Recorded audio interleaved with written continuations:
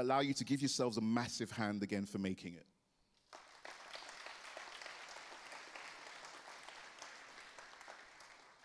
So, welcome to the brewery. This is an incredible venue. It was an old Victorian brewery that's now an event space. We have safety information inside the booklet, I think. But fire exits are all very clearly marked. If anybody has any accessibility issues, please let one of our volunteers know or let one of the Vitus team know, and we'll be able to help you. There is an elevator. We also have accessibility toilets as well. There are no planned fire alarms for today, so just be aware that if there is a fire alarm, we have to get out of here, so just be aware of that. The important stuff, the Wi-Fi, it is sponsored by Cloudways. So if you look for Cloudways, and that's the password. And for those of you on Twitter, yes, I still call it Twitter, please use this hashtag, and please follow us at Russ Nation. It would be great to see all of your pictures, see you with all of your plushies, and really showcasing how much of an amazing event this is. We have a Slack, we have a conference Slack for everybody. So if you want to scan that QR code, you'll be able to go into the Slack group, and that will allow you to network, it will allow you to mingle, it will allow you to connect with each other, and also you can share your pictures in there and everything else as well. The code of conduct still applies even in that Slack group as well, so please behave, everybody, please behave. And it would be a great way for you to connect with each other so that you can follow up and continue networking even after the event.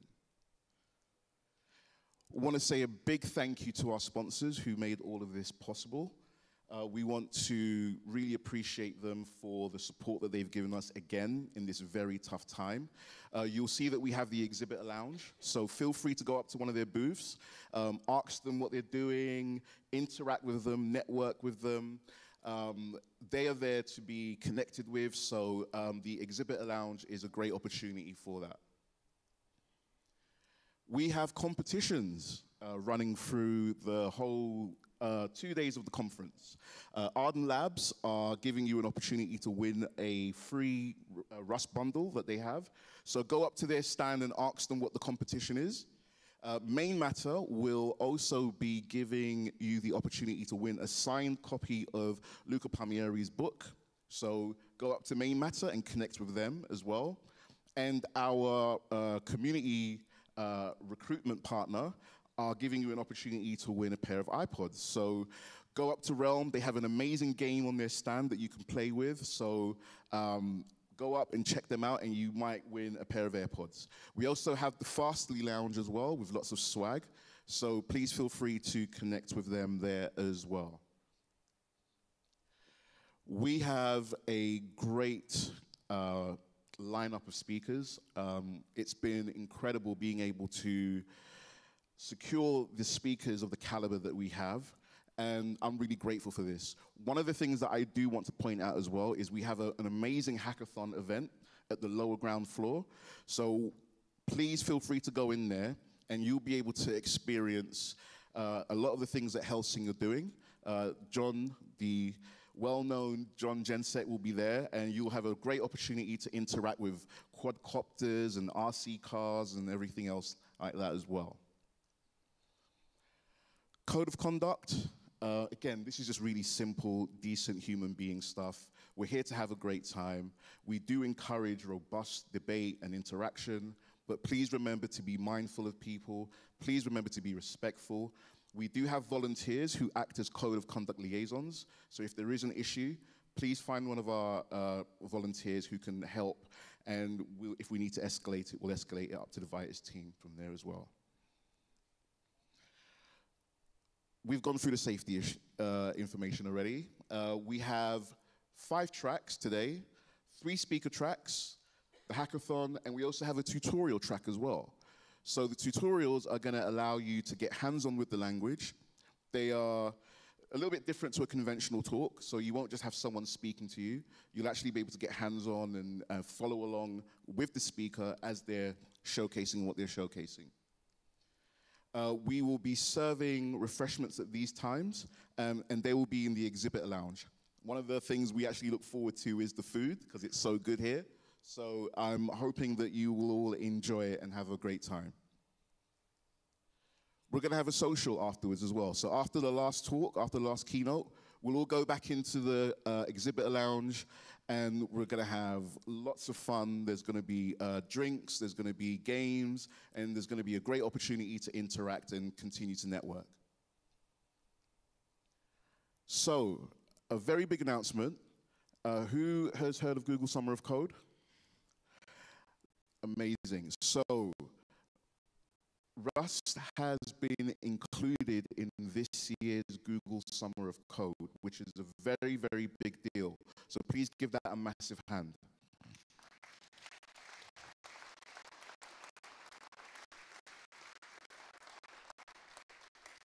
The reason why that is a big deal is because I believe, and we believe, that this is going to be a great opportunity to bring in new contributors to the language ecosystem. And through Google Summer of Code, a lot of people will be able to empower themselves and get up to speed and be able to contribute to the language and become future maintainers. So please look out for more information of that. There's going to be a lot more information coming out from the foundation and also from the Rustlang official channels as well. So you can sign up to Google Summer of Code and, again, become a future maintainer of the language and contribute to the language as well. Right, I am very excited to get things started. We have our first keynote who I am honored to introduce. We have Hannah Aubrey from Fastly, who's going to be opening us up. Please give her a massive hand.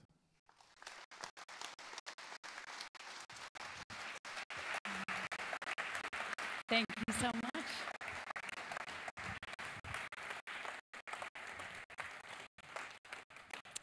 Hi, everyone. I am honored to be here kicking off Rust Nation today. In case we haven't had a chance to meet yet, I'm Hannah Aubrey. I lead Fast Forward, Fastly's mission to empower everyone to build the open internet together. So Fastly is an edge cloud network. Through Fast Forward, we support open source projects and nonprofits like Kubernetes, Mastodon, and the Rust Foundation to help protect and operate their projects at scale.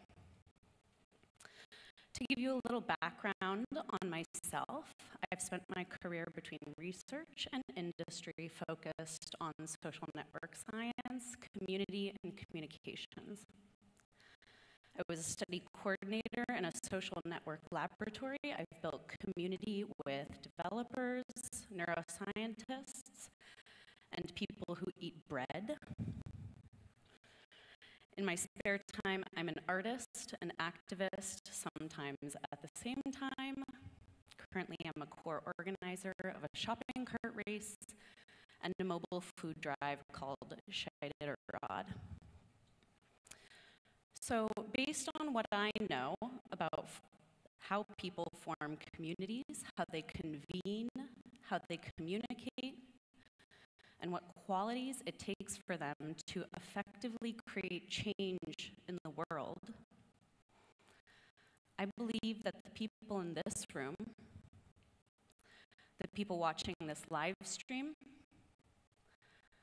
and everyone out there who is, to use a very tired meme perhaps, rebuilding it in Rust, I believe that this community is going to help save the internet. And you're going to do it not only through the technical decisions you're making. Those choices are vitally important, of course. You're choosing languages and tools that will make technology safer, more open, and more efficient. But you're also doing it through the values the community carries and acts on every day. the values of openness, transparency, collaboration, and the foundational component underpinning them all, trust. We'll get back to that in a minute.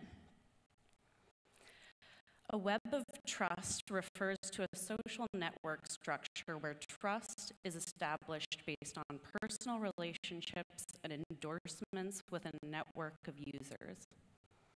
For instance, if two people lack direct trust information about each other,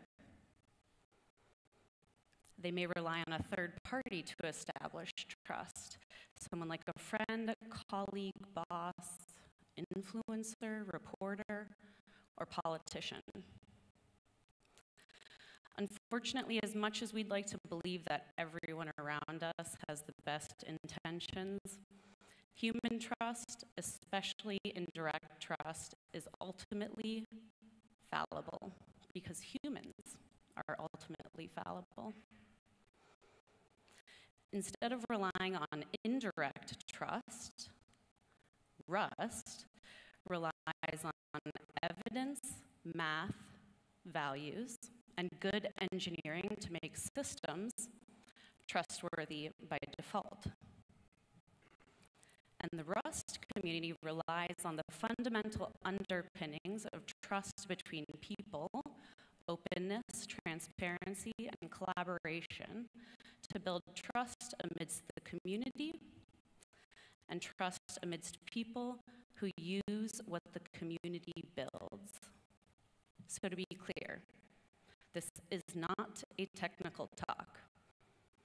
This is a talk that will ask you to think about your personal values and this community's values, and I'll ask you to think about how you put those values into everything you build. So I hope you had your coffee this morning. Internets were originally built to connect communities where implicit trust existed between network nodes, such as between military divisions, between researchers at universities and scientific institutions. Before too long, people began to realize that the applications of near-instant systems for global communication and data sharing spanned far beyond communities where implicit trust existed. Simultaneously, the first programs designed for intrusion and subterfuge were created. Applications like Creeper and the Morris worm were designed not to steal data or incite chaos, but to learn, experiment, and push the boundaries of these newfangled systems. Yet, they proved that building an internet on principles of implicit trust meant the system was inherently flawed. The most resilient systems, the safest systems, are the ones that assume no trust between nodes. For technical systems, that means engineering that requires zero trust between actors. And for people systems, that means systems that are resistant to the influence or disruption of bad actors. So over the intervening decades, the internet has grown up in an unplanned way. Its purpose has shifted, and what we ask the internet to do for us as individuals and as a society has shifted too. Today, too many of the internet's foundational systems are still inherently insecure, not for some nefarious reason, but due to the reasonable choices we made along the way before we knew what the internet would become. Today, we're in the midst of another crisis of trust. People don't trust technology, and they don't trust the people who build it. And because we rely on the internet for so much of our daily lives, it is not only our technical systems, but our people systems that are inherently insecure and untrustworthy. For example, social platforms are being used to incite violence and conflict and to spread misinformation. Meanwhile, the people who manage them are making choices that put the onus on people to protect themselves, even though they may not be properly equipped to do so. Our financial and healthcare systems rely on the platforms we build to function. Meanwhile, the technology industry is chasing insecure boondoggles or putting unproven and untested technology into the world, things that many people don't fully understand and that often isn't effectively regulated. And when it comes to open source, we're relying on overworked and under-rewarded developers and engineers to hold up the very scaffolding of the internet, 98% of it, according to some accounts. Meanwhile, companies are cutting their investments in open source and scrabbling for every penny of profit via relicensing and paywalls. So I get it. I get why people don't trust technology or the people who build it. They're begging us to remember that behind the blinking cursors and the bits of code are people's livelihoods, their lives, and the very fabric of society. So it's a bit of a tough problem. But personally, I don't feel hopeless, because we have all of the tools we need to build a more trustworthy internet, a safer internet. We have memory-safe languages like Rust to prevent programming errors from turning into serious vulnerabilities. For example, buffer overflows and dangling pointers. We have ever-improving security strategies for authentication and network defense. For example, zero-trust architectures and passkeys.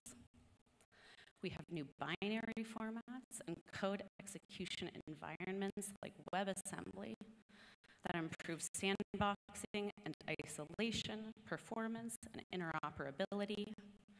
For example, using WebAssembly and Rust, Fastly has isolated the blast radius of running problematic code, not only down to each customer's services, but each request to that customer's services.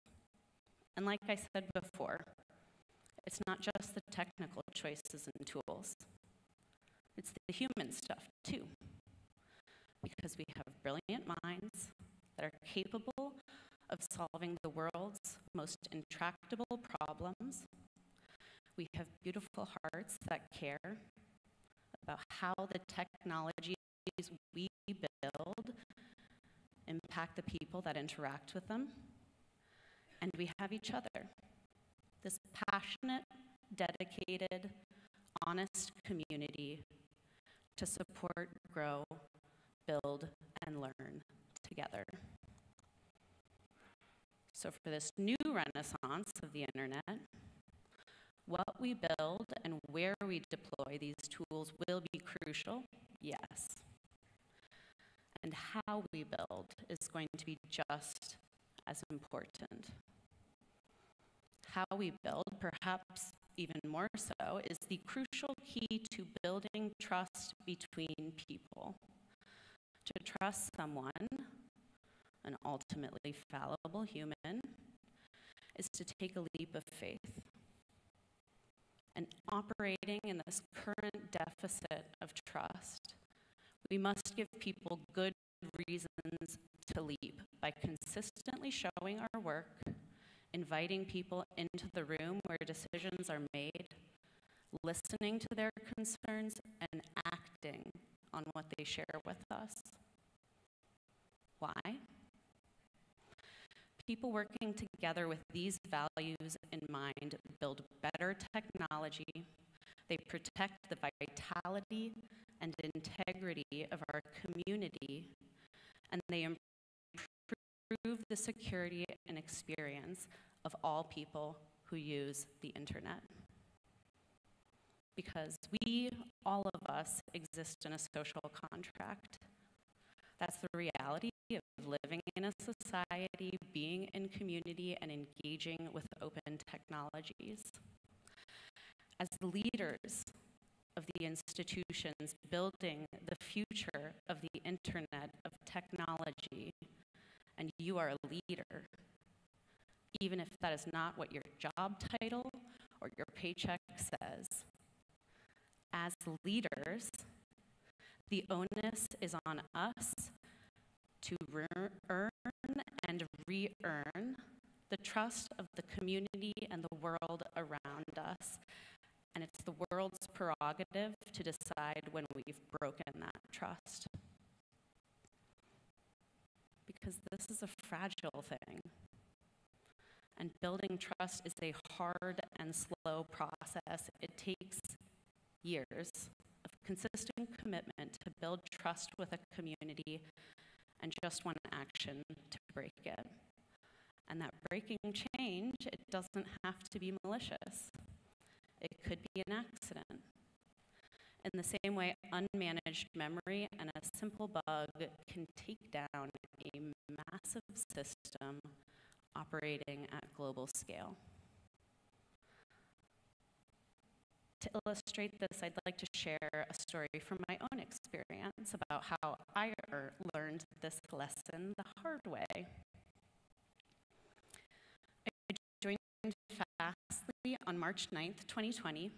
The very first thing I worked on was a new investment to our open source and nonprofit program to the tune of $50 million to support the open internet during the early days of the pandemic. On the one hand, this brought a pretty big flood of new applications for our support.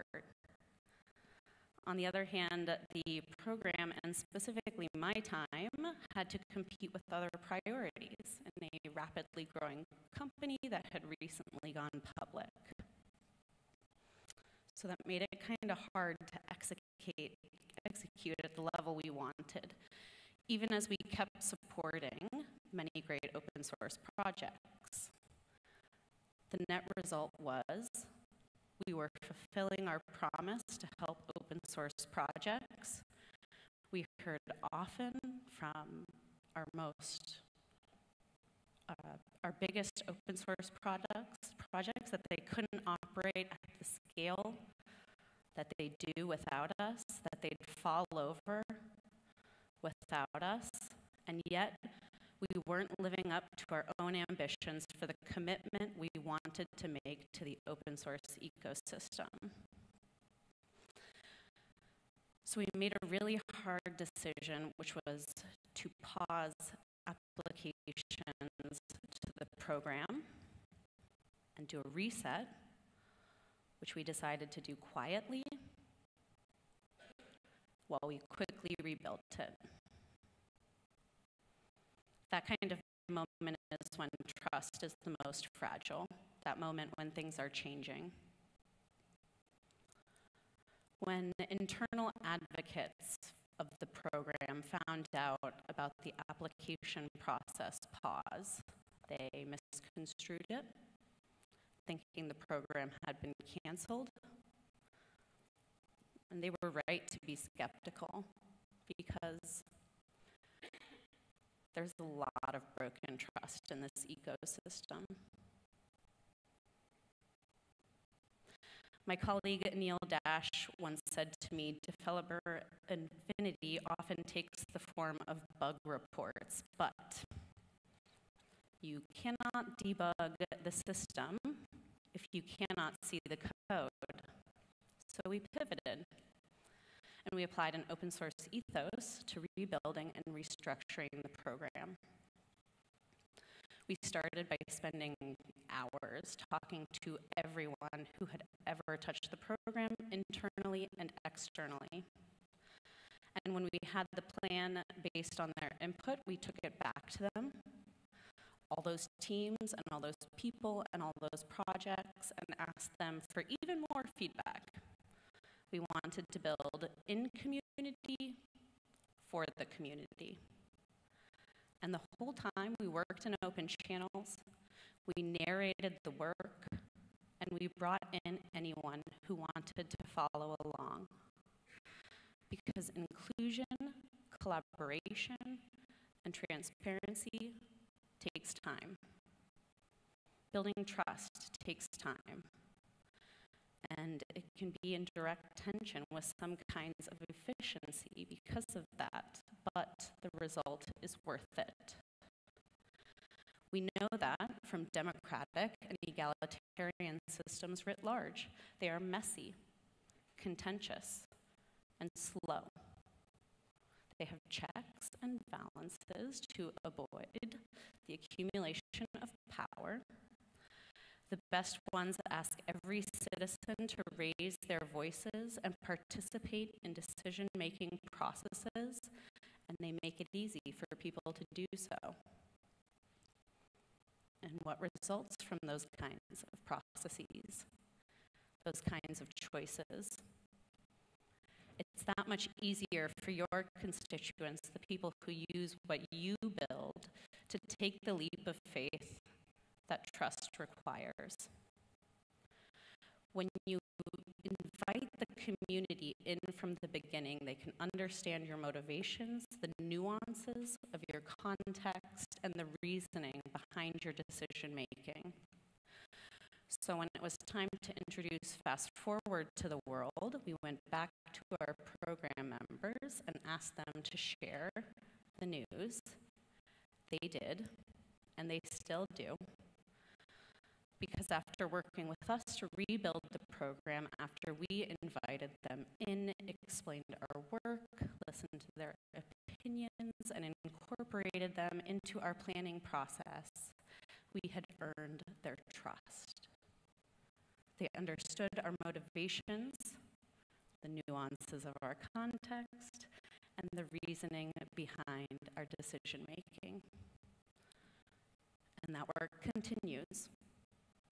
We strive to re-earn and maintain their trust every day. So now I get the distinct honor of celebrating the best of what I see in this community. Conway's law says that any organization that designs a system will produce a design whose structure is a copy of the organization's communication structure. To build on that axiom, how we as individuals communicate and the communication structures that we as communities build are a reflection of what we value. They reflect our personalities, our beliefs, our strengths, and our weaknesses.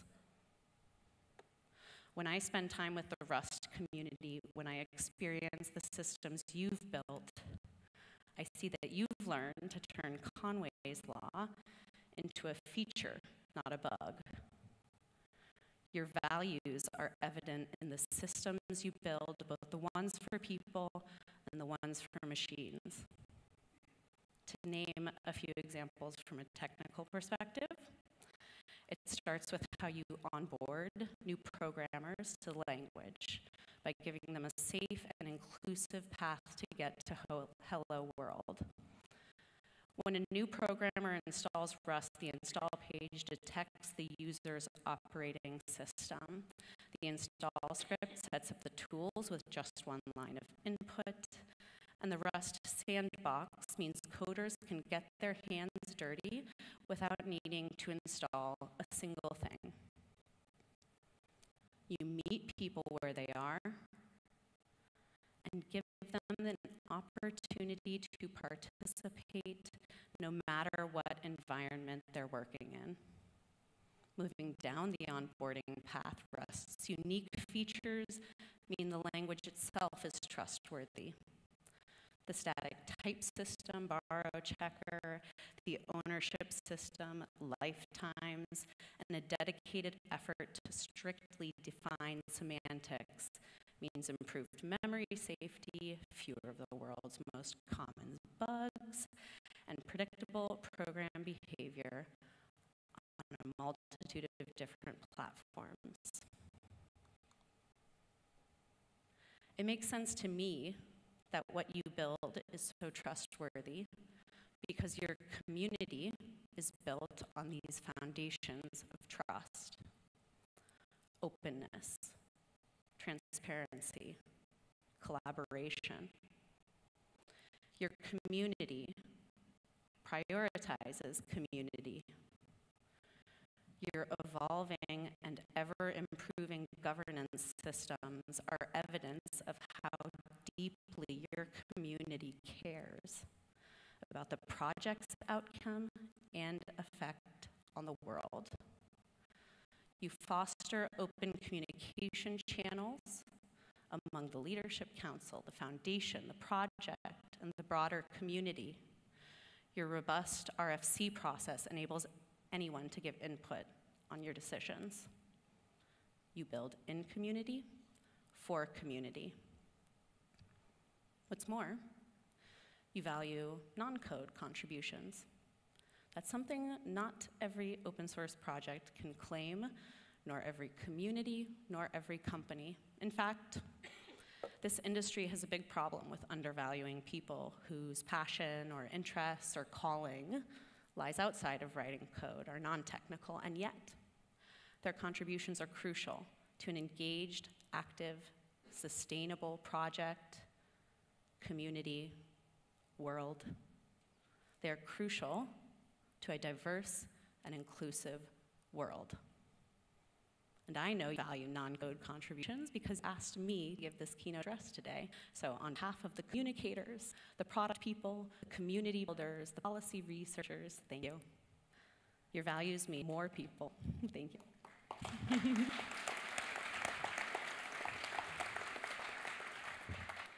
Your values, more people can trust they are welcome and safe in the project's community spaces. Looking out at this room, I see a trustworthy group of people, passionate people, who care deeply about what they build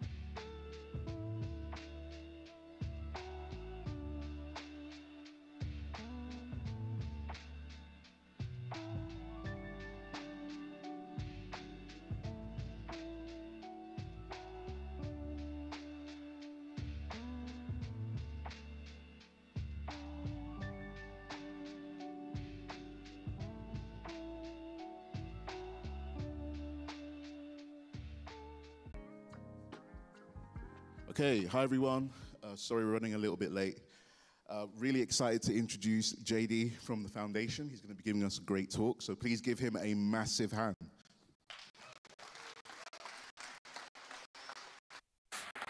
Thanks, man. No. Yeah, hey everyone. I'm really happy to be here. I'm going to talk about the infrastructure for Rust, what it keeps to take it running. Given that this title slide is exactly the same that I had for my RustConf talk, I'm just curious if anybody here has seen said talk and kind of how concerned you are that I'll just be giving the same talk again. Thanks, my colleagues have a lot of trust in me. Today, I want to talk about like a few slightly different topics than last time. We're going to start with a general introduction to kind of the infrastructure that the infrastructure team operates, the things that you as users of Rust might use, the things that we provide for developers of Rust. We're then going to talk a little bit about the current state of Rust, like where is Rust in kind of its growth trajectory, where are we as a project? Because I think it's really important to kind of zoom out a little bit and consider where we are and what role Rust plays in the world. Because, and I'm going to go deep into this, I think we really reached the point where Rust is critical infrastructure. And with that come new risks that we need to talk about, that we need to kind of be aware of, especially if we think ahead what the next 10, 5, 20 years might look like. And that means also new challenges for the infrastructure team, how we operate and kind of the infrastructure that we provide. I want to quickly introduce myself before jumping too far ahead, because it might be interesting for you to know who I am and why I speak about this.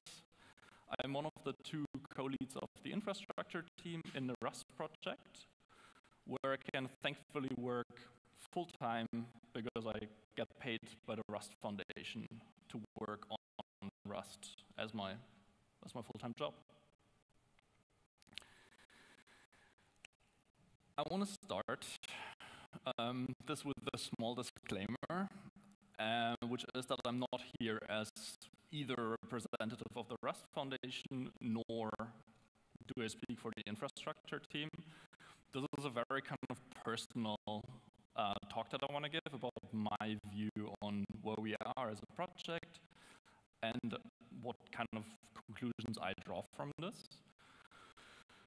I have a lot of conversations, of course, with people in the foundation, in the team, in the project, in the broader community that really shape these views.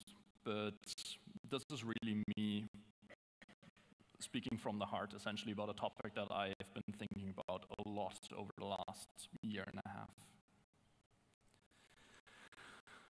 And as promised, we're going to start with our infrastructure. We're going to have a brief look at like the most important pieces. And I think, generally speaking, we think about the infrastructure that the team operates as tools and services that are used to both develop the language and help people use Rust. And we can group this by kind of the people that the infrastructure serves, where on one side we have contributors to the Rust project. And for the contributors, one of, I think, the most important services that the infra team operates is our continuous integration. Every commit that gets pushed to the default branch of Rust is extensively tested, and we build release artifacts and we upload them so that we can then do a lot of like cool downstream activities like regression testing on a by commit basis. We can look at performance regressions in the compiler, and all of this is done in our CI test suite. And that's a massive kind of piece of infrastructure that a lot of people are working on, and a lot of people are trying to optimize it to make CI faster and faster so that we can merge more features into Rust. Another kind of big or like very important, I think, part of our infrastructure is a tool called Crater, which allows the compiler developers in particular to run experiments against the Crates ecosystem.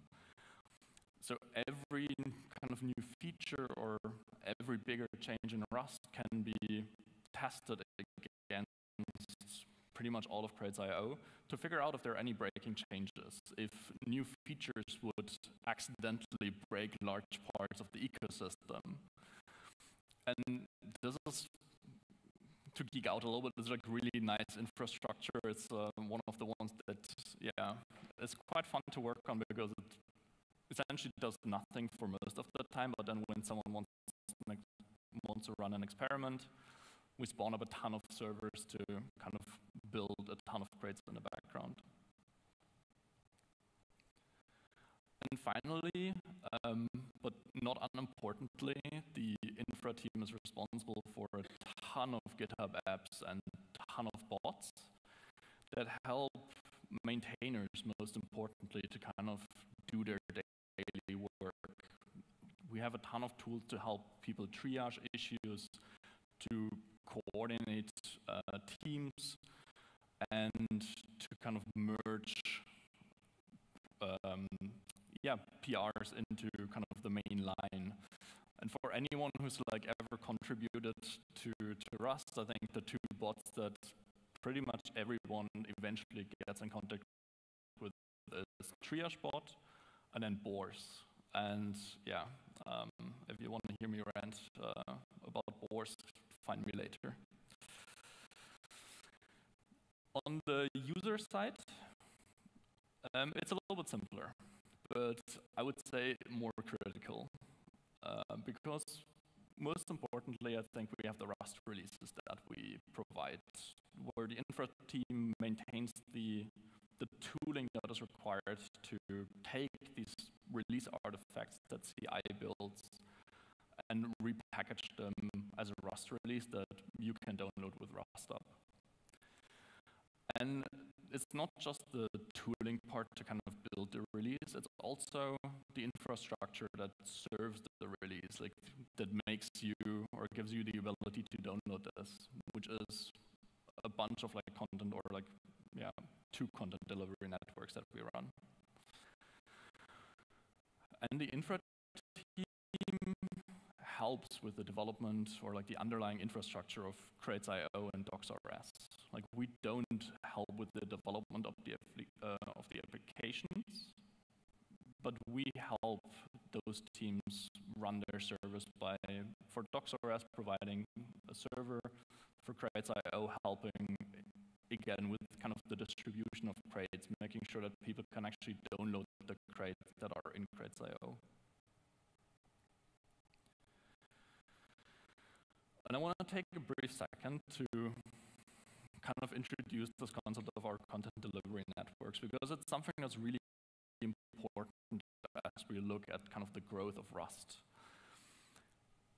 We have like lucky, happy users on the right who, when they try to download Rust or download a crate, will hit one of our CDNs. And the CDN is essentially like a globally distributed network of servers that help us serve content locally close to users. So users from the US will download a release from a server in the US. People in Asia will download it from a server in Asia. And that's not only faster for the user, it also is a lot cheaper for us, because traffic that goes through CDNs is just a lot cheaper than traffic that would go directly to our storage. And especially as we start considering the growth of Rust, it's one of the main tools that we have in our kind of arsenal to manage how our costs change over time. And it's really kind of important to consider because we'll get back to this in a sec. Because let's talk about the current state of Rust. Like, where are we as a project, as a community, as a language? And I think the first and most obvious answer is that Rust is growing. And what I can tell you, and what you'll see in the data in a few seconds, is that Rust is growing exponentially. If we had to summarize it really simply, it's the rocket ship going to the moon.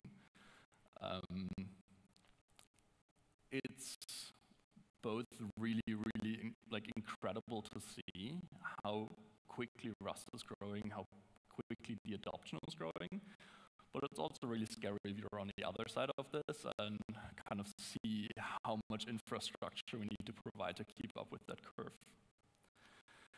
And I want to run through a few examples that highlight this growth. And I think the first obvious one is just looking at the star count on GitHub.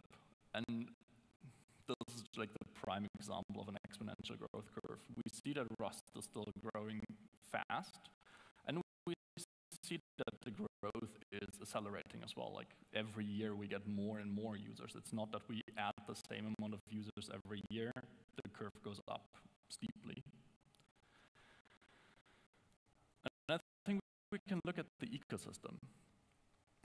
In 2017, I found this randomly in the internal forum. In 2017, we celebrated 100 million downloads of the 7,500 crates that existed at the time. And we're now 7 years later. And this is from last week. I checked today's date. Last week, we had 58 billion crate downloads. This week, we're already at 59, somewhere in the 59.5 range. That is total. Those are the total downloads. Similarly, last week we had 140,000 crates on Crates.io. This week we're already at 141. And I think this number, this absolute number, is of course super impressive. We're very proud of this, but it's also starting to lose its value in a way because it's going up so fast. When I started and when we started looking at this in more depth or in more detail, when we started tracking this, we added 1 billion downloads per month, roughly speaking. That was a year ago. And now we're at 3 billion per month. So in just a year, we 3x'd the amount of downloads that we get. So if we look at this number, and you see this slide is already out of date.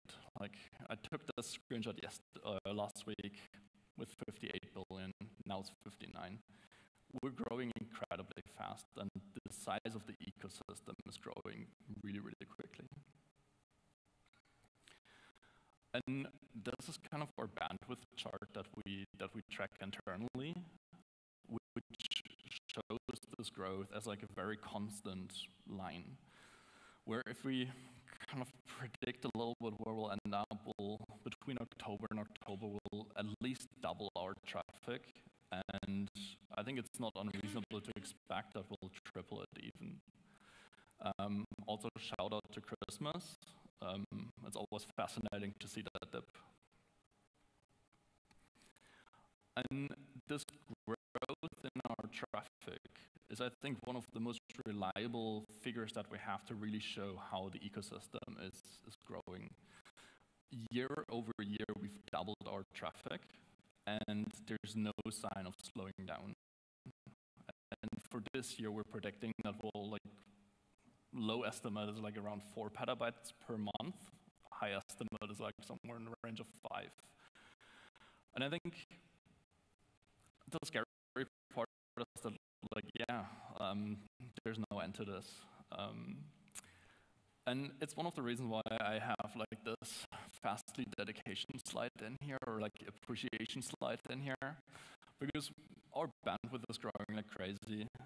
Fastly is one of our CDN providers, and roughly every 6 months or so, we have a call with Hannah, who gave the keynote, to very kind of kindly and like carefully warn her that we're still doubling and that since we've talked last, it's double again, and just to make sure if that's okay and if we need to like put anything in place to make sure we don't go over any like bandwidth limits that we have. And it's awesome. Like I have to say, I love Hannah. Like every time we just get a massive congrats and a very proactive question of like how much more we need essentially in the next few years. It's fine. We can grow, and that's such a massive relief for us as the infra team, because managing this growth is a real challenge. And if we had to kind of struggle to figure out what to do with this bandwidth and how to serve it, we would all be a lot more stressed. So massive shout out to Fastly for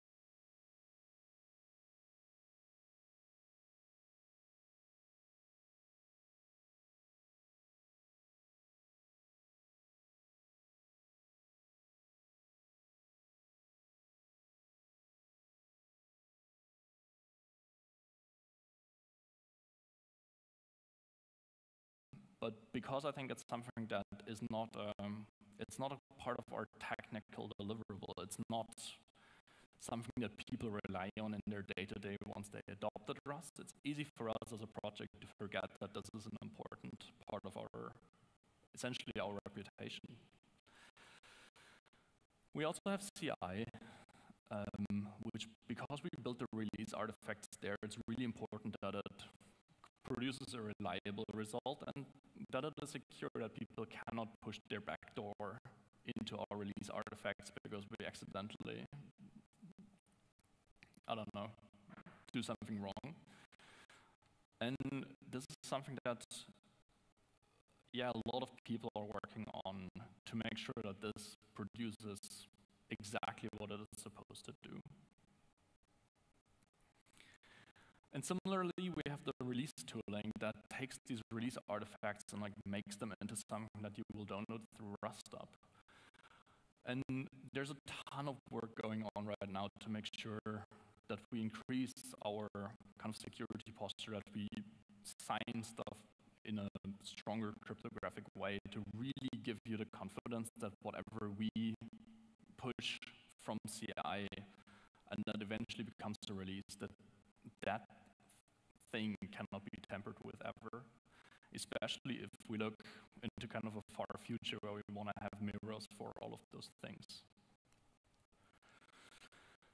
And similarly, I think RustUp is like something to consider really. Yeah, it's an important piece to consider because we tell people in the installation instructions of Rust that they should run a shell command. And I'm not going to go into the debate of whether or not this is good. I know people have strong opinions on this in both ways, but this is something that we need to protect because, again, having something on here that in the worst case is malicious is something that will immediately destroy a lot of the trust that we've built up over years. And finally, kind of to give you a little bit of a glance at like what's happening behind the scenes a little bit, we're spending a ton of time and effort to think about access control and permissions within, especially our GitHub organization. The Rust project has over 400 members. Like I checked the internal Teams repo where we have 500 people listed there. And we have 240 repositories, which is too much for any one of us to kind of maintain manually. We cannot control permissions for an org of that size in the same way as we did when we started.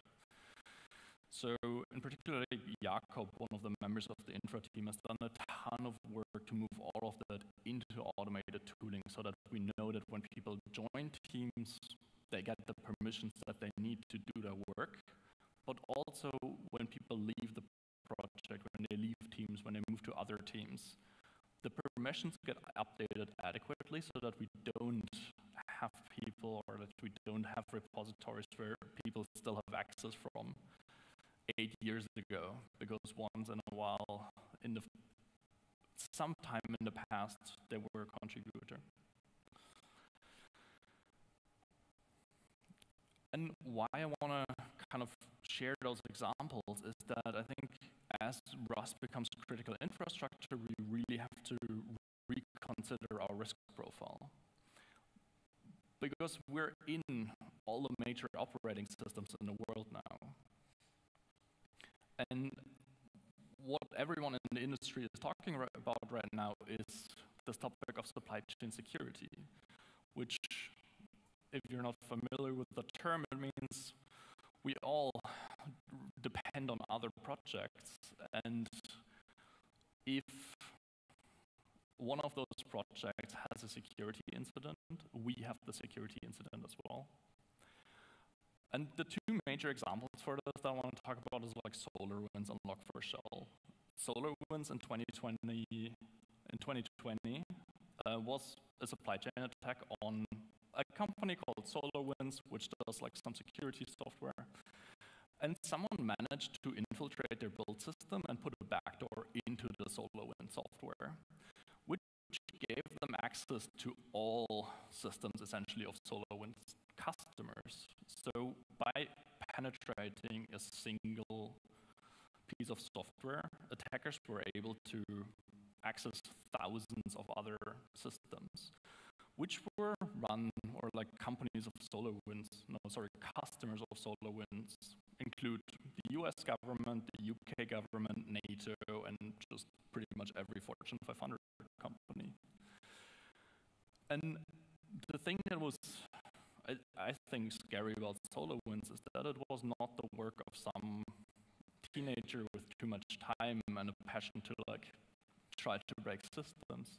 SolarWinds, so as we kind of, or as the industry suspects, was done by a Russian state-sponsored hacker group, which is extremely well funded and has a ton of time and resources to kind of invest into these attacks. And Log4Shell was a bug in Log4j, which is essentially like the logging framework in the Java ecosystem. Like every Java project, I would reckon, has Log4j in it. And through Log4j, or through Log4Shell in this case, how this security vulnerability was called, it was really easy for attackers to just open a shell and execute arbitrary code. And of course, there's an XKCD for the scenario, because why wouldn't there be? And I think everyone has seen this. This is like, I think, one of the most famous XKCDs to go around. And it shows this problem where everything is like stacked. We all depend on other projects, and I think for us as Rust, it means we're somewhere in the middle of the stack. We rely on stuff that we need to make sure it's safe and secure to use. But on the other side, people rely on Rust. And if we ever have like a security incident, it will bubble up the stack to everything that is built on top of us. And I think for us, it's really important to consider that as Rust becomes a more critical piece of infrastructure and as more things are built on top of us, this problem just gets increasingly worse. Because as we've seen with SolarWinds, we're not talking about threats from, I want to say like bored teens. And the joke that I like to make with my colleagues sometimes is like that the biggest risk to like the uptime of Crates.io is me, because as we've seen, I am a threat to the uptime of our services.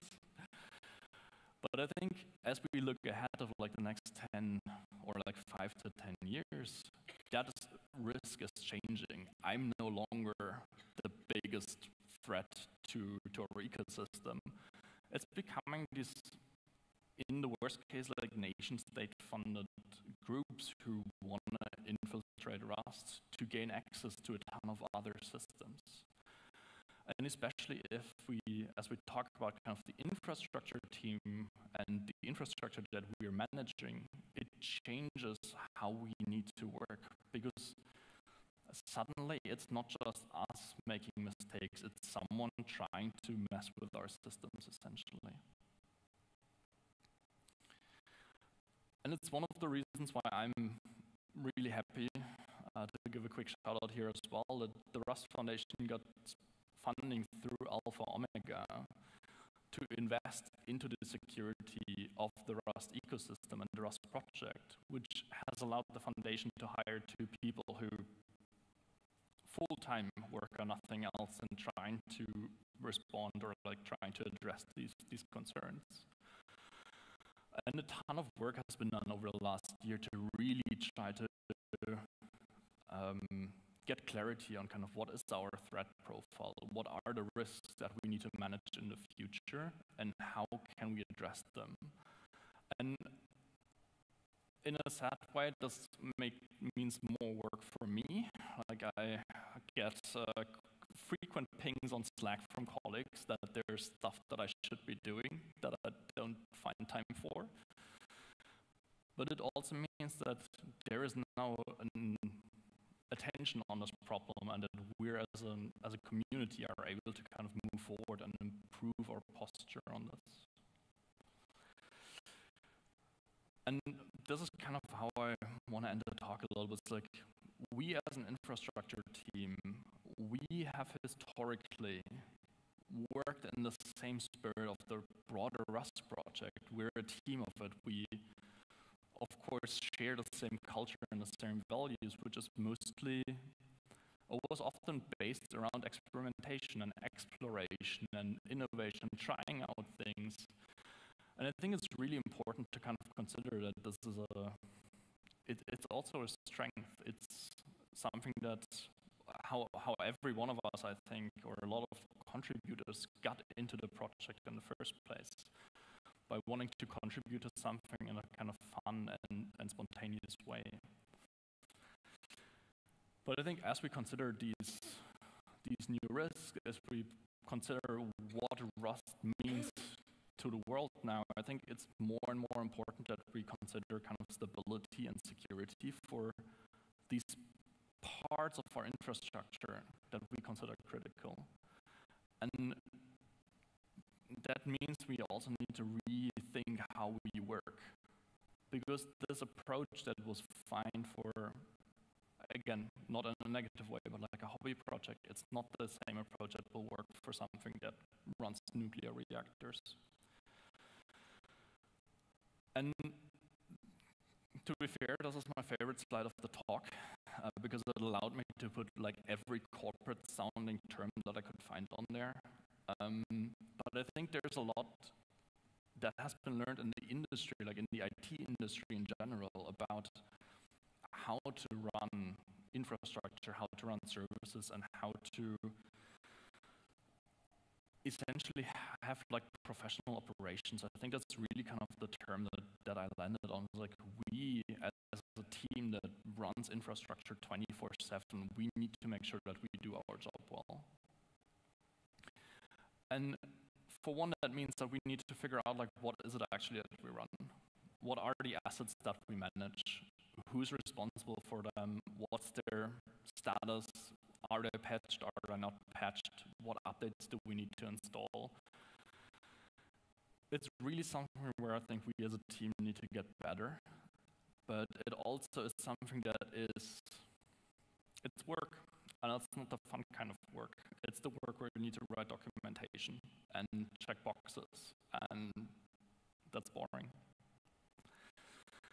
But what it will allow us is to have better change management, because as people rely on Rust, we cannot simply change an API of one of our CDNs. We need to carefully communicate that change with the broader ecosystem so that people can adapt and change their services that rely on ours before we break everything. But that means that we need to kind of manage that change. And yeah, I know everyone loves change management, but I think it's really important for us to start considering this in a broader ecosystem, in a broader environment. How do the things that we do impact kind of downstream users of our systems?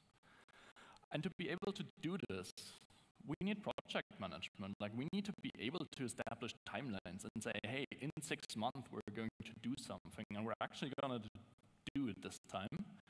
We're not going to postpone this forever, but also we're not going to do it in 2 weeks because someone has a free weekend. And project management is hard, especially in like an open source project as big and kind of as volatile and quickly moving as the Rust project. There's a ton of interdependencies, and it needs time. And it's something that I think, as we look at the team composition, for example, it's something that's really difficult to do in a volunteer-run organization where everyone is, where it's unpredictable when people have time. How are we supposed to have a timeline that goes like a few months into the future if we don't know who's available on the next day or the next weekend? And I think part of this is also we need more product ownership.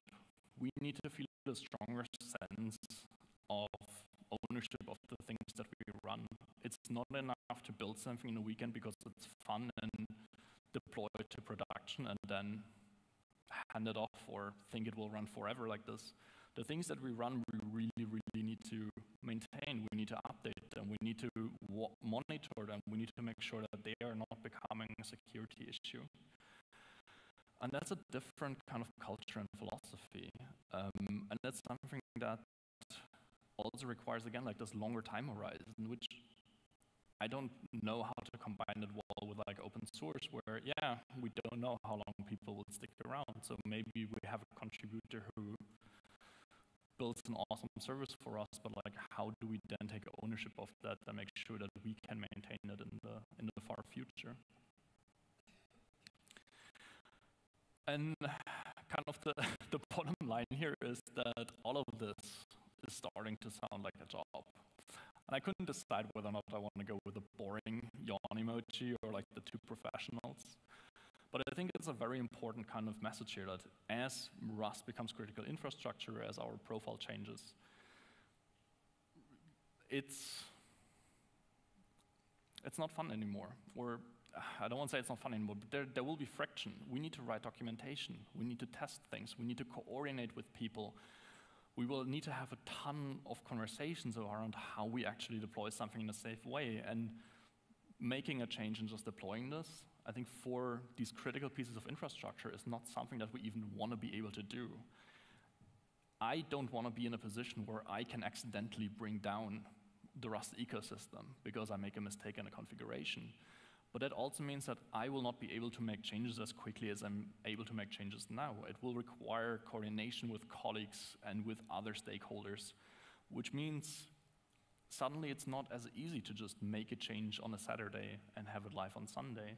It might mean that we need to coordinate the team around times when people are available to approve access to critical systems, for example.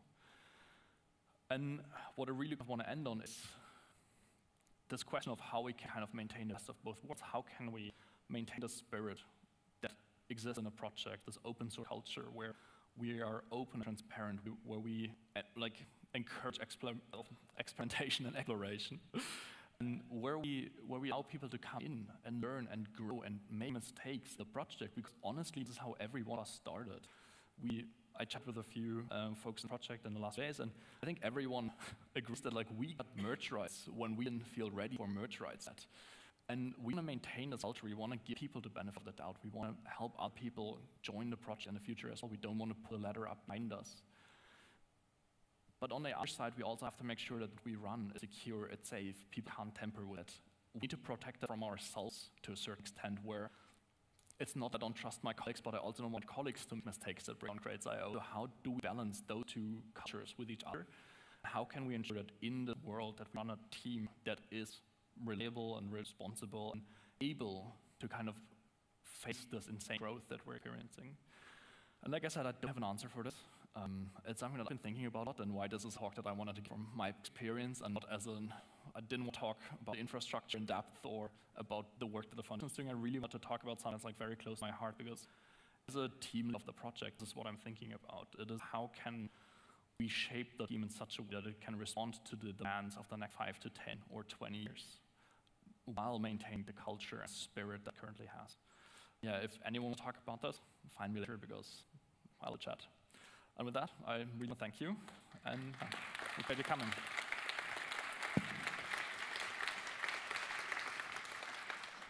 All right, so we're going to have questions now.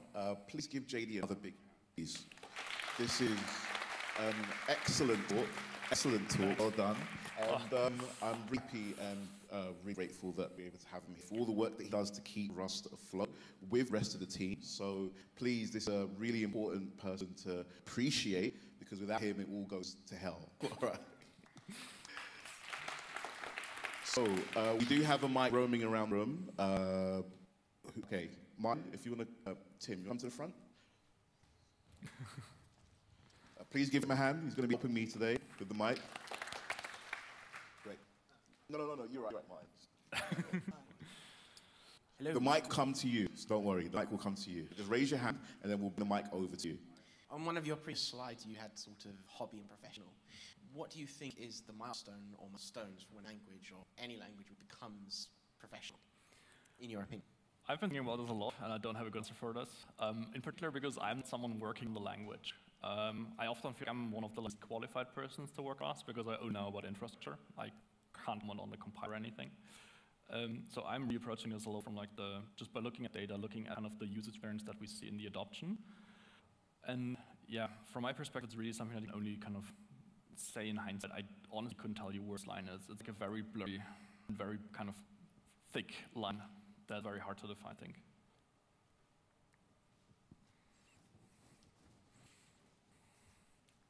You tell who you want to take questions from. I don't want to decide for you. Oh, sorry, I don't know. Just whoever raises their hand. Hello. What would you say the biggest challenge the infrastructure team faces currently, and how can we help specifically that problem? The biggest press challenge that you have today? Especially over the last year or so, and I'm going to answer this a little bit with my foundation background. Especially with the foundation, we've done a lot of work on kind of our due diligence to ensure that we can support Rust in the coming years. And one of the big things comes up there is really kind of managing costs. Running our infrastructure is incredibly expensive, and we can only do it because we have sponsors that provide most of it for free. But especially last year with the macroeconomic conditions, we got scared a little bit as well, because it was so much harder to find credits at sponsorships. And this is something that we're still concerned about, especially with this exponential growth curve. Because if our traffic is doubling year over year, we're 10xing in 3 years. And someone needs to pay for that. So the best way to help is go to your companies and get them to sign up for a membership in the Rust Foundation. Because it really makes a massive difference. We need essentially capital to ensure we can run systems that run. And through that, hire people to work on all technical challenges that are coming up. Because right now it's me, we're in the process of hiring another engineer, but the team is really small and we have a ton of work. And it would help us tremendously to have a bigger budget to invest into infrastructure, into the actual server, also in the team that runs it. Any other questions? I see one, two bigger.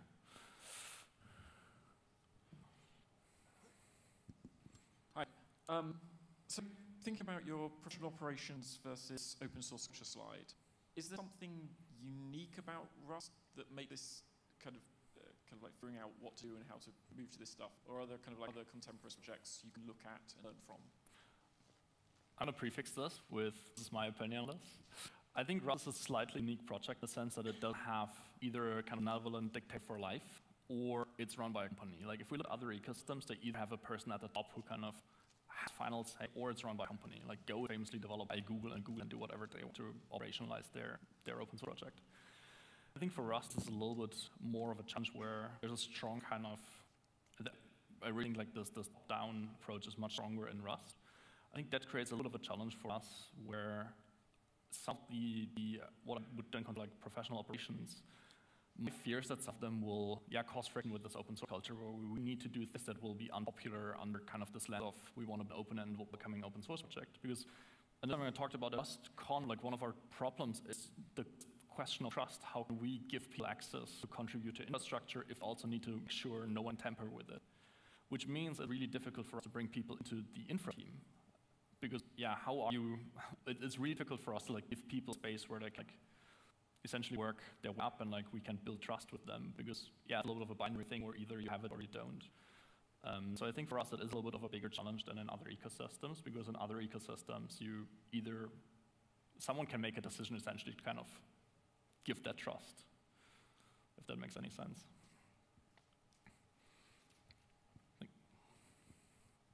I think about supply chain security a lot, and I think it's just kind of a matter of time before we have some compromised crate or crates.io that results in some large vulnerability. Do you think there's a clear way forward at the moment for improving particularly crates.io's role in that environment? 2 rows in front of you is the guy sitting working on this. I recommend that you come to our booth later to have a chat about this. This is one of the things that like the Alpha Omega funding that we got is kind of earmarked for. Is really looking like the security of the ecosystem, and Crates.io is a massive part of that. And I know that Adam like very passionately wants to talk about this with anyone who's interested in listening. So I will just defer to him for any technical questions. I think there was one more question at the back. Hey, in the keynote, there was a mention that Rust is now part of the Google Summer of Code. So does the infrastructure team has any projects that's coming into that scenario, or are there anything in the pipeline? That is a question that puts me on the spot. I know that we proposed, I think, like 8 different projects for the Google Summer of Code, and I think at least one of them is like infra adjacent, but it's really more, I think everything that we kind of talked about is more in kind of the, I would say like at the fringes of infrastructure. We don't have anything that is like really part of our core infrastructure. And this is partially, again, going back to like this question of trust, where it's really difficult for us to just like bring people in. But it's also, I think, a consequence a little bit of like the state of the infra team, where we're internally going through a lot of like growth right now, I think, to establish better project management as an example, which would be necessary to be able to like bring people in and like give them a clearly scoped project that they can complete successfully. So sadly, we don't have anything that's like core infra as part of the Google Summer of Code. But if anyone is interested in kind of getting in touch with infra or like trying to contribute, come find me and we'll talk. It's not easy, but it's a conversation I'm very, very willing to have because we are looking for folks. There's another one on the right. And that will be the last question. Otherwise, come find me after. Hey, thank you for your talk. I love the DNS outage because it's always DNS, but I want to dig into your config break a little bit. Are you using infrastructure as code? How did that break pass peer review? And what processes are now in place to kind of stop that happening again in the future? So the blog post that I linked, like the headline is from a post-mortem that goes into more detail, and I would recommend checking that out if you want to dig a little bit deeper. To answer it quickly, the reason why this broke is that we made a lot, as you should, we made a lot of small changes that we reviewed and tested in isolation on staging, and then we pushed all of them to prod in one big go. And the root cause is that we we deleted infrastructure, or like we deleted some resources in Terraform, and we changed the DNS record. Because of how Terraform stacked them, we first had to wait 10 minutes for, like it essentially deleted everything, then needed 10 minutes to provision our TLS certificates, and then it recreated a DNS record. This didn't show up in staging, because in staging it deleted the record, immediately recreated it, because that was an atomic change. But because we stacked it, and because we didn't test this all together, we didn't realize that the Terraform plan would just spend a ton of time with the TLS certificates before getting back to the DNS record. And to your question about like the processes, like we definitely took some lessons from this. One of which is we need to make sure that like our staging environment and our prod environment are more in sync, that we don't have this lag behind or like between those two systems, that we don't make changes to staging that we only days or weeks later deploy to prod, to prevent exactly this kind of drift that then has these unforeseen consequences as we try to like do big jumps in our config. Okay, I think that's great. Please give another big hand. Thanks. All right, so we're going to have a refreshment break now, and then we'll come back for our next talk.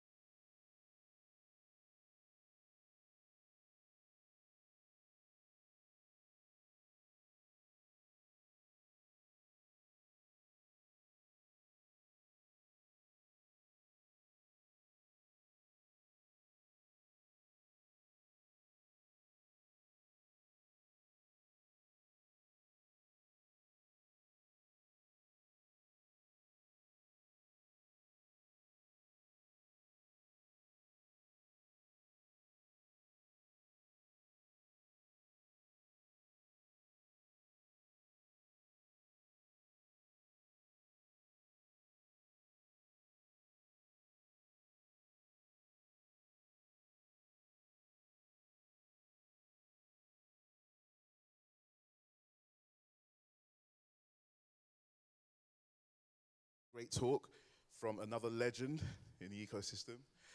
You will know Luca Reddy, the author of Zero to Production in Rust, the author of PavX and a million other things, and also principal at Main Matter as well. So please give him a massive hand.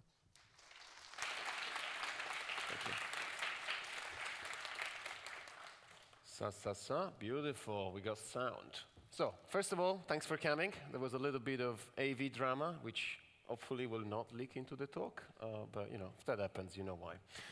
Today we're here to talk about PavX, which is a new Rust web framework, a project I've been working on for a year and a half, which is reaching a good state of maturity, good enough to start to talk about it, and more generally to use it as an excuse to talk about Rust on the back end, the state of the ecosystem, and where we want to go, where we are, what's working, what's not working. Before we go into the details, let's get acquainted. Name is Luca Palmieri. I currently work as a principal engineering consultant for Main Matter. Main Matter has a booth in the sponsor area. We are a German consulting company which specializes, among other things, in Rust on the backend. APIs, data pipelines, workers, pretty much anything that is cloud-related, and it is Rust. That's something we do. You can find my personal stuff on Twitter and on my website, which is linked there. As Ernest mentioned, I've been in the Rust community for a few years, I think 6 at this point in time. I maintain libraries, tools, trainings, and I'm also known as being the author of Zero to Production in Rust, which is a zero, as in you know some Rust, to I have developed a fully functional production-ready project that actually is written in Rust and works. If that's something that interests you, check out the book. Now, getting to today's topic. The talk is split roughly into 3 sections. We're going to get an overview of Rust on the backend as an ecosystem, where we are, and justify the question, why write yet another web framework? Then we'll talk about the web framework. I'll give you a little live demo, code of the AV permitting, and then we'll understand a little bit what it does under the hood, how does it actually work. So Rust on the backend. Is Rust a good choice for building backend systems? I get asked this question countless times, probably at least once a week, and my answer is yes, with a little caveat. Let's go through the positives first. Rust has a very high performance ceiling. If you care about low latency, if you care about high throughput, you can get as far as you would with pretty much any other language. Rust puts no limits to what you can achieve. It allows you to fully leverage the power of the hardware underneath you. After that, it's also very, very good for team collaboration. Rust has one of the most powerful, most expressive type systems you can find in mainstream programming languages, especially outside of the family of purely functional programming languages. You get a new team member that needs to onboard on a code base. If that code base is written in Rust, that allows the team member to experiment safely. Perhaps their code won't compile, perhaps they won't be able to deploy something to production for the first few days, but definitely they're not deploying incidents, because a lot of checks are built into the language. And last but not least, you can deploy Rust on toasters. Like Rust runs on any kind of server that you can think of, ARM or x86. You can deploy it on platforms that use WebAssembly, so it can be deployed as a WebAssembly module, can be deployed to pretty much any serverless platform you can think of. So if you got something and it's written in Rust, it's pretty portable. And this gives you a lot of infrastructure flexibility if that's something you care about, especially from a pricing perspective. So given all the above, you would expect Rust to be roaring. But, and I state this as a fact, not really an opinion, Rust is not quite the mainstream choice for backend development. If I go out there, as in outside of Rust Nation UK, and I grab 1,000 devs that are building APIs, and I ask them, what are you using? I would be quite surprised to find more than a few percentage points actually using Rust. So the question we need to ask ourselves is, why? Like, why are we not the choice for doing backend? And it's important to kind of call out that we have seen some pretty good success in some niches, 3 niches in particular.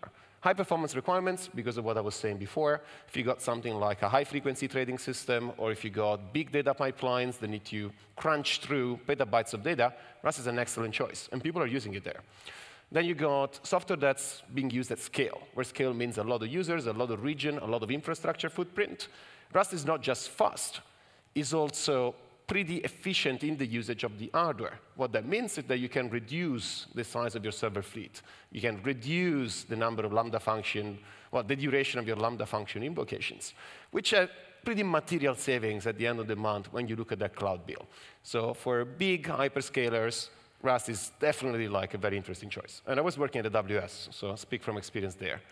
Last but not least, there's high reliability requirements. So folks who are building things that need to be correct or they need to be highly available. And so they care about making sure the software is boring to operate. And this is a very common refrain. I don't even know who said it first, but people come to Rust because it looks cool and performant, but very often they stay because it is reliable. Operating Rust services is generally easier than their counterparts, also because of the lack of a garbage collector, which makes it very easy to understand how the system behaves because it's very predictable under similar load profiles. So we're doing very well there. And some of the biggest applications in the world, and the most important ones, belong in these three categories. So I don't want in any way diminish what we have accomplished in these sectors. But I think we could go farther. So what's holding us back from mainstream usage? I think there's three weaknesses. You need to make them the same number, so it's important that there are three. The first one is there's limited talent pool with professional experience. This is a graph from the Filtra report. They are recruiting adjacent company. Every month, they push out a Rust job report, where they basically analyze all the open Rust positions. And among other things, they also classify them by the seniority required. And as you can see here, there's a lot of demand for senior talent and not as much for junior talent. And that's partially also because of the categories we're talking about before. People who are investing into Rust are very often rewriting existing systems or augmenting existing systems, which might be mission critical, high scale, high monetary value, and so on and so forth. They want to put those systems in the hands of people that can deliver. And so they try to look for senior talent. But the flywheel for senior talent requires to have some junior talent that eventually becomes senior, or talent that moves from a different market into Rust. And so companies are struggling to fill these positions, and even if they're not struggling, they're concerned about it. Like when I talk to prospects who are interested into Rust, hiring is a topic that comes pretty much every single conversation. Like, can we hire Rust developers? This is a big question. And I think this is going to solve itself given time, because the ecosystem grows and people learn how to use Rust and they go back on the market, and so this will get better and better, but it is a concern. Number two, we have a Lego-like ecosystem. I don't say that in a good way. What I mean is, the Rust community over the years has built a vast collection of high-quality crates. Very, very high. Like, if you look on Crates.io, you find pretty good options for pretty much any kind of foundational need. Nonetheless, this collection can be too vast. And what I mean is that if you're a beginner and you're getting started on a Rust web project, you need to make a lot of choices. And a lot of these choices you need to make very early in the journey. You need to choose an async executor, you need to choose a web framework, you need to choose a database driver, you need to choose a telemetry library, and over and over and over. And this complexity is not limited to every choice, because the choices are related. Picking the best in class in each of these categories doesn't necessarily give you a system that's going to interoperate very nicely. So you also need to know what works and clicks nicely with other things. And if you're a beginner, you do not have the level of introspection required to make a lot of these choices. It would be much nicer if we had a curated set of crates which was somewhat versioned together in a coordinated fashion and cover the feature set that people usually require when they're starting projects. And this is exactly the challenge and the task that every single company that is adopting Rust is finding themselves solving. Like, every company is building their own Rust backend distribution in the spirit and the sense of a Linux distribution. And in other ecosystems, it's not like they don't have these problems. Frameworks fill this gap. You go with Rails, Rain comes with a bunch of bells and whistles. You go to Laravel, and that comes with a bunch of bells and whistles, and so on and so forth. So we don't have that in Rust, because most of our frameworks are micro-frameworks, which are very contained into what they believe is the scope that competes with the framework. Last but not least, we have a less than optimal learning curve. And I'm not speaking about learning Rust here. I think the difficulty of learning Rust is often overstated. If we look at people that have actually adopted Rust at scale, I think there was a report from Google that came out a few months ago, when you've been training tens of developers in Rust, they didn't find that it takes them significantly less than a person being trained in Java or another language. The problem here is specific to Rust on the backend. Because on one side, the ecosystem wants great ergonomics. We want stuff that's easy to use, that's nice to use, that has elegant APIs. But on the other side, we want to build software that makes it more likely that the software at the end is going to be correct, which is a wonderful ethos and something that I think we shouldn't lose. But these two things, are at odds, because if you want to enforce correctness, you tend to lean heavily on the type system, which makes for more complex APIs that are more difficult to use and misuse. That's correct. But a beginner is challenged, especially if you combine all of that with the fact that this is an asynchronous REST, because backends usually do a lot of I/O, so you want to be able to leverage concurrency, and you want to be able to wait in parallel, so to say. This is quite an explosive mix. A beginner that starts in a first web project finds themselves digesting pretty advanced REST concepts from the get-go. Like, they go from 0 to 100 in like the span of 2 hours. And most of them bounce, because sometimes they're confronted with stuff like this. You're trying to do something simple, and then you place the wrong trait bound, and you have one or more terminals of like a long error message from the compiler. The error message mentions traits you've never seen that are not actually in your code, tuples, send sync, sometimes a little bit of style as well. And you installed Rust in the morning, and this is early afternoon, you had lunch. You don't know how to debug this. I don't know how to debug this very often. I've been doing this for 6 years. This is not a good experience. People will churn, and people are churning. Like, we get a pretty big pipeline of folks interested into Rust, because most love language, it's pretty cool, there's a lot of hype, but a lot of them just bounce.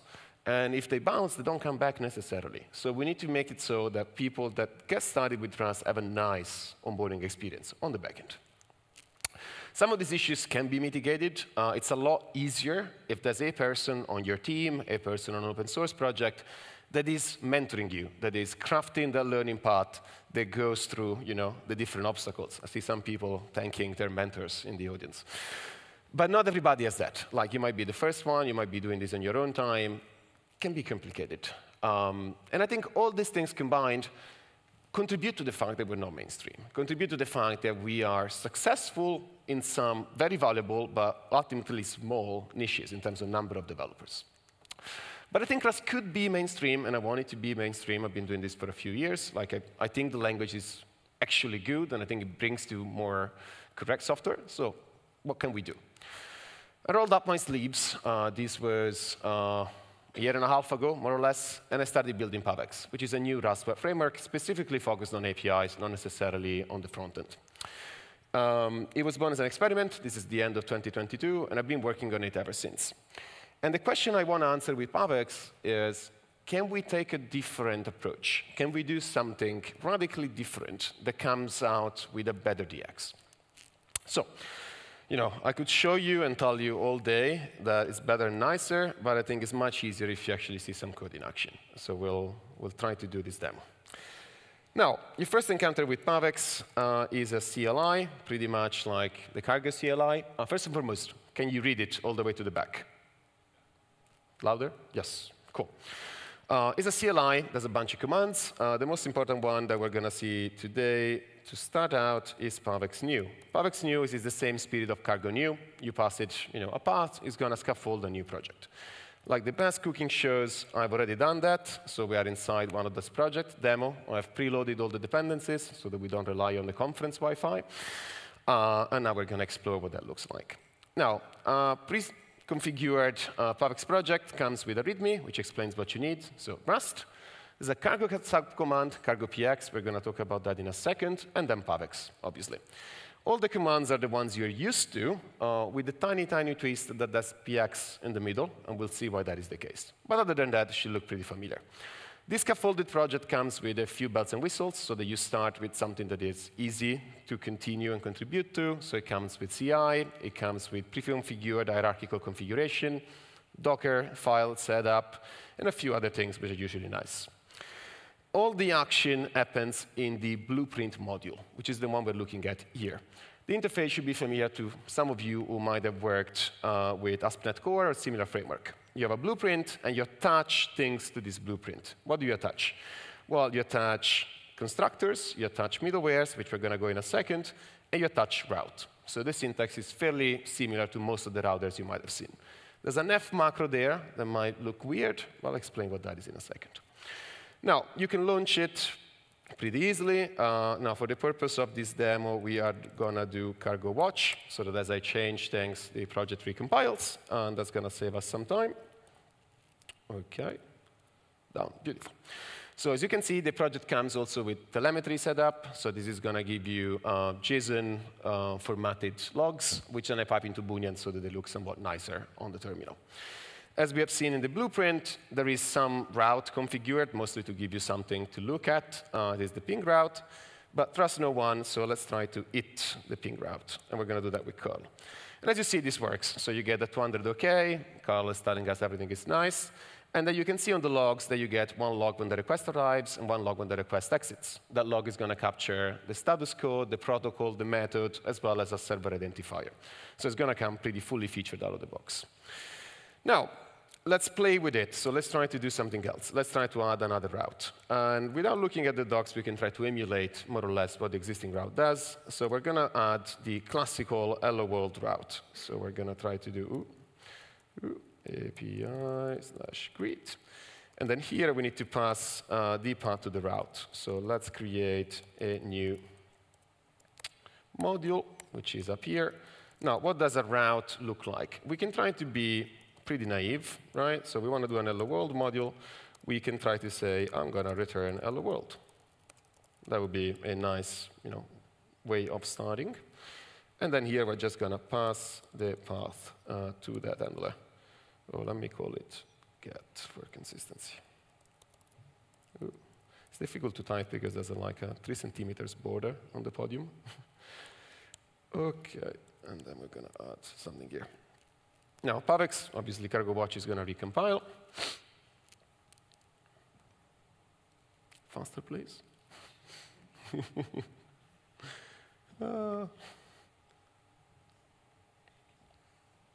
Nice. So this is the first encounter with a PAVX error. This is not coming from the Rust compiler. This is coming from PAVX itself. Because PAVX does a bunch of static analysis ahead of the Rust compiler as a way to return errors which are meaningful in the language of the context you're operating into. So they speak to you in the language of backend development. So what PAVX is telling you here is that you registered the request handler, which is the greet get we just defined, but it can't actually use it because the return type is not something that can be converted into a response. Now, the help message here is not necessarily the best because into response is defined in one crate and static stir is defined in stud. We can get better at that, but you get the idea. It's going to nudge you pretty much in the right direction. Now, you can go find out what's implemented if you go on the PAVX documentation. This comes with a guide, which has a bunch of stuff, but it comes also with the API reference, so the usual docs that you might be used to in Rust projects. So if you go and look for the into-response trait, you'll find the implementers. And Rust implements it for, PAVX implements it for status code, response, and response head, so a response without a body. And that's because PAVX is designed to be precise. Like, we don't want to infer what you might want to return here as a status code. Is it a 200? Is it a 202? Is it a 201? We don't necessarily know, so you need to tell us. And so we can just convert this into using a response. And then response as a constructor for pretty much any status code. And then we can use setTypeBody, which based on the type is going to set automatically the content type header and a few other bits and pieces. So in this case, we can do hello world, yes. And now cargo watch is recompiling. And then we should be able to test it again.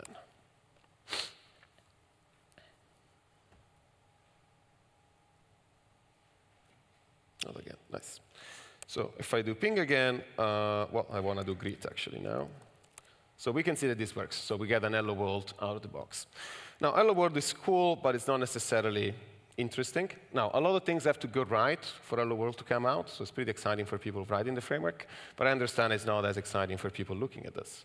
So we can try to do something else. So we can try to show how the web framework helps you in getting data through the pipeline with a concept that you might be familiar with, which is the one of extractors.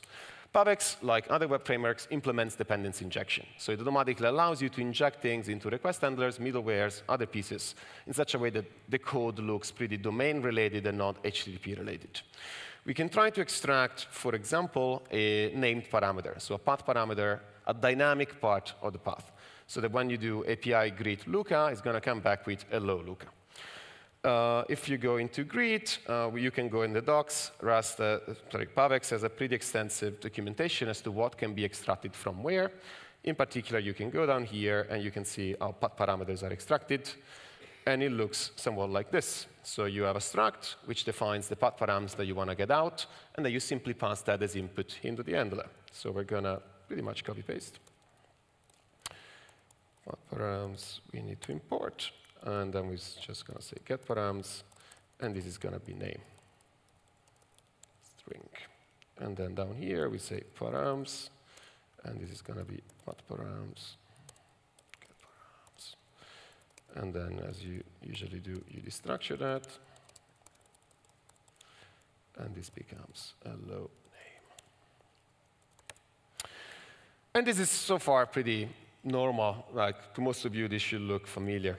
The API has recompiled. Yes. No, this doesn't work. We need to do this. Otherwise, we just got the templated string. And if I do hello world, this gives me hello Luca.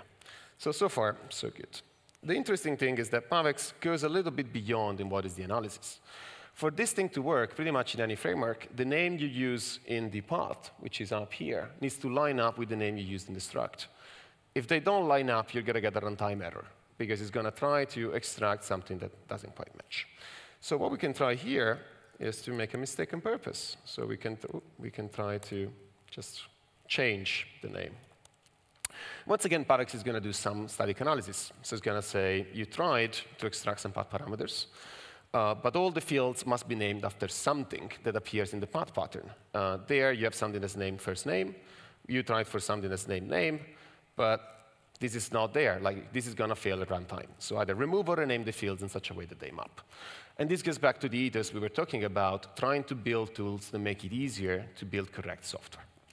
So we can fix that. That's pretty easy. And we get something that kind of works.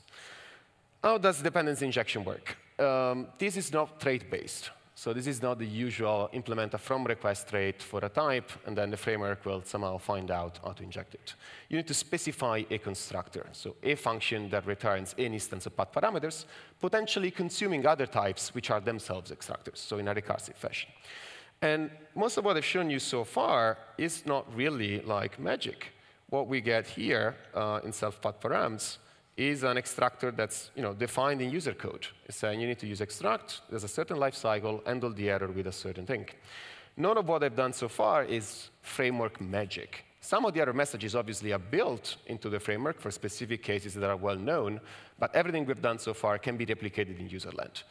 And the best way to convince ourselves that that's the case is to build one. So let's try to build a user agent extractor. So we want something that's going to take the user agent header out of the incoming request so that we can do some access control. Generally speaking, terrible idea. Don't do access control on user agents. But this is a limited time slot. So we do what we can with the time available. There's two cases. The user agent can be anonymous, as in the request comes without a user agent header. Or you could do a user agent that's available. So we say the user agent is known. When you want to extract something in Pavex, you just need to create a method or a function that returns an instance of the type you want to build. In our case, that's user agent, so we can say extract user agent. In extract, you can take parameters. If you're trying to extract something from a request, you'll need something that comes out of the request. As I've shown you before, the docs are pretty extensive as to what is provided as a built-in from the framework. We can try, in particular, to work with the request head. Request head is everything from the request with the exception of the body. Since we're looking for headers, that's exactly what we want. So in request head, we can say, OK, I have the request head. I want the headers. Give me the user agent header. And that's two scenarios. Either the user agent header is there, or it isn't. If it isn't, we say anonymous. If it isn't, if it is, we save it. And so far, so good. That's how you would write the extractor. This doesn't do anything, per se. You need to explicitly tell Pavex, go use this to build a user agent.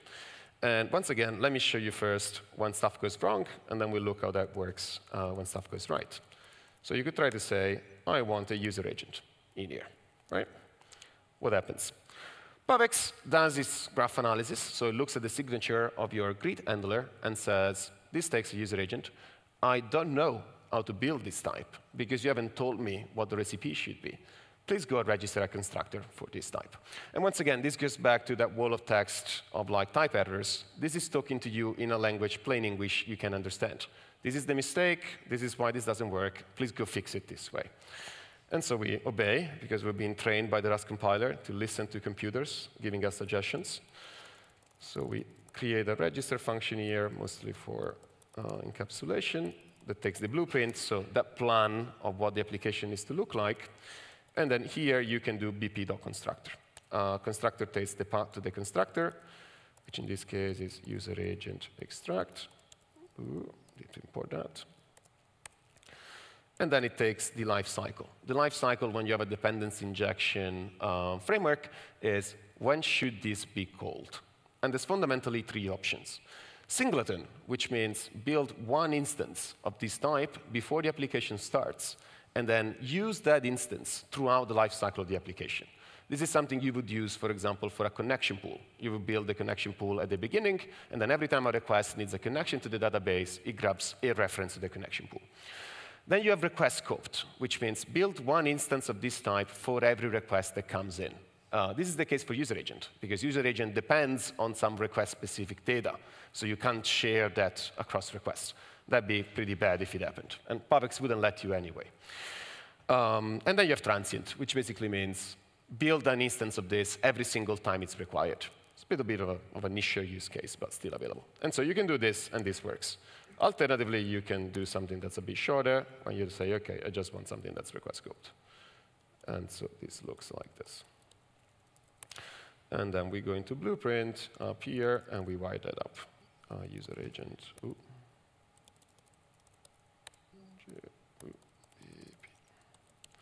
Lovely. Now, this should have recompiled. As you can see, it no longer complains about not knowing how to construct the type, because now it does. And the application is launching correctly. Now, it's difficult to know if it's working or not, because we're not actually doing anything with the user agent. So let's do some terrible access control. So we're going to say that if the user agent is anonymous, we want to return a response unauthorized. Don't do this at home for obvious reasons. Although I think Crates.io rejects requests without user agent. So some people do it. This is compiling. Now, if I send a request from curl, once the application starts running, this is still going to work, because curl, by default, injects a user agent that you can see here, curl/840. So we need to explicitly tell curl to be not nice and pass an empty user agent. And now you see the 401 unauthorized. So the request is correctly rejected.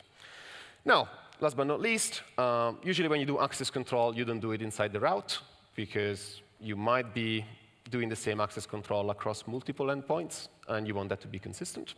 So let's have a little look at what middlewares look like. Middlewares are a mechanism to execute some shared logic before a group of routes, usually more than one. So we want to move this inside one of the middlewares. Now, PubEx provides different kinds of middlewares depending on when you want those to be invoked. You can get middlewares that execute before the request handler. You can get middlewares that execute after the request handler. And you can get middlewares that wrap around the calling chain. And each has its use case depending on, you need to do mutation, you need to do timeouts, you need to do tracing. So we try to be pretty comprehensive. In our case, we're doing access control. So it's a pre-processing middleware, because we want to potentially reject the request and short-circuit the execution after it. So we go back to the user agent, and we define a new function, have fun, reject anonymous. And these middlewares, like request handlers, like constructors, can themselves use dependency injection. So dependency injection works pretty much anywhere.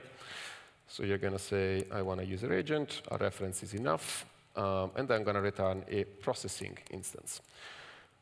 If the user agent is unknown, then we're going to say processing, return early, and use response unauthorized. If the user agent is known, then we're just going to say continue processing, so continue invoke everything else that comes afterwards. And we register this pretty much in the same way with the dependency injection framework. Nice. And then we're also going to remove this logic from here because we don't need it anymore. Okay, that's going to relaunch. Now you can see the greet again returns 401, but then to actually convince ourselves that the middleware is working, we can try to do that with the old ping endpoint that was there from the beginning, and you can see that the middleware is correctly applied. That's everything I can show you in the time slot I have. So let's go back to the slides. What have you seen? Let's process this experience. There's some core tenets that I tried to obey while I was developing PAVX. The first one, and I stressed this throughout the demo, error messages must be good. Like a lot of people, I've come to Rust and I've come to appreciate Rust because of the quality of the error messages that come out of the compiler. Unfortunately, the compiler does not provide most libraries with tools and hooks which allow them to actually replicate their level of experience. And that's why PAVX comes with its own CLI and tries to kind of fill that gap, try to bridge that gap when it comes to quality of error messages. And so this is exactly what we saw before around making sure that you have the right path parameters in the right places. The second thing is that we want applications to be correct, and that means trying to catch as much as possible at compile time without making the APIs more complicated. So there's a bunch of things that in many frameworks you would catch at runtime, like, for example, ambiguity in the routing table. Some things would be shadowed, endpoints might not be called. We do all this analysis upfront before the application ever runs, and we don't let you run something that's known to be broken. Third, boring Rust must be enough to do the vast majority of things. As you've seen pretty much throughout the demo, I haven't written anything that looks complicated. There were no generics. I actually made minimal usage of async. You only need async when stuff is actually asynchronous. There's match statements. All of this is stuff that you learn in the first 4 to 5 chapters of the Rust book. And it should be enough to get you far. Obviously, when you do stuff that's more advanced, you'll have to step up your Rust knowledge. But that learning curve needs to kind of match the level of the complexity of the tasks that you're trying to achieve. Simple things should be simple. Complex things should be possible. Last but not least, is PAVX problem domain is not just parsing HTTP requests and sending back HTTP response. We want to actually do all the things that you need to build a high-quality application. Authentication, configuration, testing, client generation. All of these things are required. And we want to provide them as first-party components. We want to build something that is batteries included. We want to look basically at the end-to-end process of what it means to build an application with Rust and making sure that the stuff that comes on the other side is high quality and it's fast to build. Like you don't need to reboil the ocean every time you're actually doing a Rust project. Now, obviously, you don't get there overnight. You don't build Rains in a weekend. So we're focusing on the foundations that allow us to then make those pluggable modules, make it so that you can also use PAVX to build a toolkit which is tailor-made for your companies. Like, we want to be opinionated, but in such a way that people with sensible custom requirements can actually use this framework. Now, everything I've said so far was the wow section, as in like this, looks so cool. Now we go into the terrible orders underneath. How does PAVX actually work? As you saw, you fill out a declarative blueprint. I want this middleware, I want this route, I have these constructors. So far, pretty vanilla. Looks like this. This is decomposed into some functions for modularity, but then if you zoom in, you have constructor, middleware, route, something pretty fun. The thing that stands out is this F macro that you might have seen throughout the demo. Or F basically stands for function. And it's a pretty simple macro. Like, this is the actual definition. I've omitted like one line, which is required to get Rust Analyzer to do the right thing. But other than that, it's a macro rules. You pass me a path, so something like self : user agent, and I just stringify that path into a string that is self : user agent. And then I take note of the crate this was registered from, and I take note of the module path this was registered from. And that's important for errors. All those spans saying, this was registered here, squiggly lines underneath require this information. Otherwise, we don't know where that was registered. And it's also necessary for dependency injection. So if you have something like this, get API greet get, this simply gets converted into something that looks like this. It's pretty simple on the surface. Now, as I said, this is necessary for error messages because we do not rely on trait bounds for pretty much any compile time static analysis. If you look at the method that's required to register a route, the one we used before, this is what it looks like. Once again, I'm not editing out anything particularly complex. All that path parameter matching analysis is done inside the PAVX transpiler, inside that little PAVX CLI which I showed you at the beginning. There's a command called PAVX generate. It takes as input the blueprint and then outputs the code that actually runs at runtime. The transpiler is where all the compile time validation takes place. Obviously, errors are nice. It's nice to show pretty nice error messages. But fundamentally, what we want to do when you have a transpiler is transpile from a blueprint to Rust code that actually gets run at runtime. We do this by generating a new crate called the server SDK, so the server software development kit.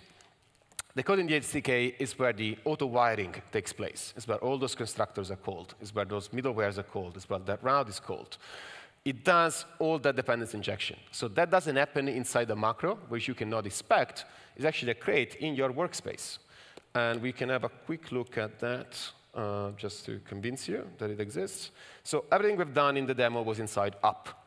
Our blueprint was there, our constructors were there, our routes were there. There's two other crates here. One is called server, one is called server SDK. The server SDK crate is auto-generated. The auto-generation is done by the cargo px command, the one I showed you at the beginning. You can think of cargo px as build.rs on steroids. Build.rs allows you to generate some artifact. Cargo px allows you to generate a whole crate. You simply say, this crate is generated. You generate it by invoking this command. The command is defined here. And the command simply invokes the PAVX CLI and calls generate. And then that command takes care of generating the dependencies. These dependencies generated, like this was empty before I started the demo. This looks into all the crates where your constructors, your routes, your middlewares are defined, and automatically fills in the dependency table, making sure to use matching versions. And then in source, it generates all the code that actually wires things together. So it generates the route table. If something is a get, then do this. If something is greet, then do that. And then it generates all the code, the wires together, for example, the logging middleware, the user agent extraction, which then is used into the middleware that we wrote. All of this is generated for you. And you don't need to look at this when stuff works. But generally speaking, it's important for it to be there. So it's not like when you're trying to debug a macro and you have no idea what's actually happening. This code is right there. It's plain boring Rust. It's very procedural. Looks bad because it uses fully qualified paths. But other than that, it's code you can understand. Like there's no magic happening inside this file. The only things you care about from this file are the stuff you actually need to invoke to launch your application. So it's the application state. This is empty, but usually it contains everything that is singleton lifetime. So anything that needs to leave for the entirety of the application state will go in there automatically. And then you have run. Run takes your server configuration, like the port you want to run on, HTTPS or not, the usual configuration for an HTTP server, takes your state, and then from there you're actually listening to requests. So when you go build your server, the one that actually serves traffic, it looks somewhat like this. Load configuration, build application state, configure the server, so listen on this port, and then call run. That's everything you care about from that SDK crate. All the complexity is kind of tucked away into something that's near to you, but not necessarily something that you need to care about. Going back to the slides, yes, as we saw, there's two things you care about, run an application state. Two items allow you to build the server binary, the one that actually runs the application. And you can look at it as a narrows and boxes diagram. The blueprint is used to generate the SDK, which that is imported by the actual server binary runtime. But the SDK is a library because you may want to import those functions from different places. If you're trying, for example, to write integration tests that hit the API, you want to be able to launch the application. You want to know what are the singletons. You want to be able also to swap, for example, some of those things for testing versions. If you want to look at it another way, everything that's in green, it's unwritten. Everything that's in yellow is machine generated. Obviously, some of the green bits when you scaffold a new project, we gave you something pretty nice, which is already pre-configured, but you're free to go off the beaten path if you want to. Now, why do we need 3 crates? Why don't we just use a macro or a build script? The PAVX secret sauce, the one that allows us to do this very nice dependency injection mechanism, is compile time reflection. If you think of it from the perspective of the framework, right? You give the framework a request handler, which takes a bunch of inputs. The framework needs to be able to say, what inputs do you need? What's the type of your inputs? And then, do I have anything that returns this input type as an output? And as you go through, you try to build that dependency graph. In PAVX, since we want to do the compile time, we want to do that static analysis, we need to be able to do this at compile time, both for performance reasons and correctness reasons.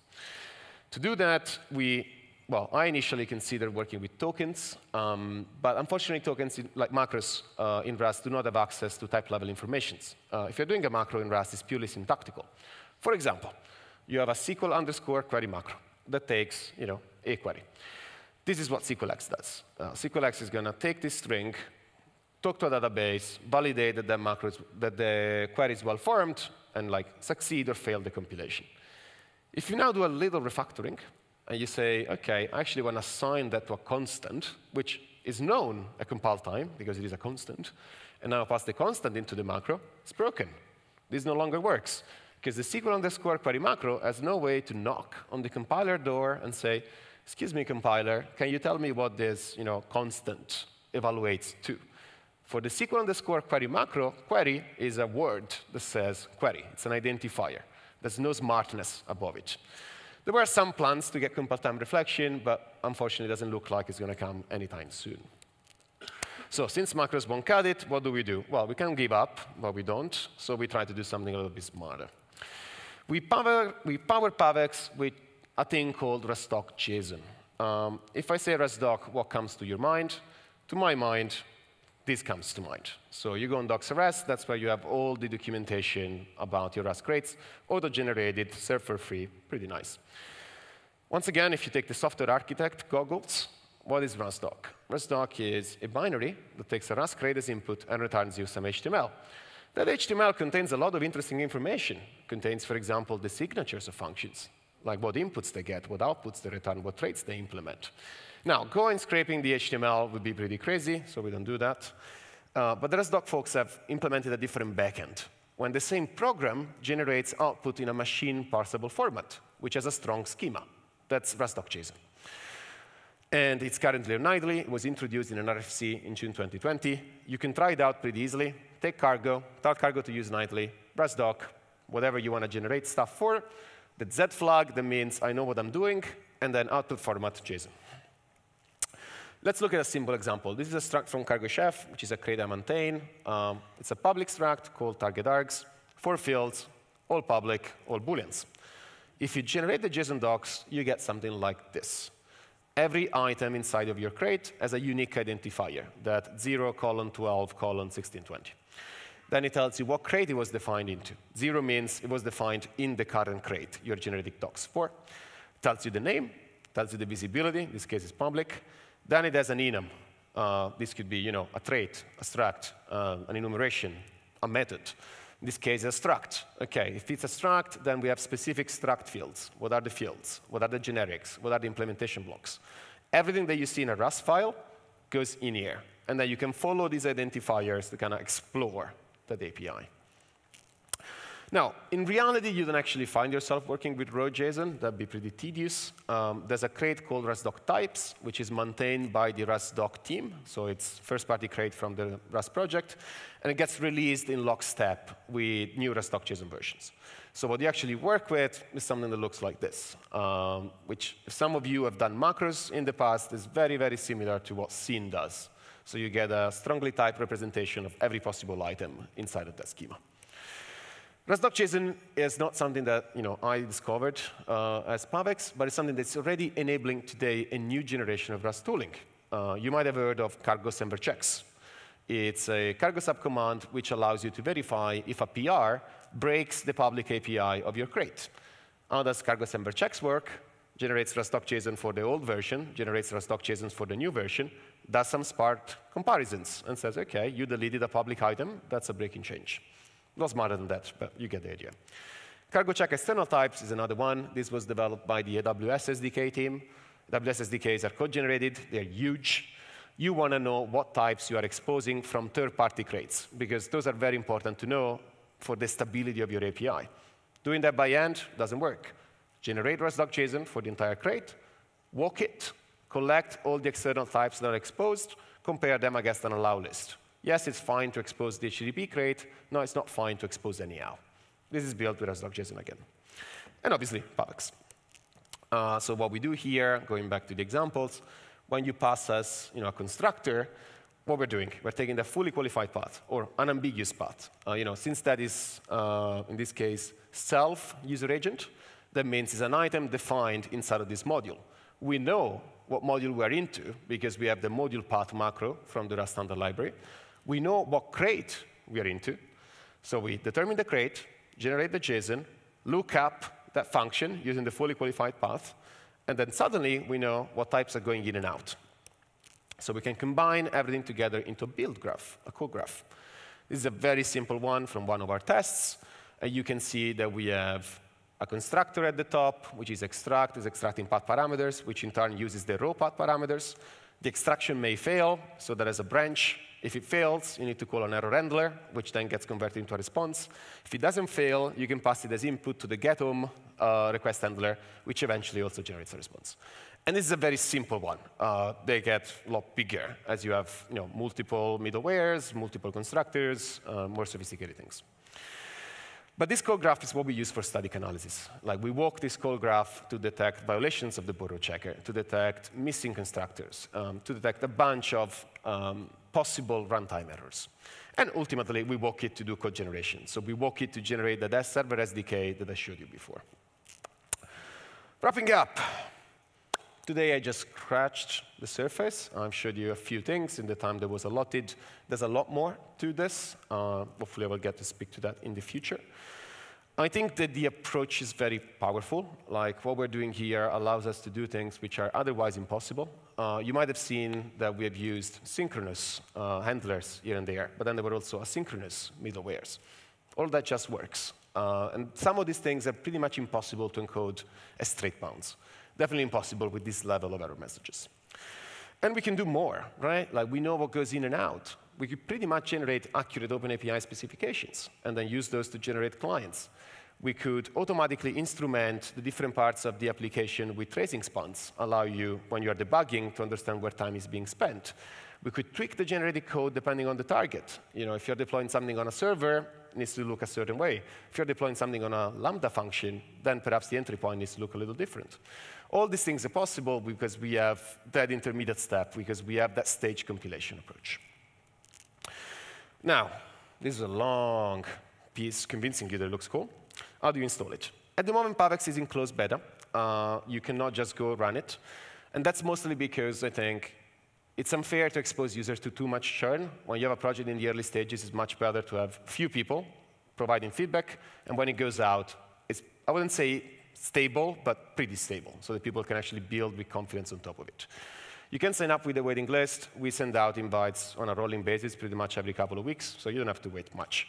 But that allows us to, for example, retest the tutorial n times, retest the generated project n times, make sure that it's actually polished.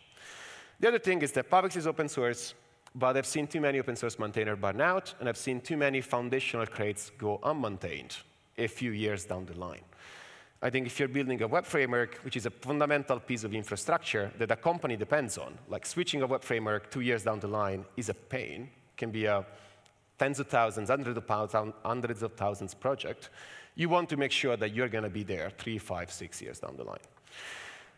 Because of that, PAVX is open source license, so it's Apache 2. You can get it on GitHub. The source code is on GitHub today. You can go get it. But if you want to use it as is, you need to use an activation key. That is free for personal usage. So private projects, a few are fine. Open source projects are fine. But if you want to use it in a team, so if you want to use it with more than 3 people, and if you want support, that would require you to pay a subscription. Now, as I said, it's Apache 2 licensed, so you can fork it and use it, remove all the checks, and run with the framework. But the idea is to flip the default. At the moment, the default in open source is you don't give back, you use for free. We want to change the default to you donate back, and then you can take some effort and not give back to the project. That's fine. That's one of your rights, is open source licensed. But obviously, we won't support you if you do that, because I think there's a fair relationship to have between a project and people that depend on it commercially. Said that, as I said, time is limited. There's a lot more to discuss. There's going to be a Q&A, so feel free to ask questions. I'm going to be at the main matter booth in the sponsor area. We're going to give away a few copies of my book. And obviously, if you have questions about the framework, just come around, and I'm happy to spend as much time as needed. Thank you very much.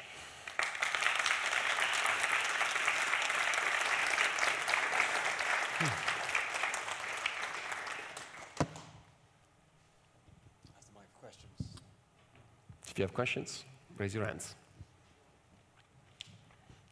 I was wondering if the middleware is implemented with some of the available crates like Tower, or is it something custom for PubEx? It's something custom. Not a fan of Tower. I think it's overly generic, and that gets in the way of actually making a nice API. The middleware interface is pretty simple, as in you take a request and then you return a processing, or you take a response and you return a response. And the idea is that to write a middleware for PubEx, if you have, for example, a crate that does O2, you should be able to very easily write those 2 lines of code to wrap in the crate and be able to use authentication. So it shouldn't require much modification.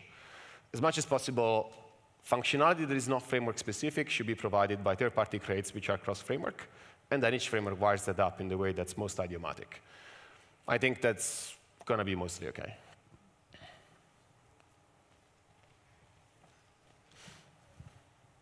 Hi, thanks for the talk. I'm working on a similar kind of code generation crate that also generates Rust, and I'm wondering if you're anticipating challenges where somebody gets confused, imports the wrong crate, now their generator won't work if it generates something that's not implemented. Have you been thinking thank about you for that? the question. Yes, I have. Let's do something fun. Let me show you. We'll do a mistake, right? So we'll go back here and go back into my cargo toml. No, not this one. We're going to the app cargo toml. So you can see that the PubEx version here is 0.122. Now, I can try to force my friend Cargo into doing 0.121. And I also need to remove the server SDK. Otherwise, Cargo is not going to be happy. So let me nuke this for a second. Now, if I do Cargo PX check. Well, because I'm trying a downgrade, which is complicated. Let me see very quickly. Cargo 3-0122.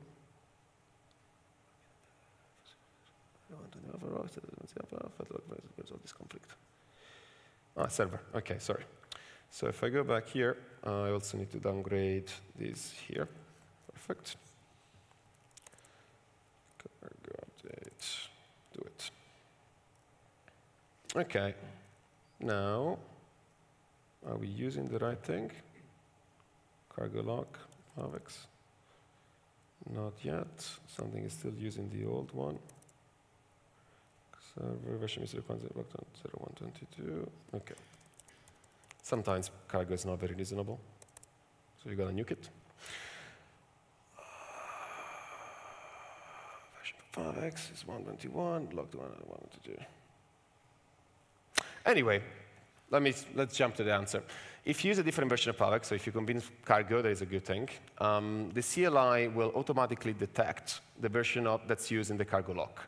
So you'll always have a CLI which is perfectly aligned with the version of the framework. If that is not the case, it will download the right version and then execute that. PubEx is built in the same way as Rust app. So that's PubEx, the CLI, and then that's PubEx C, which is the actual compiler. So when you do PubEx, what's actually happening, PubEx detects the version that needs to be used, then invokes the correct PubEx C version. So that mismatch never happens, because otherwise what you say is going to happen. Like you're going to generate code with the wrong version of the code generator, it's going to generate code that doesn't compile, and then people will be like, what do I have here? It was a bit of a hassle to build it, but fundamentally works pretty well. I've not had a single bug report from anyone related to version mismatches ever since. Do you want to point to people? Just run to where you point. Well, he's there. Hi. I'm writing a web server right now using the Axum web framework, and I was compiling like a list in my head as you're going through of like the pros and cons of Pavix, and it seems like it has much better ergonomics and integration with middleware and things like that. But since you introduced it as a web framework, I'm interested in your own words of like how does it compare to Axum or a framework like that? What are some advantages? Is it mostly around the developer experience, or after the initial code is written? What are some advantages to the Pavix framework versus some of the other alternatives out there? So definitely, I think the ergonomics are better. That was one of the main reasons to start developing this. I think as we make some different choices, and that gets back to the question around middleware. We prefer to have interfaces which are tailored to the domain, so that pretty much you won't find, I wouldn't say you wouldn't find any generics inside of Pavix, but you'll find very minimal usage of generics. And I think it composes better in the sense that when you're doing Axum, a lot of stuff travels through the extensions map, and that creates a very dynamically typed implicit API between components. Since Axum is built around work stealing on a multi-threaded runtime, most of the things need to be wrapped. They usually are behind arcs, they are behind arc mutexes. All of this introduces complexity. Pavix uses an architecture that's much more similar to Actix Web, where it's multi-threaded, but each thread is a worker thread with its own single thread runtime. So you're able, for example, to use references. Like you can borrow from the request. That's fine. You can mutate one of the inputs that you get injected. All of this leads to, in my opinion, code that looks a lot more rusty, a lot more idiomatic. There's a lot less framework dialect that comes in the way you write things. Obviously, on the cons, I can tell you that Axum has been around for a while. It's definitely more deployed than this. It is deployed, which is a good start. So I wouldn't, in my heart, tell you, yes, let's go use this. Put your 5 million project on this tomorrow morning. But the idea, you don't start something like this and you don't put in a lot of hours if you don't believe it's something competitive. So as you say in Italian, you're asking to the owner of the pub if the beer is good. The answer is yes. Excellent. I don't know if there were other questions. The guy there was there before. Yep, hi there. So Pavix is metaprogramming with code generation, but how do you prevent beginners from getting confused over what belongs to the blueprint and what belongs to the wrap? So what belongs to the blueprint and what belongs to? The app. So if you look at the blueprint, for example, you have to use the F macro, which makes sense. But how do you prevent, so if a beginner comes to this, how do they know what is relevant to the blueprint and what is relevant to the wrap code? What is relevant to the wrap code? What do you mean? Sorry, I'm not getting the question. I guess my concern is that with code generation, it becomes quite obscure as to what makes sense for the user to know. So they might not understand cause and effect when you have code generation involved. So how do they know like how things relate in that sense? Okay, I understand the question now. The idea is that if the framework works, you fundamentally don't care about code generation. Like you should almost never go there, look at the code-generated code. There are some things that are easier to grasp, like if you have a pretty complex layout with a lot of constructors, a lot of dependency injection, a lot of middlewares, that can get pretty tricky, perhaps to navigate your way through it. We can mitigate some of that with UI visualization of what's happening and what's being injected. That's on the roadmap somewhere down the line. But fundamentally speaking, like I've been using ASP.NET Core for years. I've used similar frameworks which are built pretty much along the same way. Even worse, like you don't ever get to see what gets wired. Everything happens behind the hood, and it works. Like works mostly fine. Developers are building businesses on top of that. I think if well executed, it's not an obstacle. Obviously, well executed, is doing a lot of heavy lifting in that sentence. But give me the benefit of doubt. One question there. Where do you want to get to with PAVX? Like, what features do you want to build more? Like, are you trying to be like the Laravel of Rust, or are you not wanting to be as fully featured, or like, you know, bits included? Yes, the answer is yes. We want a fully featured framework. We want something that you can take and run, and mostly with first-party components, you can do 90% of the work. As I said, you don't get out with 100% of the features because that takes time. But that's the end point, yes. Oh, this question here. You see better than I do. I have like massive lights in my eyes. Thank you for your talk. It was very interesting. I have a bit of a, I guess, a logistic question, but I think it is valuable to ask since you talked about the activation keys. Sure. That's an interesting monetization model. I myself work on an open source project, so I'm totally open to like ideas in this space. I think it's not talked enough.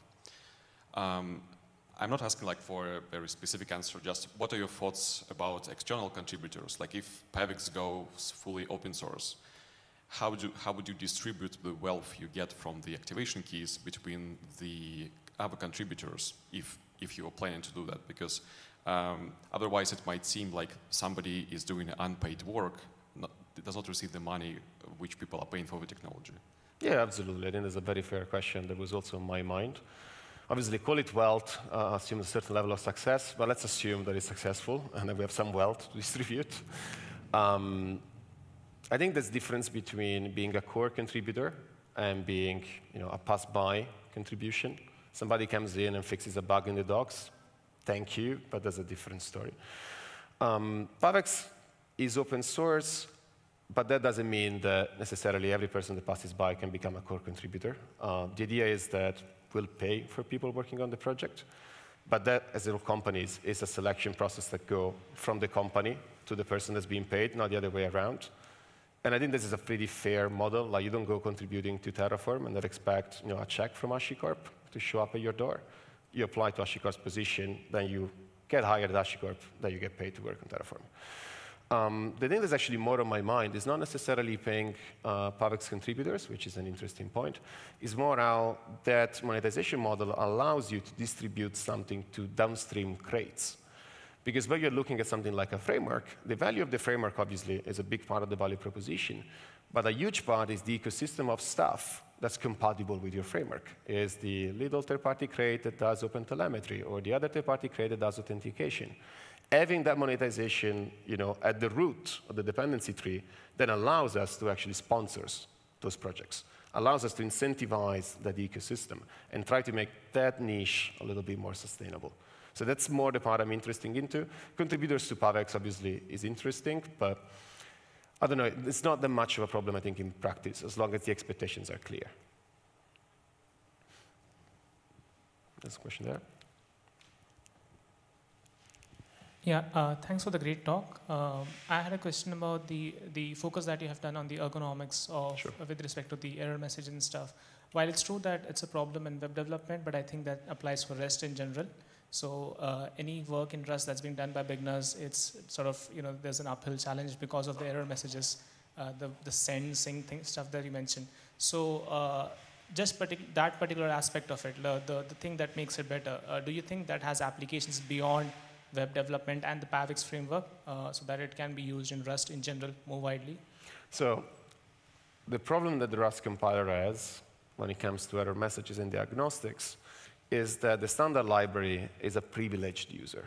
So the standard library has access to a bunch of mechanics which are not exposed to library authors.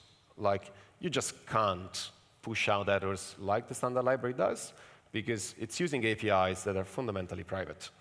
So some of these issues can be mitigated by some of those private APIs going through an RFC process of stabilization and becoming public. And that will allow crates like Diesel, for example, which suffers from this problem massively, to provide better error messages. In the end, though, I think there's a limit to how much you can do, because in the end, you're still trying to encode some type of invariant inside the type system. So the error message will always speak the language of traits not being implemented and stuff not being the right things, which is, I think, is fine after a certain level of abstraction. If you make it too complicated, I think it becomes very difficult.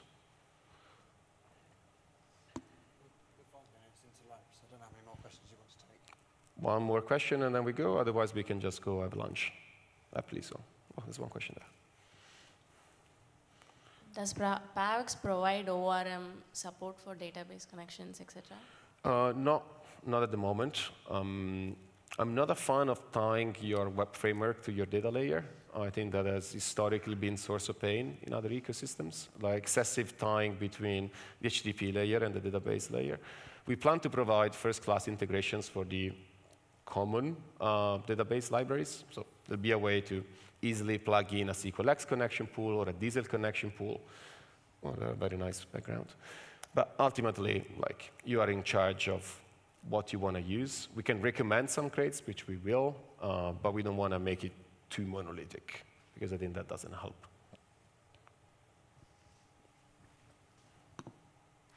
I think we're good.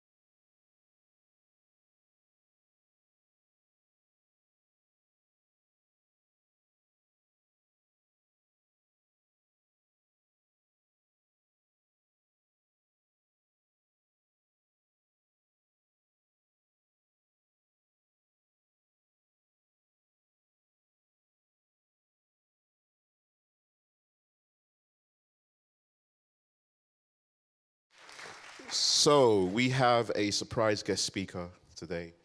He saved the day because we had a speaker slot that we couldn't fill, and we were able to get him back. He was last year's keynote speaker, and I'm very, very happy to introduce John Jensett.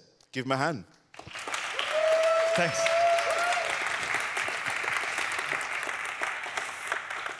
Thank you, that was very kind. I'll see if I can make the next hour of your time worth it.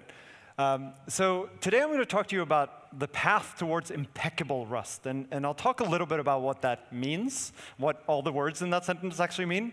But the general sense here is that Rust is now being used increasingly in critical software. And when I say critical here, what I mean is like high stakes, life and livelihood on the line kind of work. That could be life-saving medical equipment. It could be linchpin financial services. It could be situational awareness or like urgent countermeasures in war zones. It could be low margin for error control systems like nuclear reactors or space shuttles or even cars, right? So we have a talk, I think, later today on Renault, who wants to sell cars, being an example of this kind of Rust use in critical systems.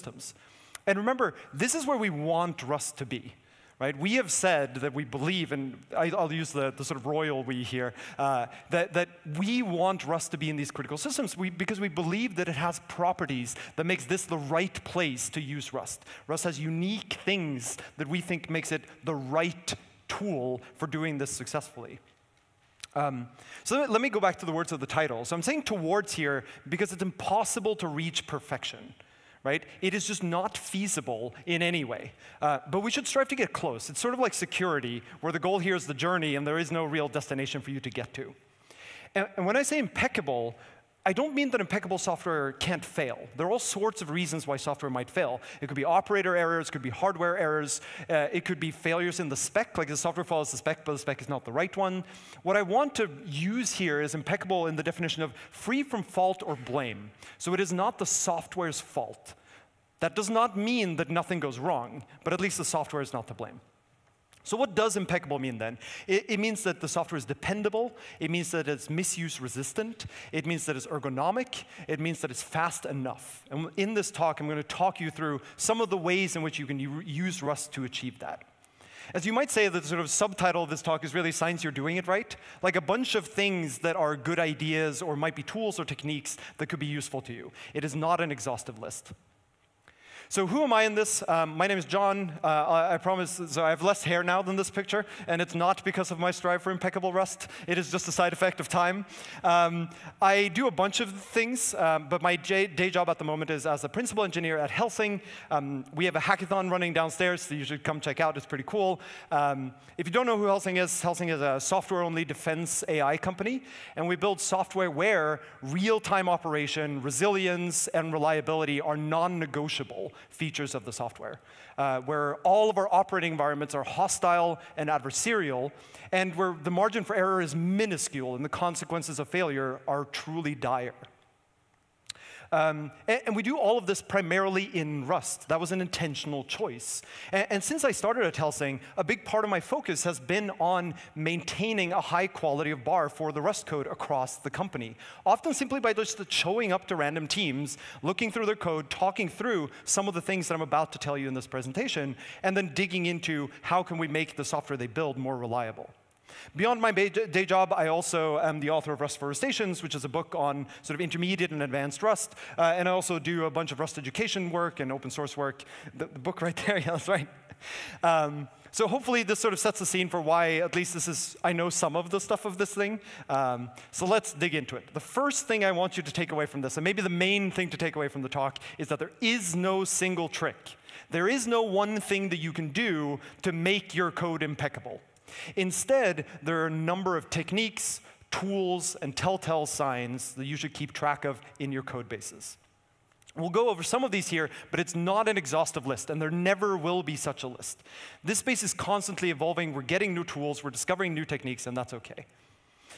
Also, doing all of the things that I'm about to talk to is expensive. It is costly, it is hard, it is time-consuming. Choose where to spend your budget, and I don't mean that just in a monetary sense, but your time budget, your people resources, all of it. Choose how to spend your risk budget among these things.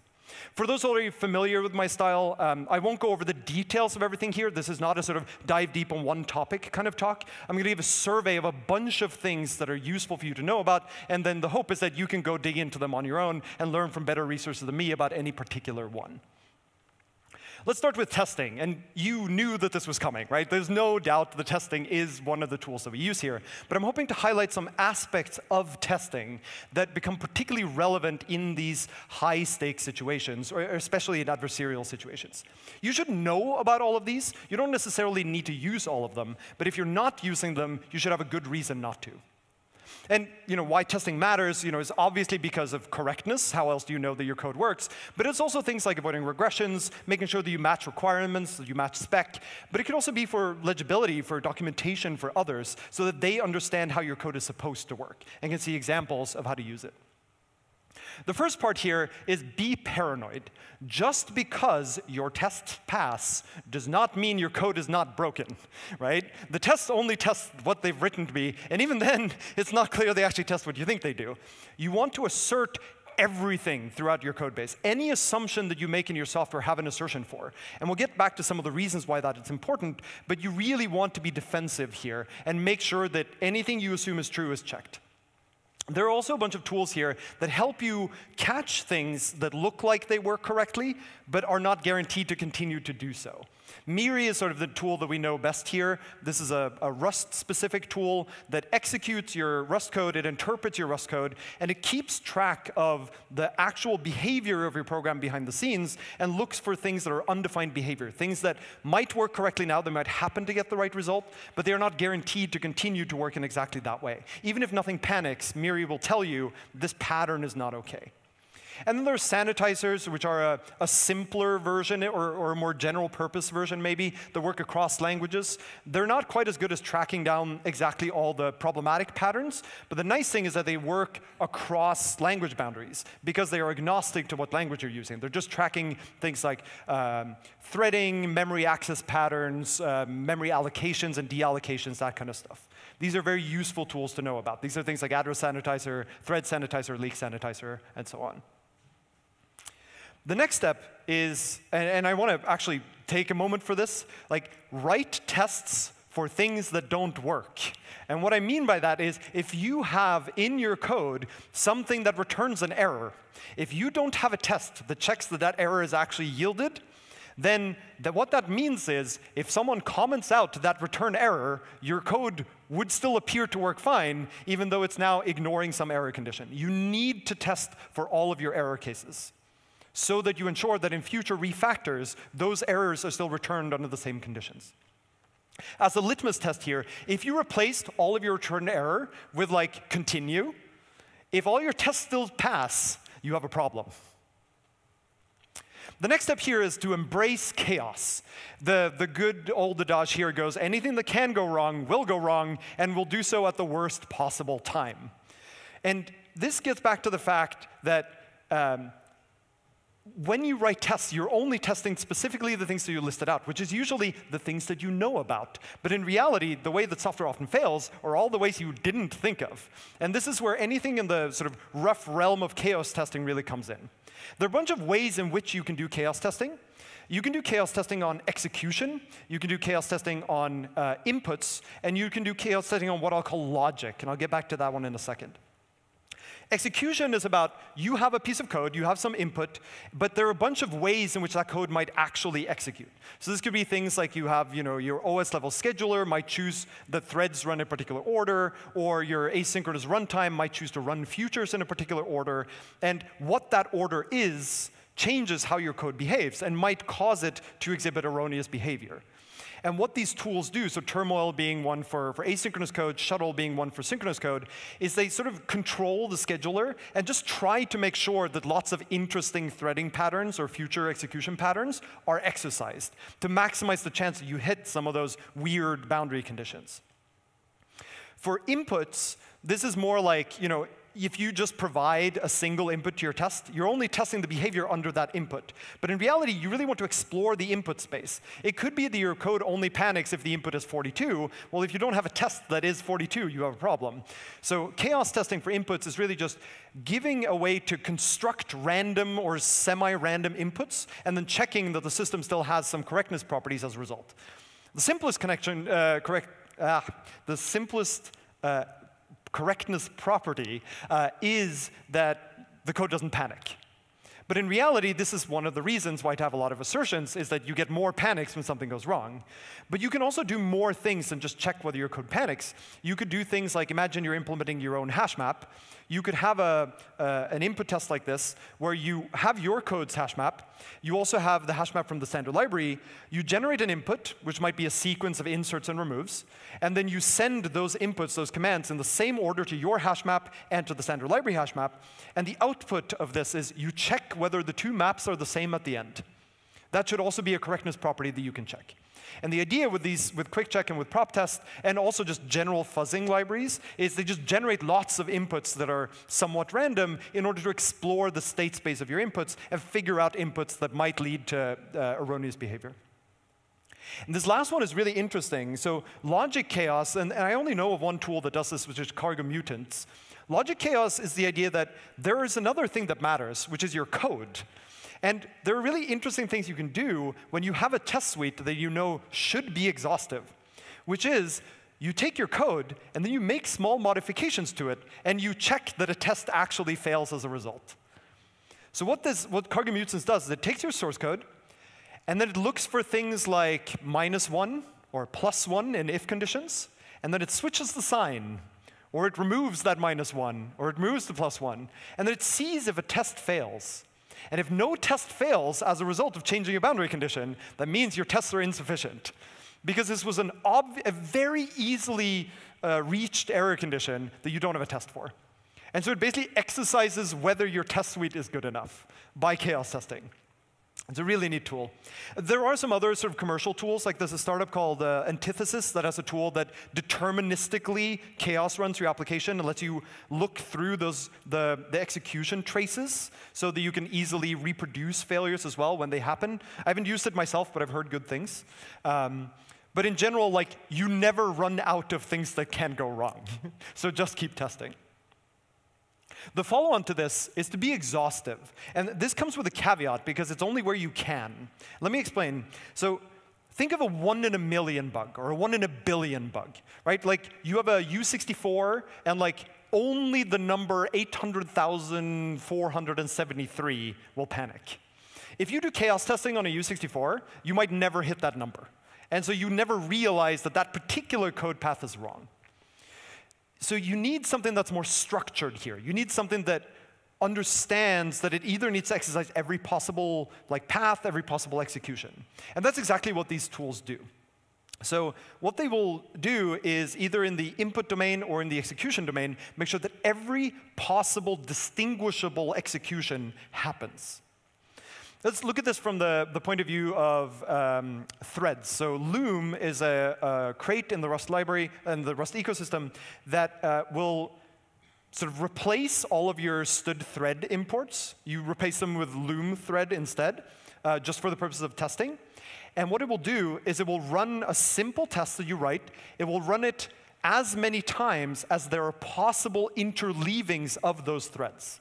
So if you write a Loom test that has 2 threads, that like read and write a variable, for example, it will take every possible interleaving of the executions of those threads and run them.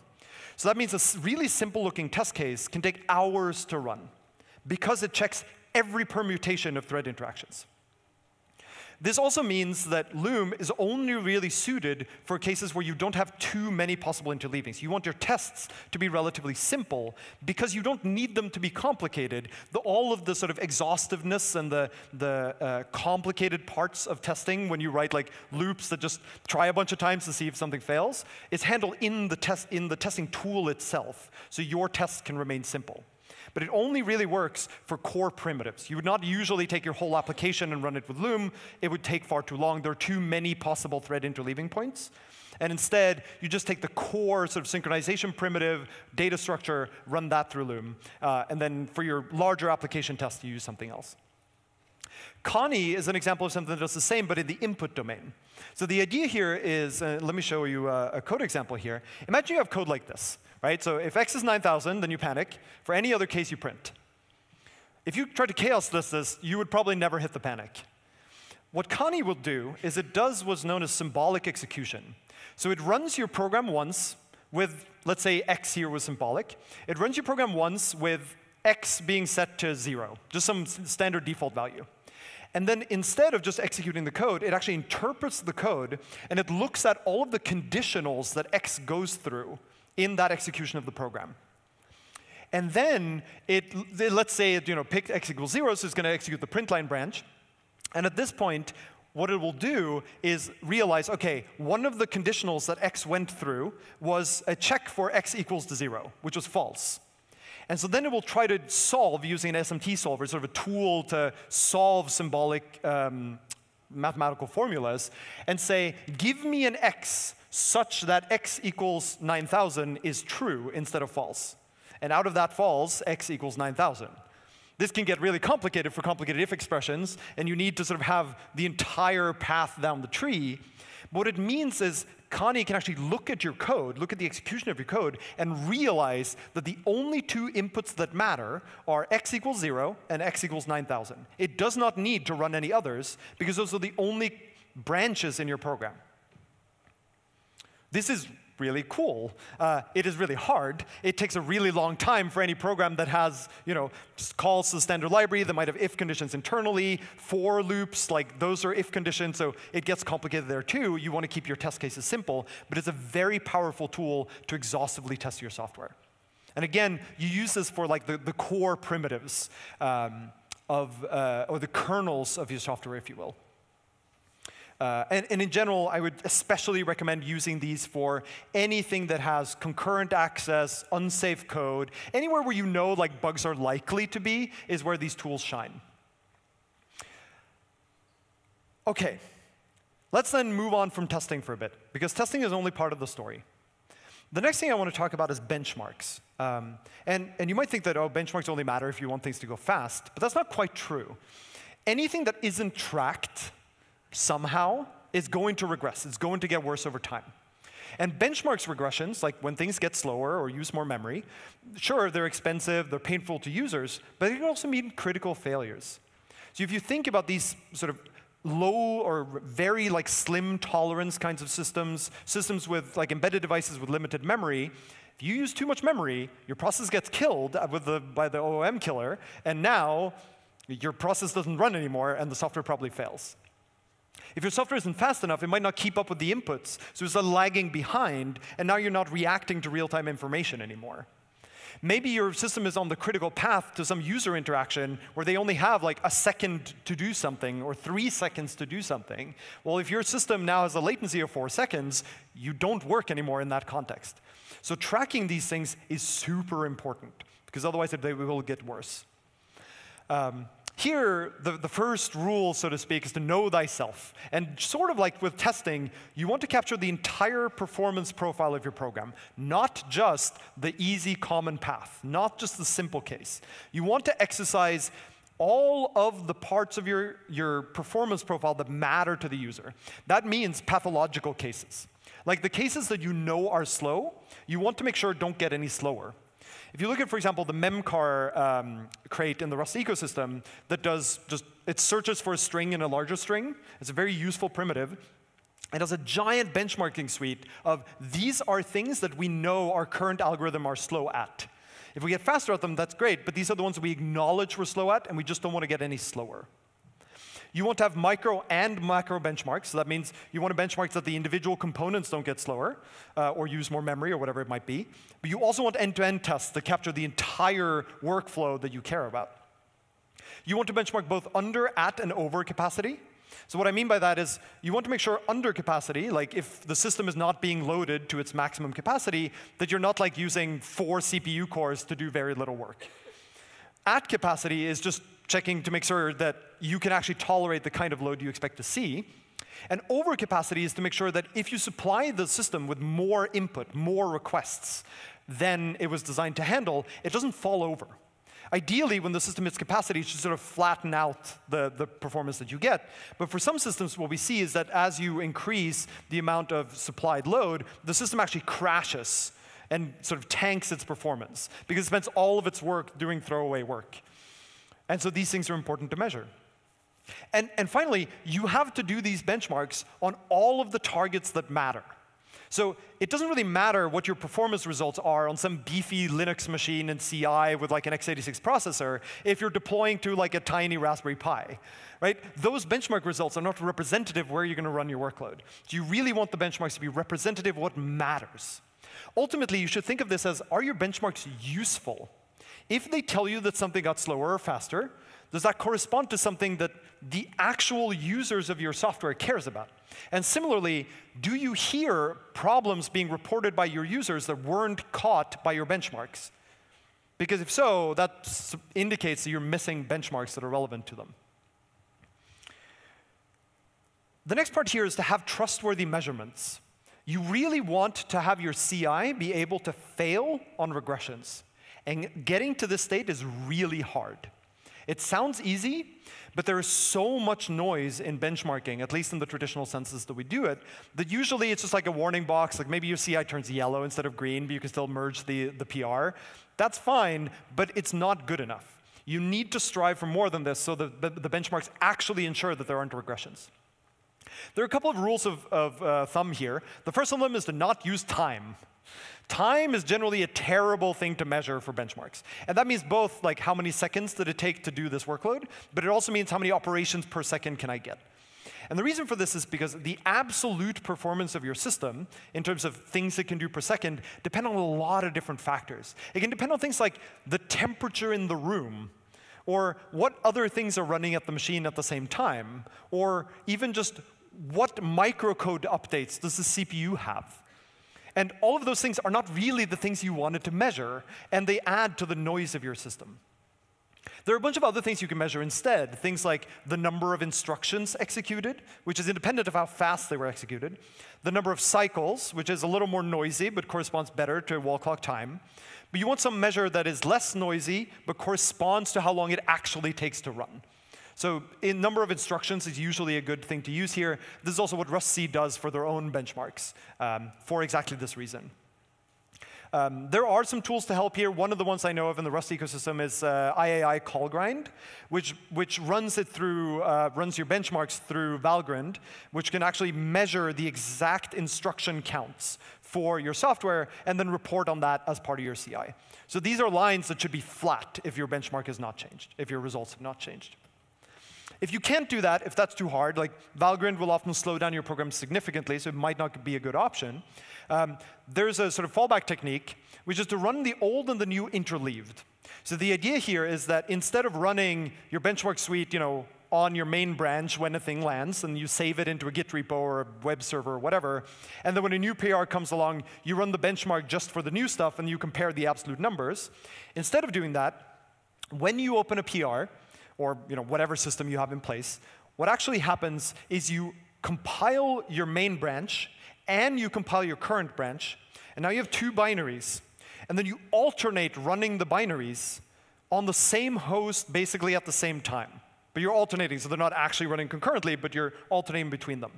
What this ensures is that if the server room is particularly hot that day, both of the numbers will be affected by that. And so this allows you to more directly compare the results. There is still noise here, but there are a bunch of interesting techniques you can do to minimize that noise. You can also use it to reduce outliers in a much more reliable way. There's a benchmarking crate called Tango that does this pretty well. There's a really good write-up as well about why this works pretty well. There are some restrictions on what you can do with this and how well it works, but when you can use it, it's really good. And then the sort of last option you have is, if you can't do either of these other two things, is to just try to minimize the noise.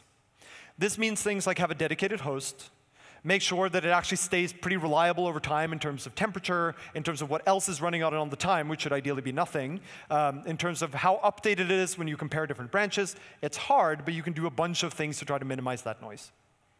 The other thing that's important about minimizing noise is to not run your system at capacity. The closer you get to supplying your system with like full load, the higher the chance is that your system like exhibits weird behavior because it's like right at the edge of how much load it can tolerate. So run it at lower load and then see that the performance in terms of time is what you need it to be. And I want to stress this point too, that speed is not everything. Like the number of operations per second, your throughput is not the only thing to measure. There are a lot of things that might matter to your user, and you should measure all the things that matter. Throughput is a common example, but often what people actually care about is goodput.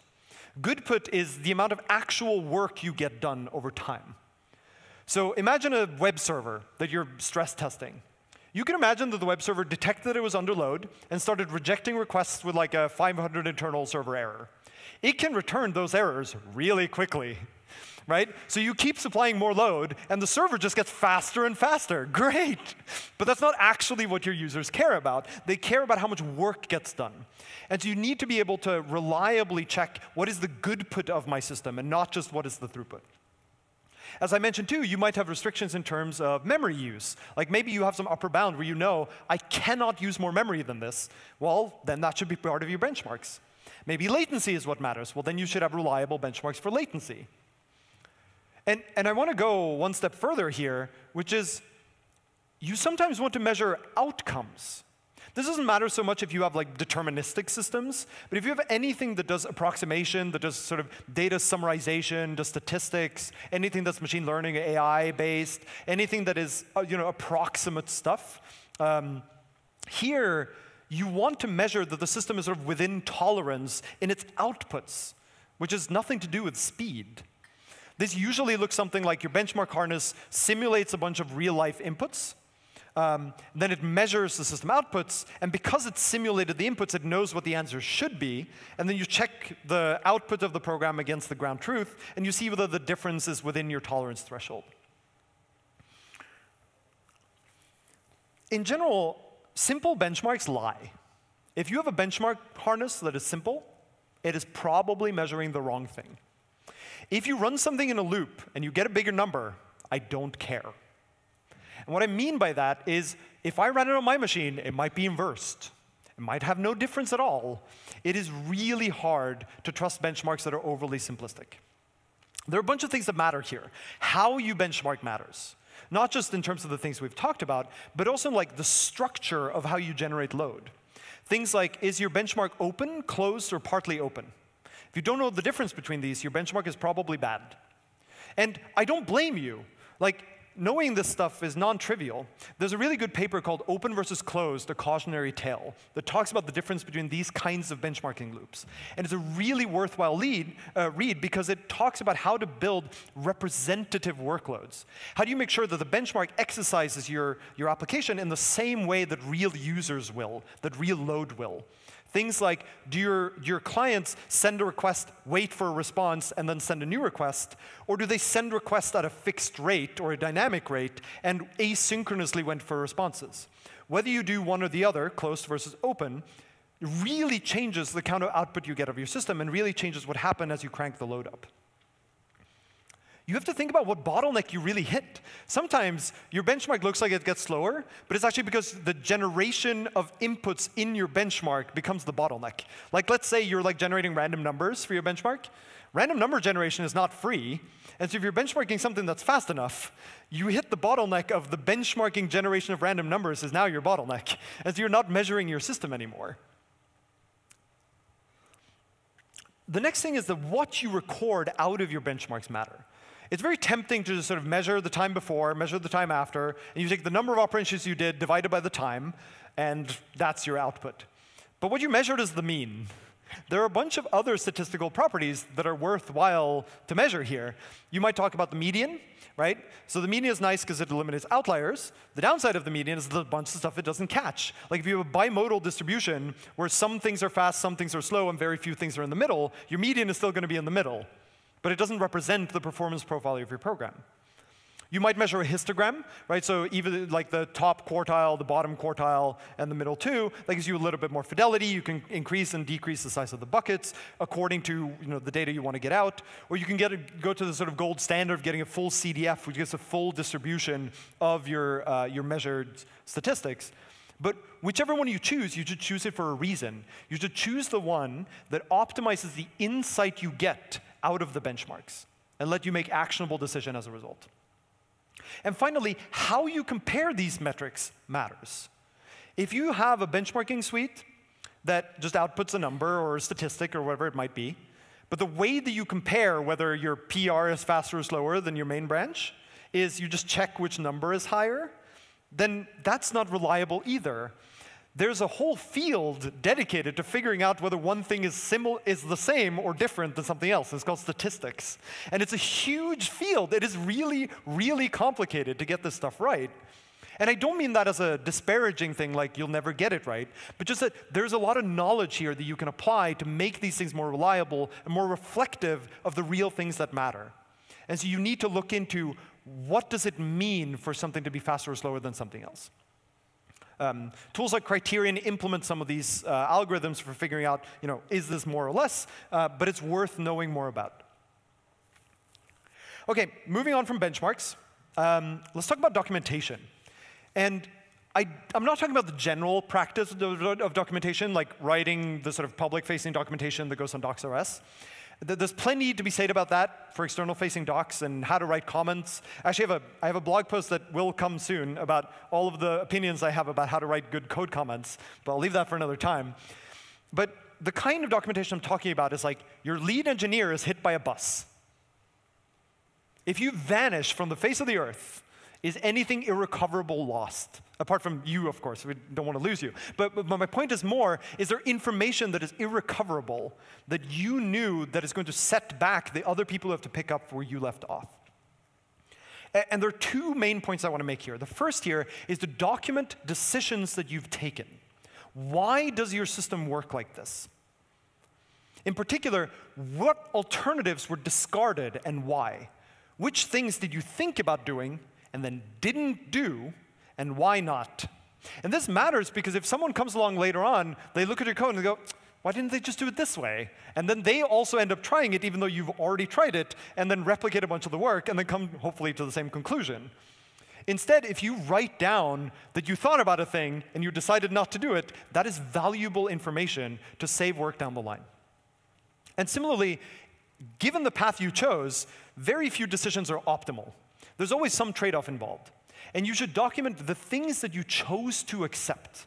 The downsides you know your current system has, but that you want other people to be aware that you were aware at the time were drawbacks.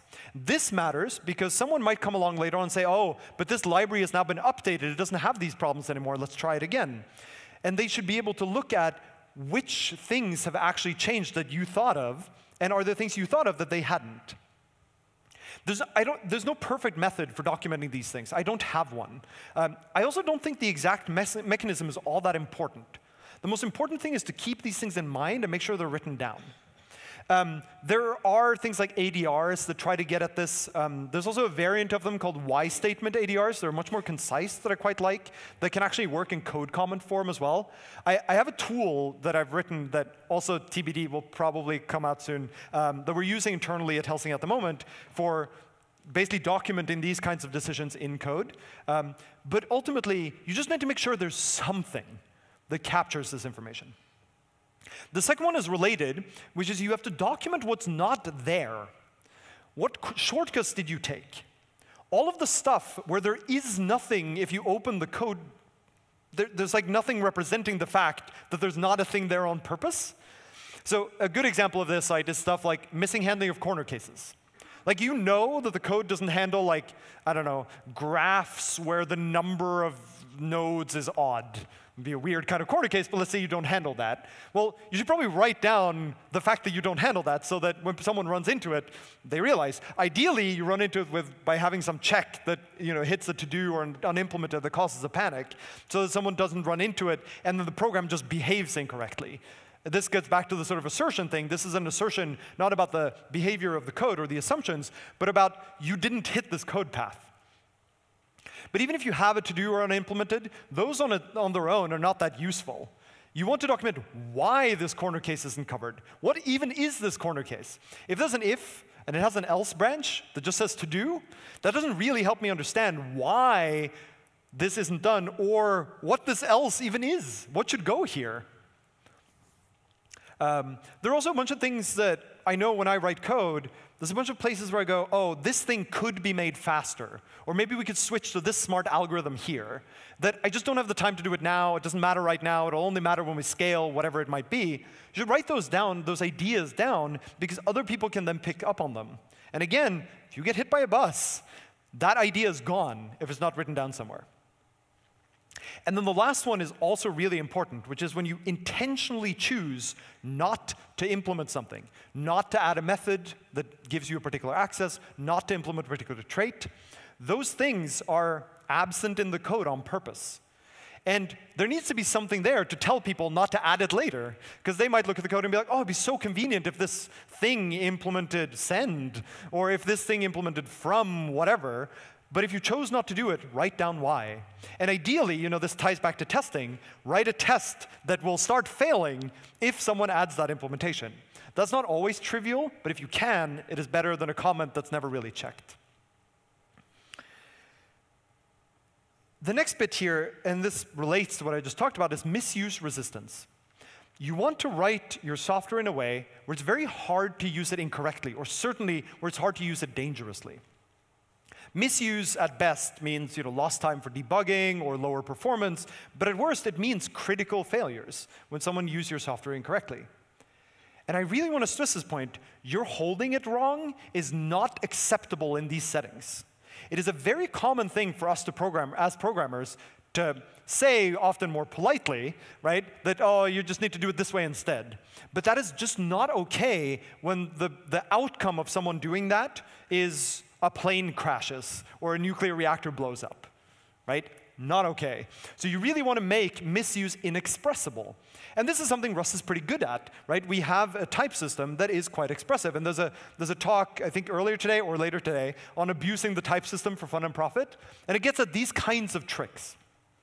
Some of the ones that I particularly want to call out are new types. So this is not type aliases, but actually new types, so that you can enforce things like no one ever confuses meters with miles, even though they're both U64s and they both end in M. You also want things like type states. So the idea here is that you might have a type that, in this case, let's say it represents like a spaceship or rocket or something. The things you can do to one of those things when it's on the ground and the things you can do to it when it's in the air are different. There are a bunch of things that are common between them. So you might have a shared type rocket, but you actually want to parameterize that type by sort of its current state, its current phase of operation.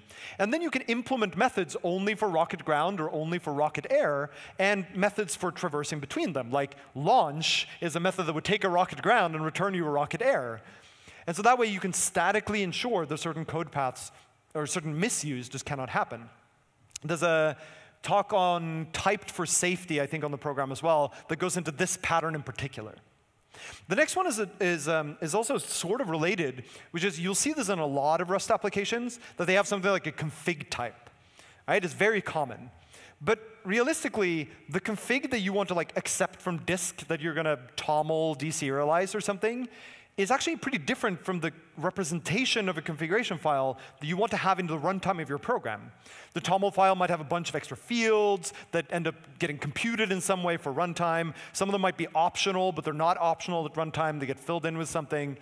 Really, instead of sharing that type across both, and then having a bunch of your code inside of your real runtime, do things like assert that a field is never none because we know that at this point it must have been set somewhere, right? That's, again, not really okay. And so what you want is to split these kinds of types into the thing that comes from the outside and the thing that's been sanitized and that is ready to be used. And then you have a transition in between them. Because that way you know in the runtime of your program you only ever have these. And you don't need to even have those other paths be represented.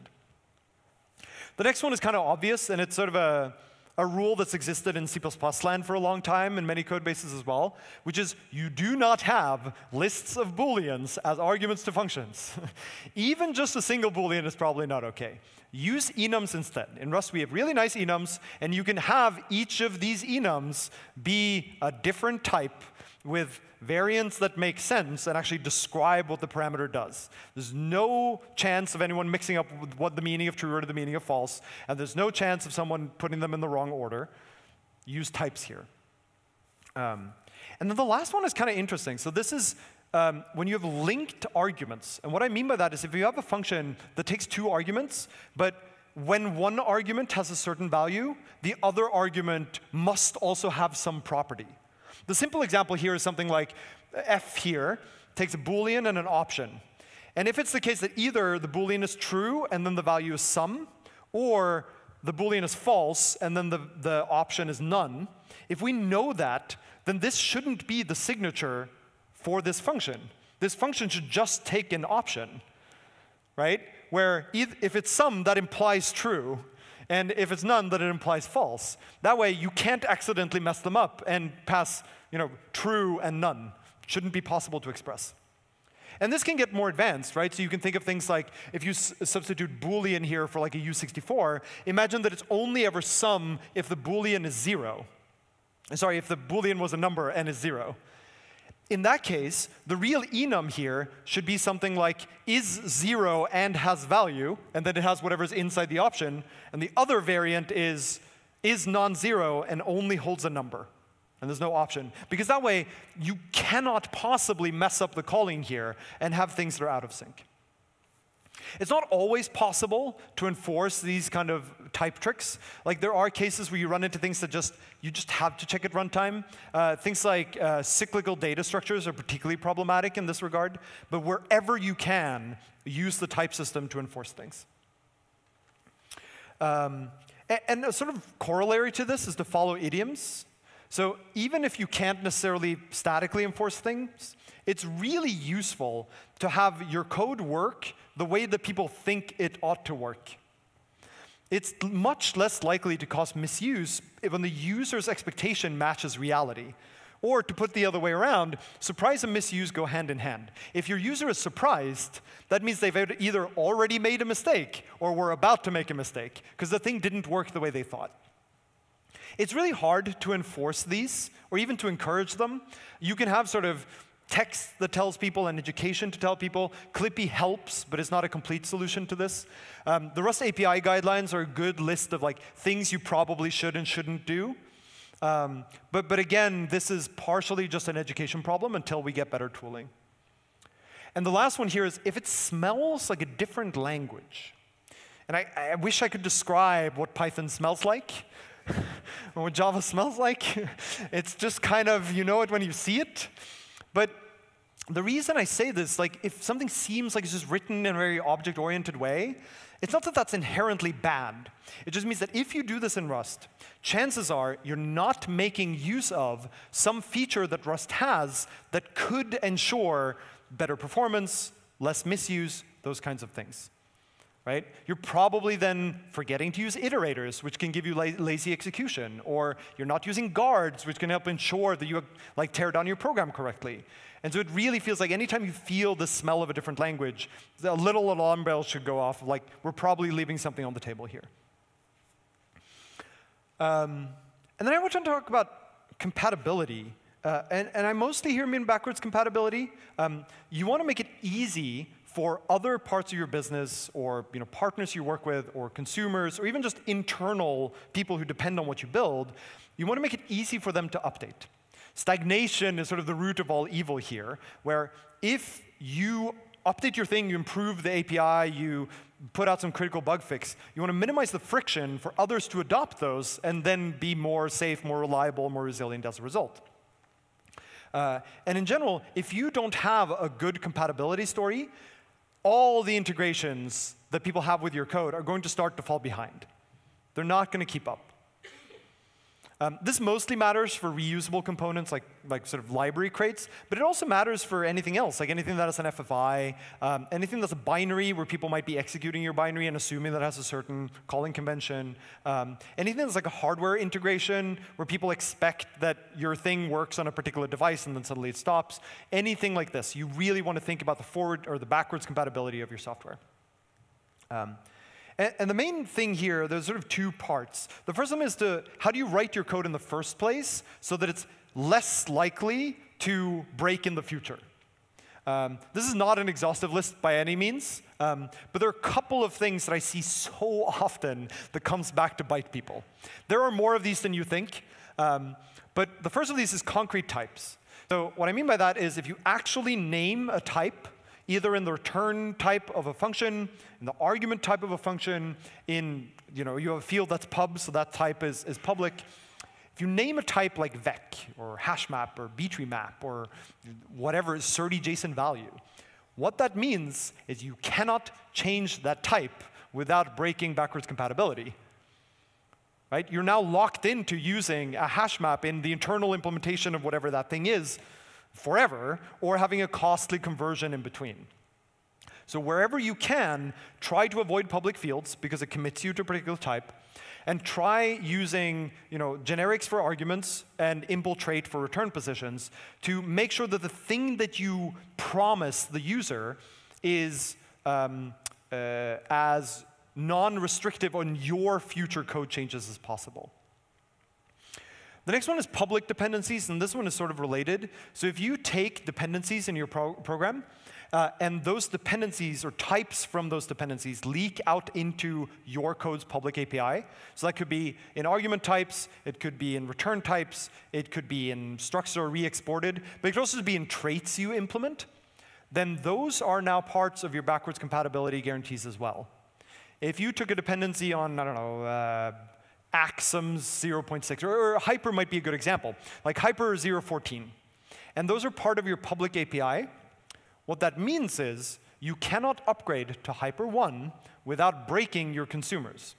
That might be OK, right? Like maybe this is a particular kind of change where you think it's OK for your users to go through that. But you just be aware that this is a thing that you're connecting yourself to for the future now. From implementations are particularly annoying here. So very often what we do when we write libraries is, oh, I want to turn an A into a B, and I like either I control A or I control B, and so I'm just going to implement from and then use that from implementation everywhere in my code. The problem is trait implementations are always public. You cannot make them private to your crate.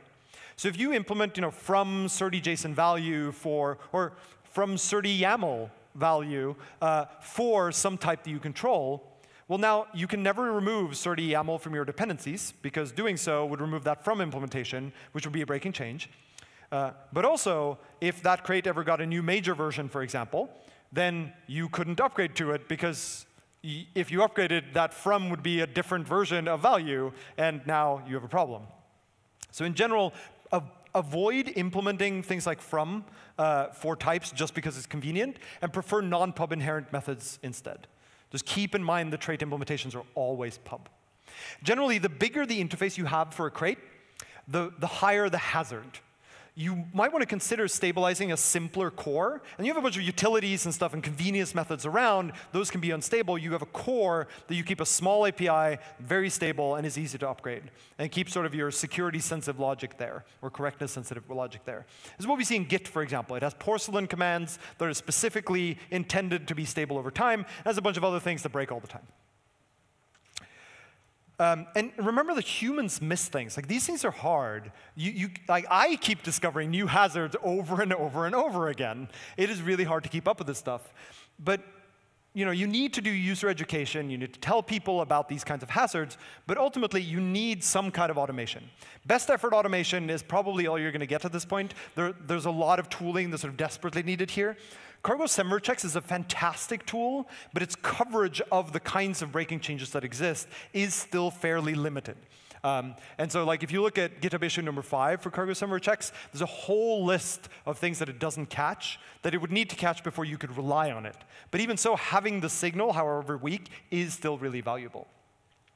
There's also a crate called Cargo Public API that lets you explore your public API and then diff them across versions of your crate. It's a really useful tool for humans just to see what's changed, but it's not inherently a tool that's going to sort of save your bacon here. It requires a human to go look. OK, we're almost at the end. And again, this is not an exhaustive list. This is what I mean by this stuff is hard and costly. Choose where to spend your effort. So I gave I gave a talk last year with a significant focus on things like dependencies and upgrades. This is the Living with Rust long-term talk.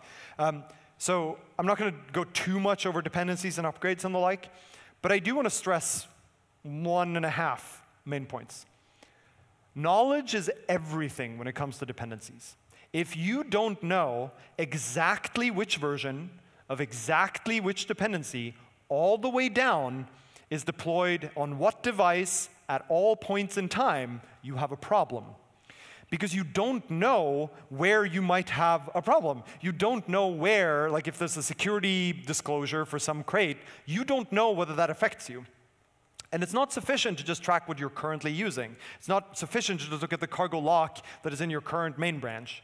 It matters what was built into the things that have been deployed and haven't been updated since. You need to track the entire closure here over time. And this is because you might learn about a compromise after the fact. You might now learn that, like, I don't know, SQLite version 339.2 from like several years ago has a compromise. You need to figure out whether you might have been compromised at the time, which requires that historical data. It also obviously needs to be untamperable, right, so that people can't just overwrite your historical data. That would be bad. It should be append only. But there's sort of a sequence of operations here, or a ladder you can climb in terms of how good this information is. You start with healthy skepticism, right? Taking dependencies is risky. It's a calculated risk. We don't want to go back to the world where you had to write everything yourself, but you should have some skepticism. The next one is tracking everything. Like I mentioned, you want the complete dependency closure and every deployment, every device.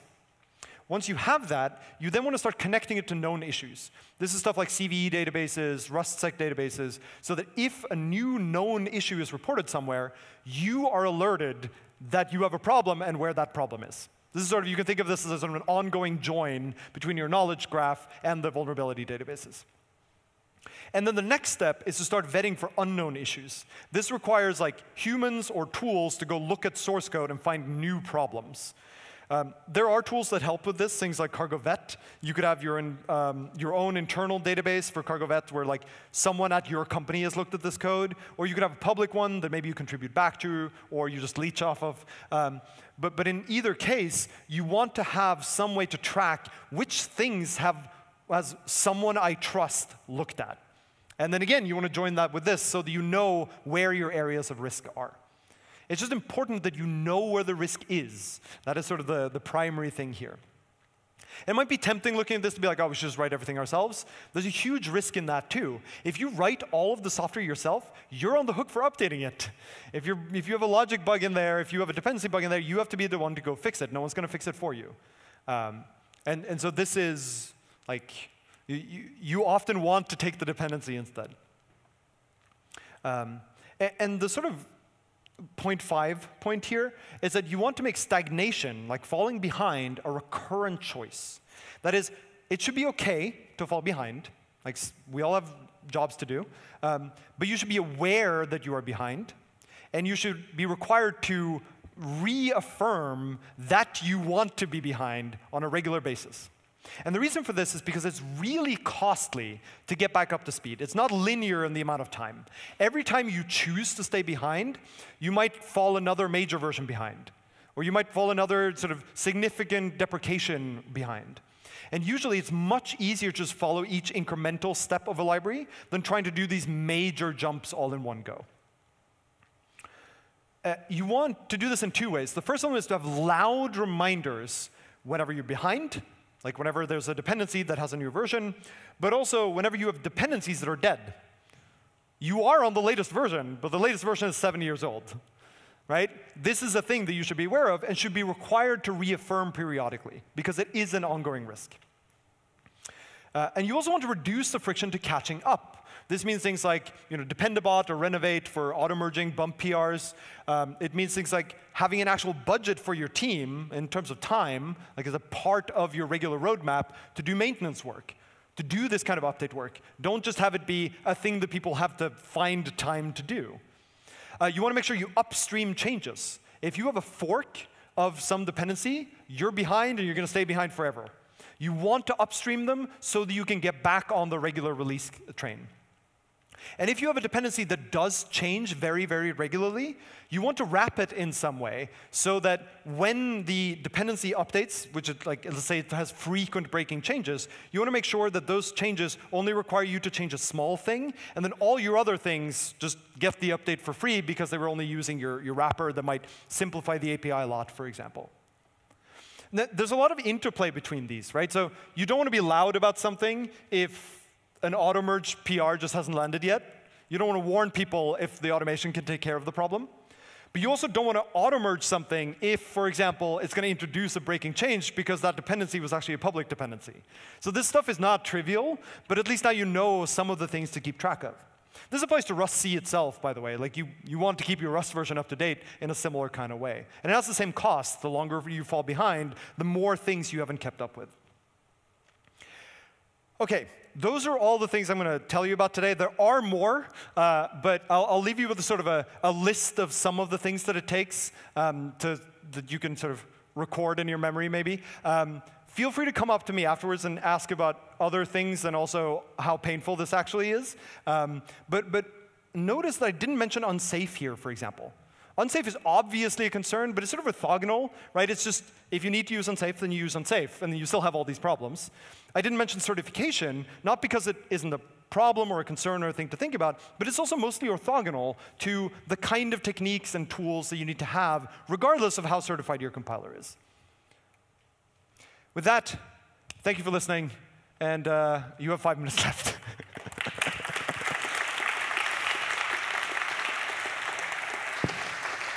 We've got time for 3 questions. 3 questions. Sure. Are there any questions?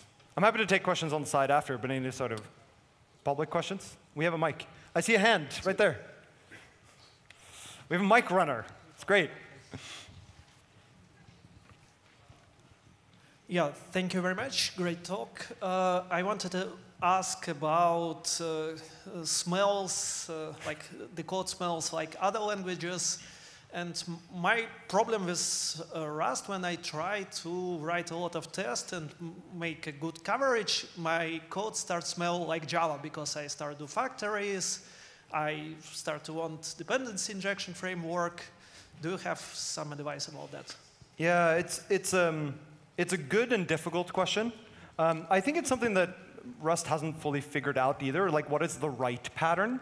We know some of what it takes, right? So things like either having a lot of your types be generic over things like underlying I/O types or API types, or if you don't want the generic to sort of pipe all the way through, to use trait objects like boxed in. That can help for dependency injection.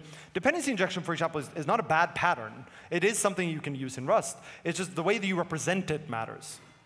When I talk about code smell, I mean more things like, for example, if you have factories everywhere, like the fact that they're called factories is a good indication that it's not particularly Rust-like, because in Rust it would be a builder and it would look kind of different. And there are sort of rules around the right way to construct builders that should be consulted in this regard. And maybe you don't even need one. The other kinds of smells are things like, if I don't see references to self or mutable references to self, that's probably a smell. That means that you're probably coming from Python and you have just a bunch of like free functions, just take a bunch of arguments. Other things that come up are if you have argmutex everywhere. Like, argmutex is not bad. Very often, argmutex is a convenient way to solve your problem. But if they're everywhere and like any bit of code takes like 4 different argmutexes, something's not right. You also see this with code that has like traits that have like multiple super traits. Right? So you have like a trait definition, colon, and then 4 different traits, because people are trying to emulate object-oriented programming by using traits. Does not work very well. And so there's like these kinds of smells that I'm talking about that that indicate that something is off, and you can probably represent it in a better and more misuse-resistant way. But I don't think you should take all the sort of patterns that have been established over software engineering for the past several decades and say none of them apply. Because I don't think that's true.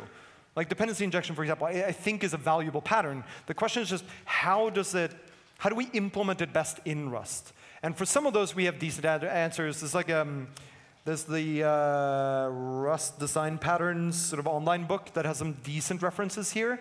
But I think this is something we're still figuring out as an engineering community as well. Hand right there. Hello. Do you have a solution for dependency and deployment tracking? The idea is super nice, but like there are not really tools to manage that like perfectly.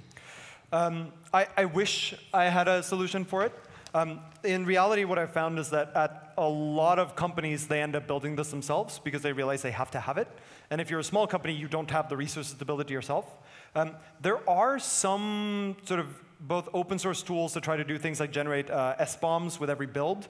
And then as long as you persist the SBOM, you have the historical record of the dependencies you took at the time. So that's sort of the poor man's version, if you will, of just like keeping a track of all the SBOMs and where things are deployed. I don't know of any good sort of fully automated or integrated systems that you can just either buy or apply out of the box. But SBOMs, I think, are the closest thing we have to a partial solution, if that makes sense. Last question. Last question. I don't think I see any hands. So there's it all the way in the back there.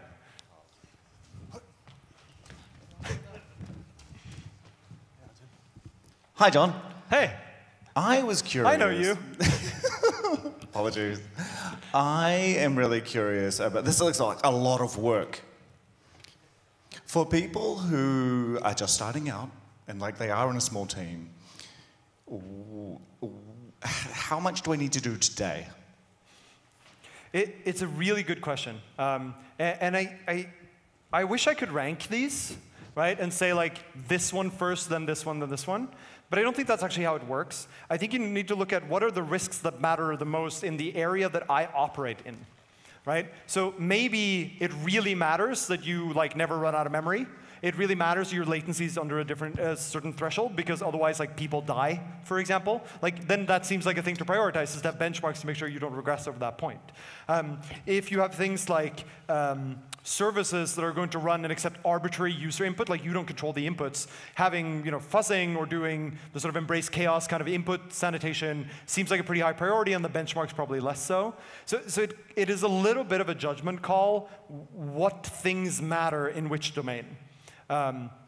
So like use your best judgment, but it is true that like doing all of these is very costly. And I'm not recommending that you try to implement all of these today. I'm recommending that you look through all of them and go, this one looks like it really matters in what I do.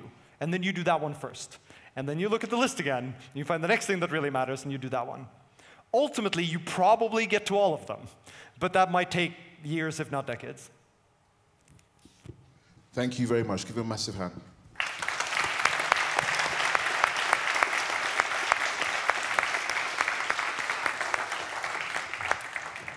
We're going to have a short break, room change. The next talk will start in about 12 minutes. So grab yourself a drink, grab yourself some food, and then come back 10, 12 minutes.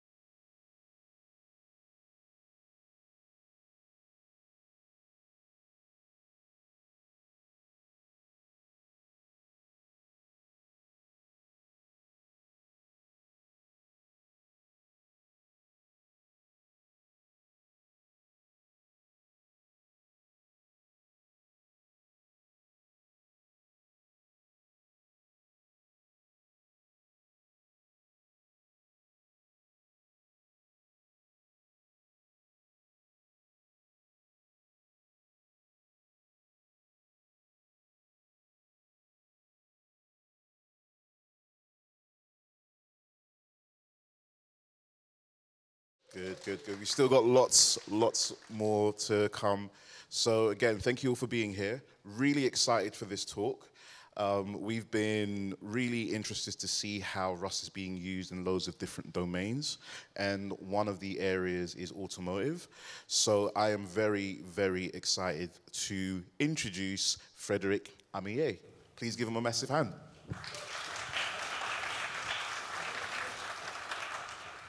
So that's actually the first time I do this presentation outside of the automotive ecosystem that you may know that it's maybe quite close because maybe people are not speaking to the other people in the industry.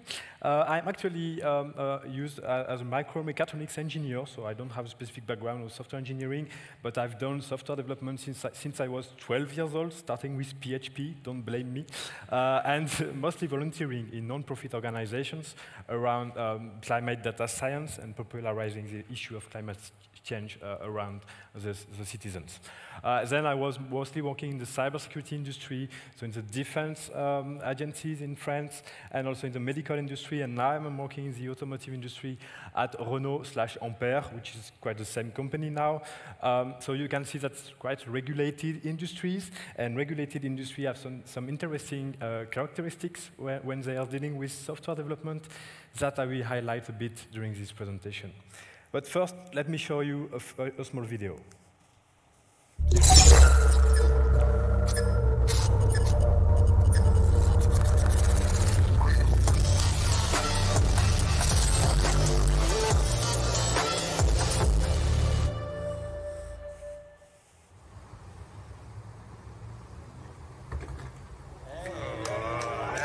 So I know this is not a Renault, right? This is Tesla. So this is actually some of the contests. So this was extracted from the Pound2Own contest, where French security researchers from Synactive were able to actually hack a Tesla using the Wi-Fi connectivity of the car. So this is something that we see often, this kind of vulnerability. Here it's not really safety critical because it's just opening the frunk and making the wipers wipe. But if you can propagate the attack further, it could actually trigger some safety-related consequences, like not braking when seeing a pedestrian or doing emergency braking on the highway at full speed. So actually, when analyzing this kind of attack, that we do it often, we understood that Rust could have prevented this, actually. And I'm not joking, and I will not be doing any jokes on Rust on cars, not more, because I already did a lot of them. And by the way, I showed a video of a Tesla, because Tesla is actively involved in doing this kind of research and demonstration of security issues. And kudos to them and Synactive, because they do really great work in this industry. And this is the fix of this vulnerability that you've just seen. So the hack of this Tesla was actually, part of the vulnerability chains was actually bad management of a string in the code of a HTTP server somewhere in the car. So this is comically simple fix that you can have in this kind of attack chain, which here is as a consequence of opening the frunk and making the wipers wipe, but could have severe safety consequences for other use cases in the car. So starting from that, it's a simple statement. Now the automotive industry is a bit redefining the way it's working with software. And automotive manufacturers tend to have more and more responsibility over the software they integrate into their cars.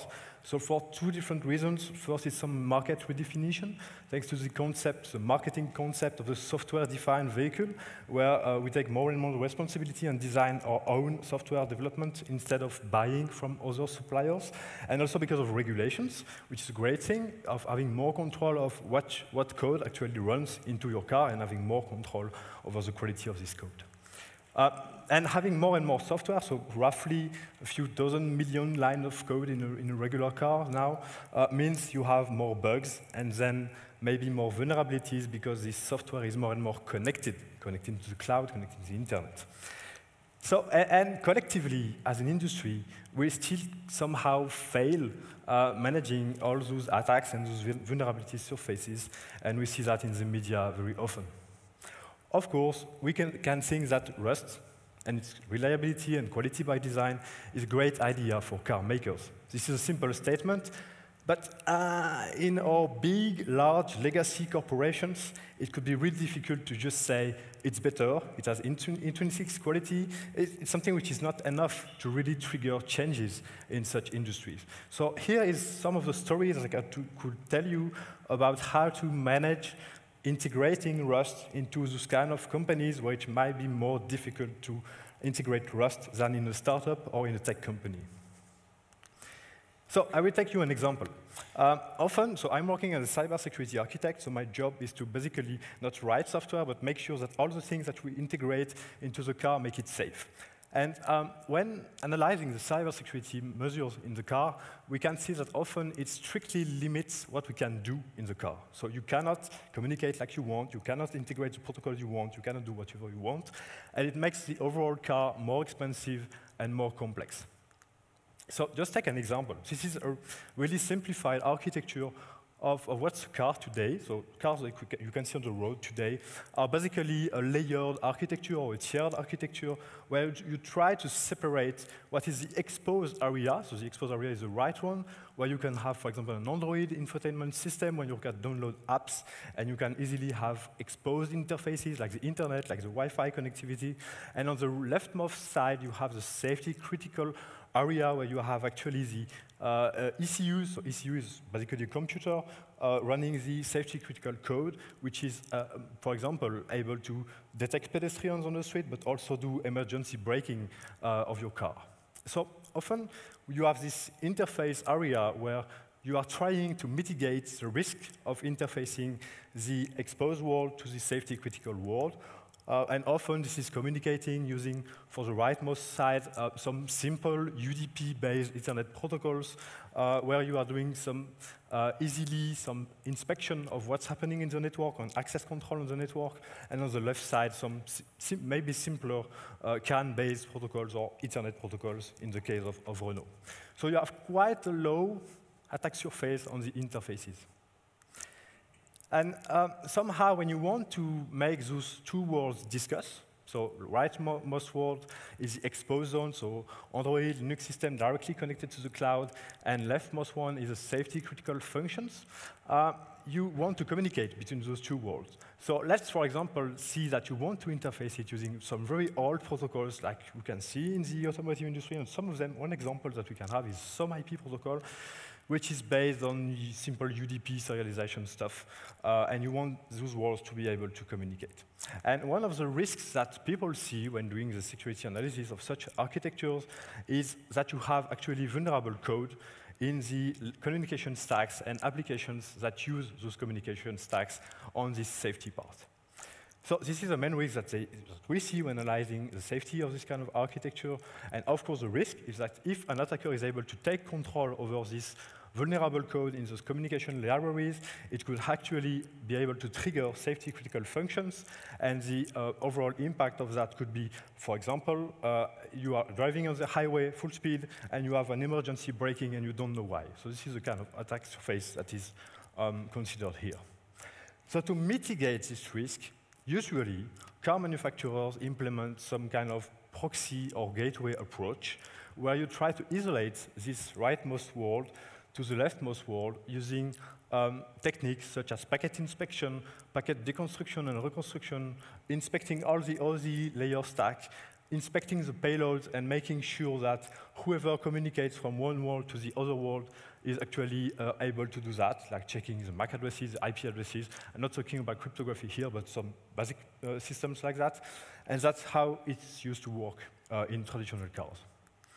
And when you have more complex protocols that you can imagine, like mutual TLS with more complex TCP-based protocols or more complex stacks over UDP, it's often just forbidden, so you could not do that anymore.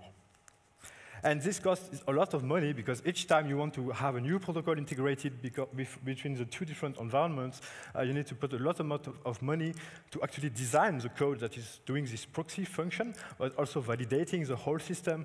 And when you are integrating this kind of architecture, the complexity rises, and then it's more complicated, and you have bugs to manage and so on. So it costs a lot, basically. So it's not really scalable. And the impact of that is that, well, you are you are not flexible, and you can't do anything you want when communicating from one part of the other part of the car. And if you want to transfer data from one side of the world to the other side of the world, you basically cannot do that. So developers are frustrated, architects are frustrated, and it's quite complex. And of course, you have, as I said before, cost and delays impact because that costs multi-million euros to design such proxies inside a car. And it's wasting resources. So you often dedicate full cores to do this packet inspection, deconstruction, reconstruction. So it's wasting energy, it's wasting performance that you have on your car computers. And as I said before, if you want to integrate more complex protocols that are, for example, doing end-to-end confidentiality, like a mutual TLS, you can't do that anymore because it's breaking the end-to-end security properties, acting as like a single point of failure or man in the middle. And of course, this proxy approach still has vulnerabilities possible, so this is not bulletproof. So first thing is, what if we could remove this complexity, so removing the proxies and gateways? First, let me take back a little bit to what is the overall software development picture in traditional automotive companies, where you have your initial design and you have some security by design rules, like system rules, like saying you cannot use this protocol because we think it's too complicated. You cannot communicate between this infotainment system to this LiDAR system because it's too risky. Such kind of rules that we implement in the systems. And then you have your development processes with regular C or C++ code and having restrictions, a lot of restrictions in the code that you develop, like the MISRA rules for those who know those rules, and also compilers restrictions, like using proprietary compilers that were stamped by some organization. And then you have your post-development techniques with expensive static analysis tools, dynamic analysis tools that you implement in your CI/CD.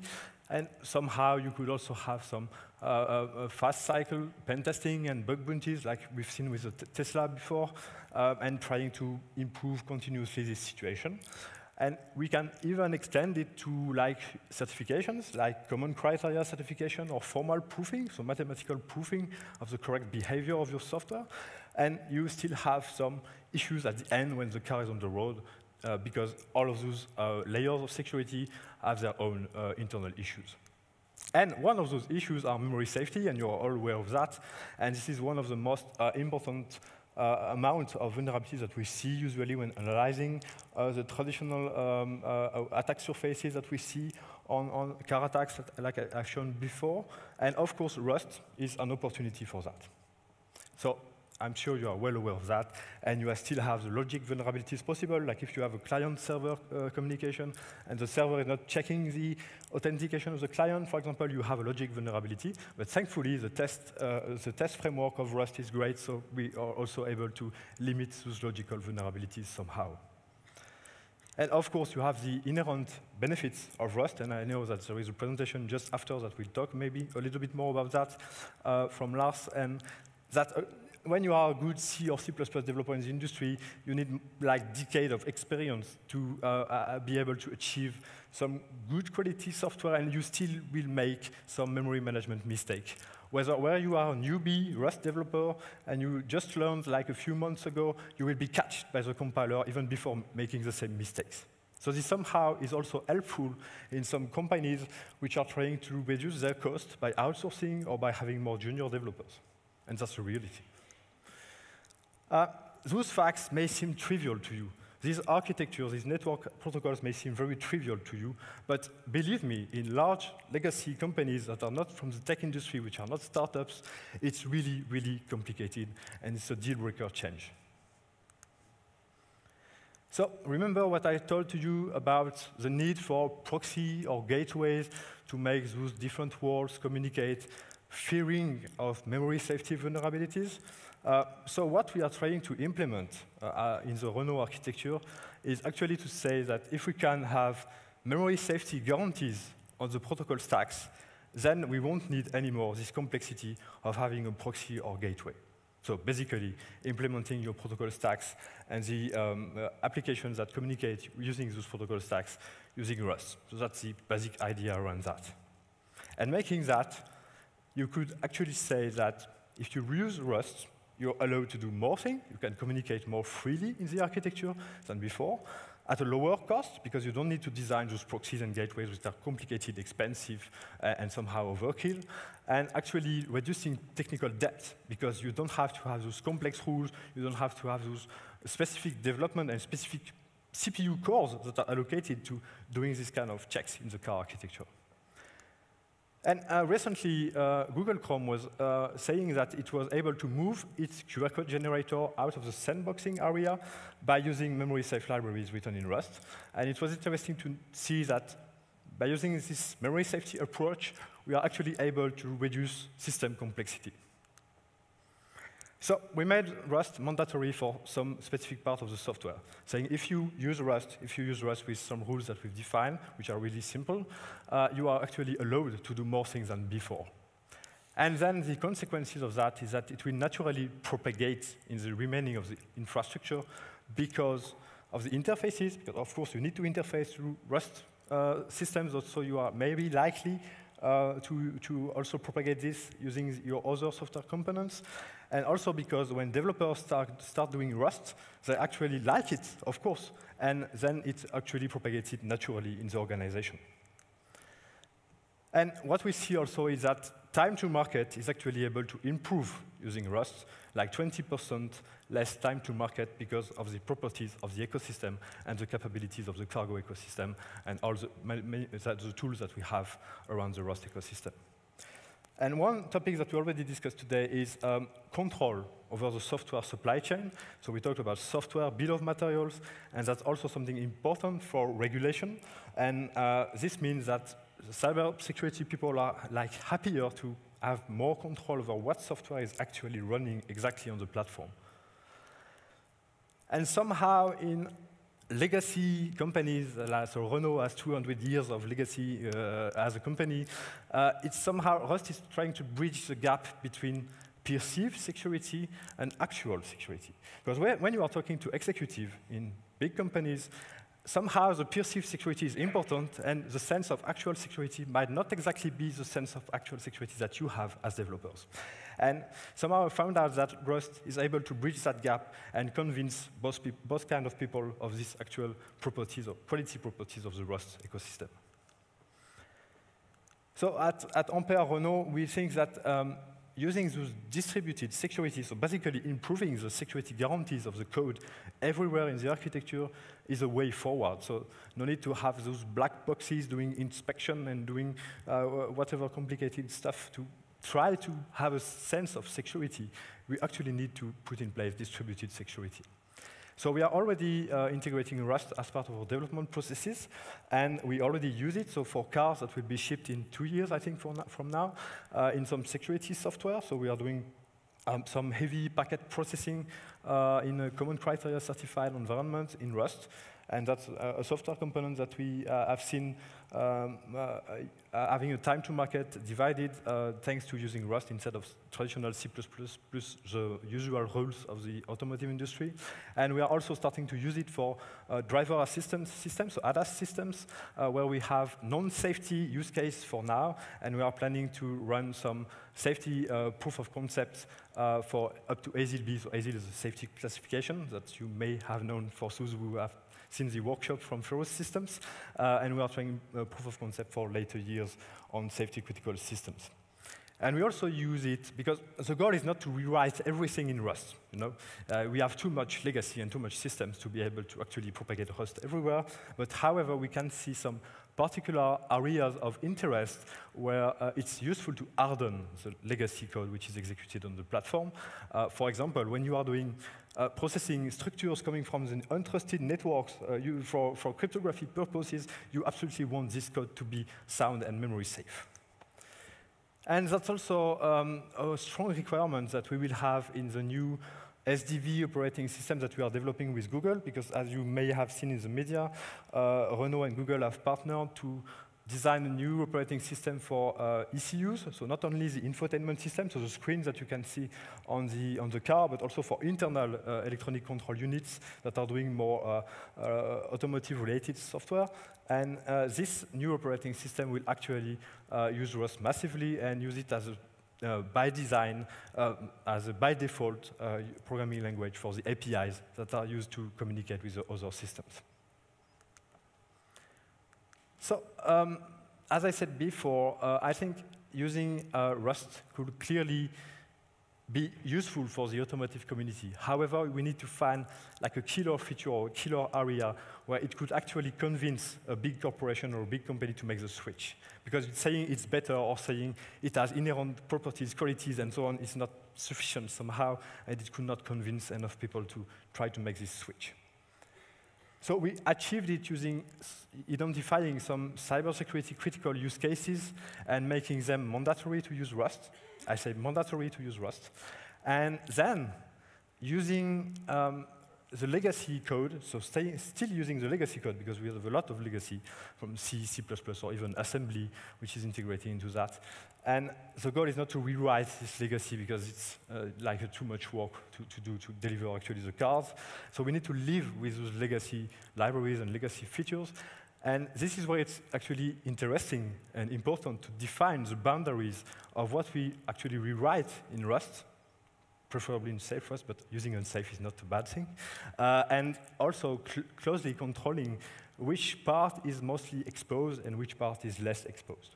So that's actually a job of cybersecurity engineers to try to define those boundaries and see what we could rewrite in Rust and what we could keep as a legacy software.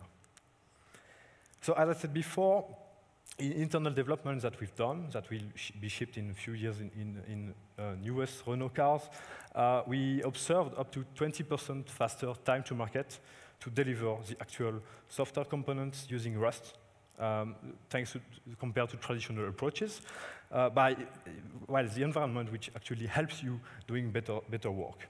And what's important to note also is that we also have the discussion about training people.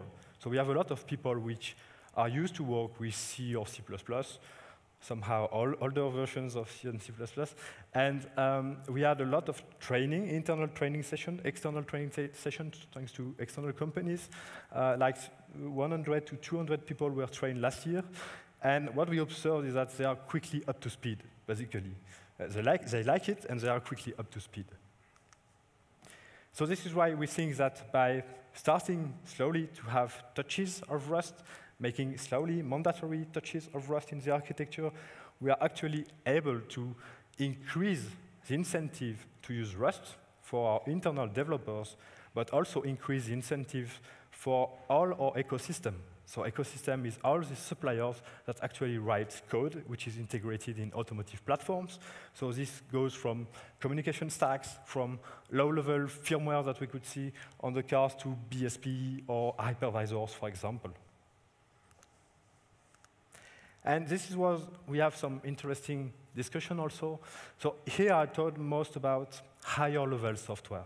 So mostly in Linux-based environments where you have most freedom over what you can do and use the standard library and so on. And we also see some other areas where we would like to see more oxidation of the software stacks.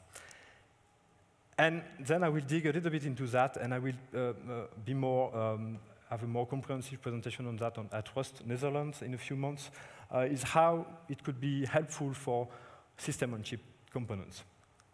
So as I said, cars nowadays look like that. So every blue box is a box, actually, which somehow in the earliest day were sourced from different suppliers, and it was seen as a black box. We don't know what's inside. So here's the braking ECU, here's the LiDAR ECU, here's the infotainment ECU. We plug together, and it works, and it's a car. So basically, that was the way car companies were working a few years ago. But so each one is like its own processor or microcontroller running one or few operating systems and connected together using simple protocols and Ethernet or CAN networks. And the world is a bit changing because now the trend is to have more beefy CPUs with multiple cores, somehow coming from the server world, so mostly what you could find in the data center. And you integrate that in your car, and you hope that using some hypervisor and those multiple cores, you can do everything that your car did before in several different ECUs in a single one, modulo the thermal dissipation, which is some issue. And that's basically what we can see. So the different security zones that you've seen before, so green, yellow, and red, are actually now in the same system on chip. So in the same big silicon area where you have different virtual machines or different clusters, CPU clusters, blocks, integrated together, and somehow sharing some low-level components of the system on chip. So hypervisor first, which is a higher level, the cores and the clusters, and also some various IPs that you can find in system on chip. So if you look like of what's inside a system on chip, or a typical Raspberry Pi and so on, you have some GPU controller, neural network controller, some DSP for mathematics operations, some networks accelerator IPs, some cryptographic accelerators. What you could see that crypto IPs could be secure elements or strongbox in the Android world, or some proprietary IPs, proprietary management IPs that semiconductor companies said that, believe me, it's secure. It's there, but it's secure.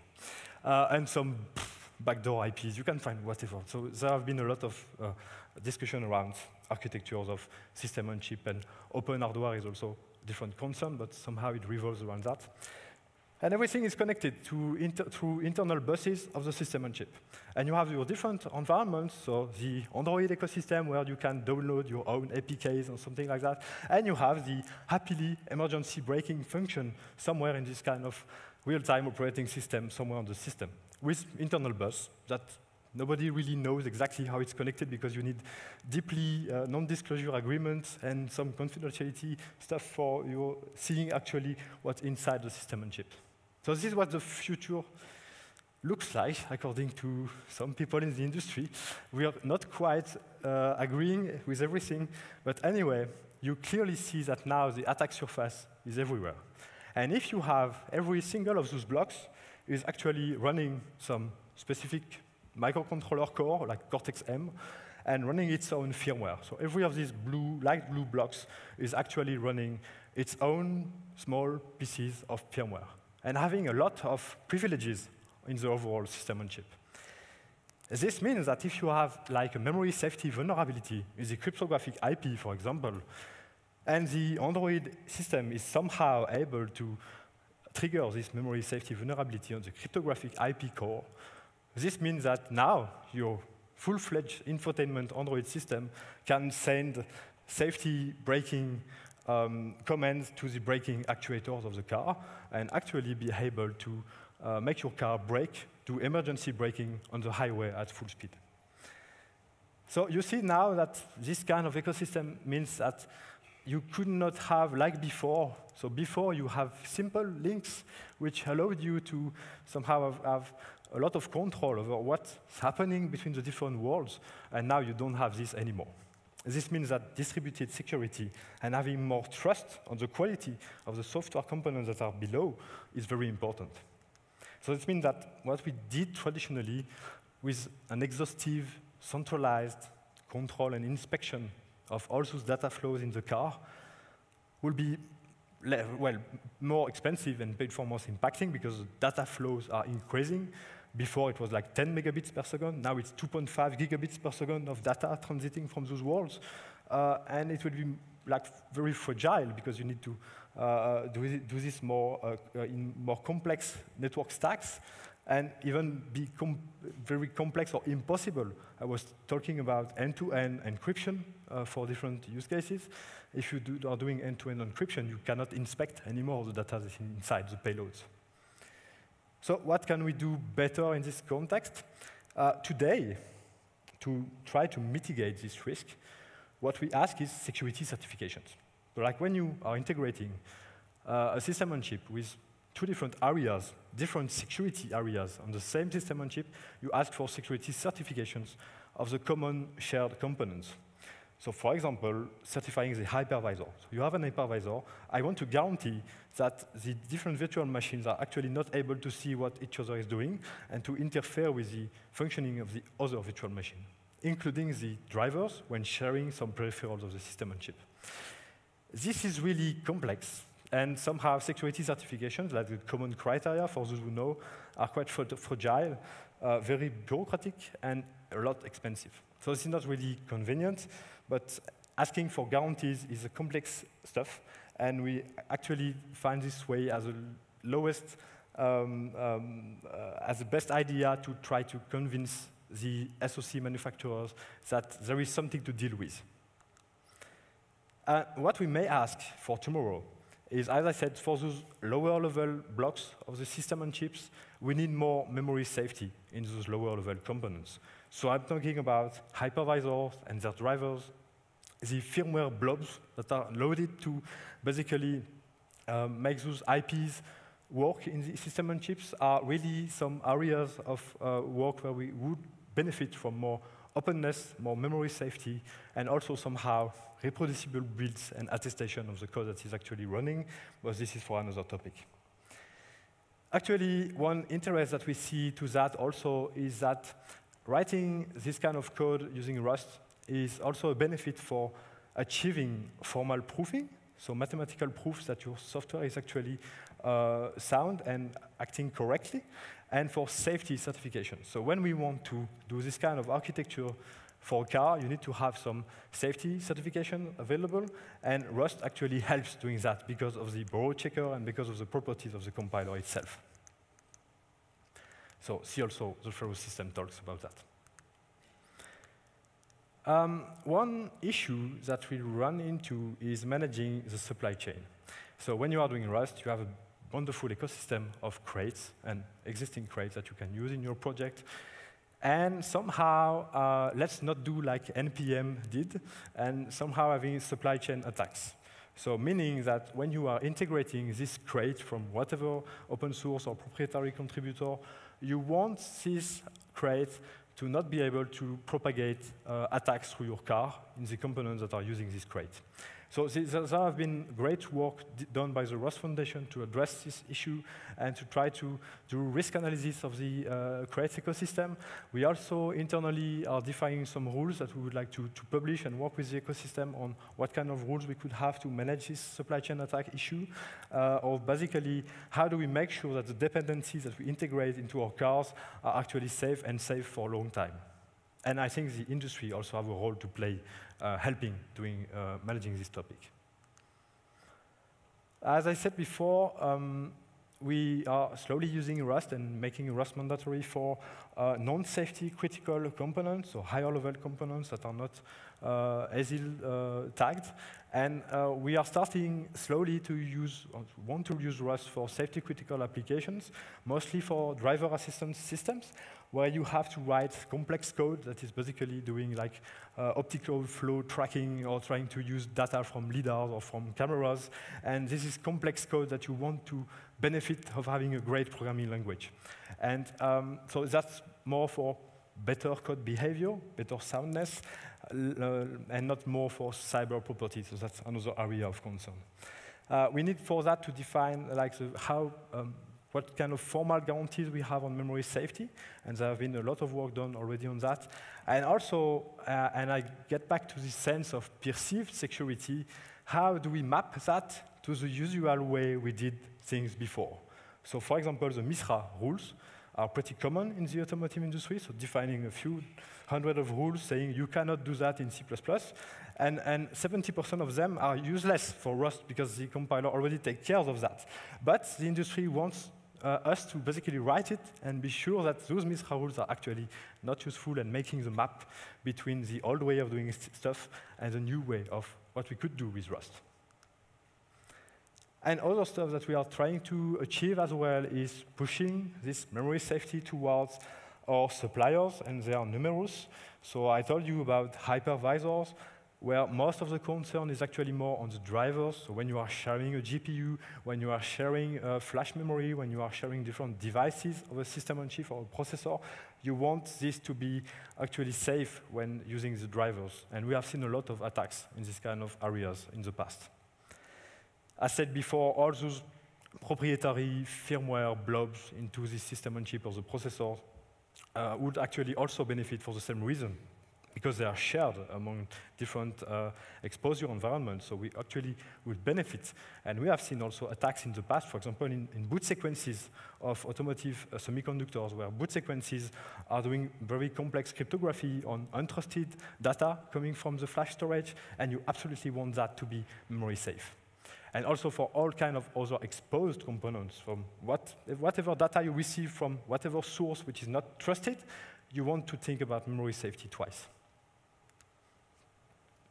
Another important area, I think, is how do we improve the relationship between big corporations used to proprietary stuff and the open source community. And this is also making the map with what we discussed before about RustSec and vulnerability management, and how do we use, for example, CREV system to actually propagate trust in the Crates ecosystem. How do we upstream changes? How do we manage licensing between those different actors? This is not an easy task, but I think the industry has also a role to play by defining how to work correctly with the contributors that are managing the crates that we are using. So it is not something great to see that, for example, you can receive an email from whatever automotive company, and you are a volunteer doing open source development, and the people from the automotive company are saying, please fix this vulnerability as soon as possible. This is not something that we can imagine working in the future. So, few conclusion bullet points, I guess. So we found out that Rust is actually some lowest hanging fruit for having cheaper, more simple, and secure solutions for the automotive industry, which actually improves both time to market and overall satisfaction. So when I say satisfaction, we're actually able to satisfy the cybersecurity people, the higher level executives, and also the developers, and as well the users that actually use the car. We started demonstrating that it's actually effective, so reducing time to market, improving security, and we will spread it more and more in our roadmaps, in the software roadmaps, with a strategy of Rust by default for new developments. And the remaining of the automotive community, because we are only car makers, we are not the overall automotive community, needs to actually embrace this as an opportunity. Most people see that as fearing this new ecosystem that is here now, and we think that it's actually an opportunity. And we are often, and I do different conferences in the automotive industry to try to train people understanding Rust and understanding the characteristic of Rust and how it could actually be helpful.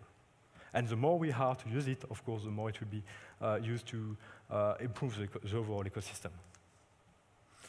And as I said often, because I always have this question for when talking to automotive colleagues, is that, of course, Rust does not solve everything. So you still have the logical vulnerabilities. We still have cryptography to be made correctly. Correct cryptography is important.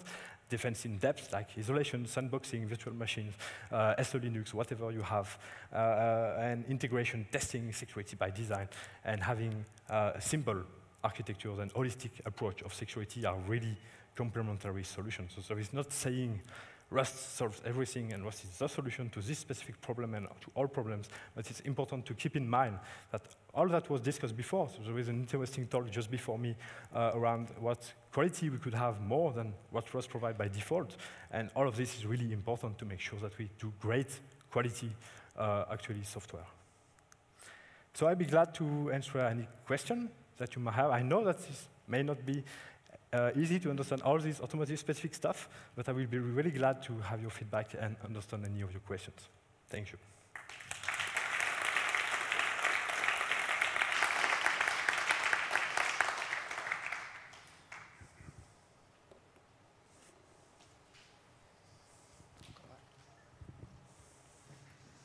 Hey, you mentioned that using Rust over C++ already covers 70% of the MISRA rules. My question is, does this include Clippy? If not, does Clippy cover the other 30%? And if not, what is missing and could this be implemented in Clippy? So like the 70% is actually not including what we could do with Clippy. And some people have worked on that in the past, like there is some GitHub repository on how to map MISRA rules with actual properties of Rust. And this is a lot of work to be done on this area. And I think some of the checks might not be automatable, so it might be really complex to actually integrate it in Clippy rules or something like that. But I'd be really glad to work further on this topic, yes.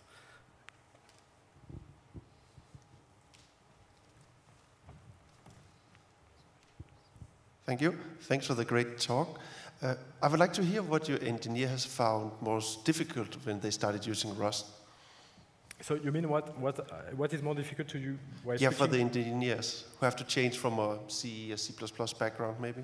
From the engineer perspective or from the, okay, because there are two different perspectives, that's the management perspective and the engineer's perspective.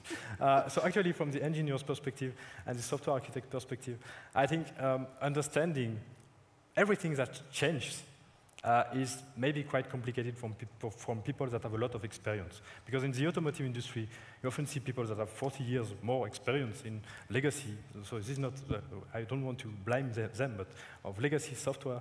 And remapping the way we work to actually work with the newest stuff that Rust improves in the ecosystem is the most difficult part. And also understanding dependencies. Because previously, you just source a library from someone, or you just design it by yourself. And now the way of using the dependency ecosystem, the crate ecosystem, is actually very different from what people are used to do in regulated industries. And I think this is really something that is maybe difficult to remap in the brain, basically. Yeah. First, thanks for your talk. It was really interesting. I think you touched upon the topic of supply chain and working with the open source community very well.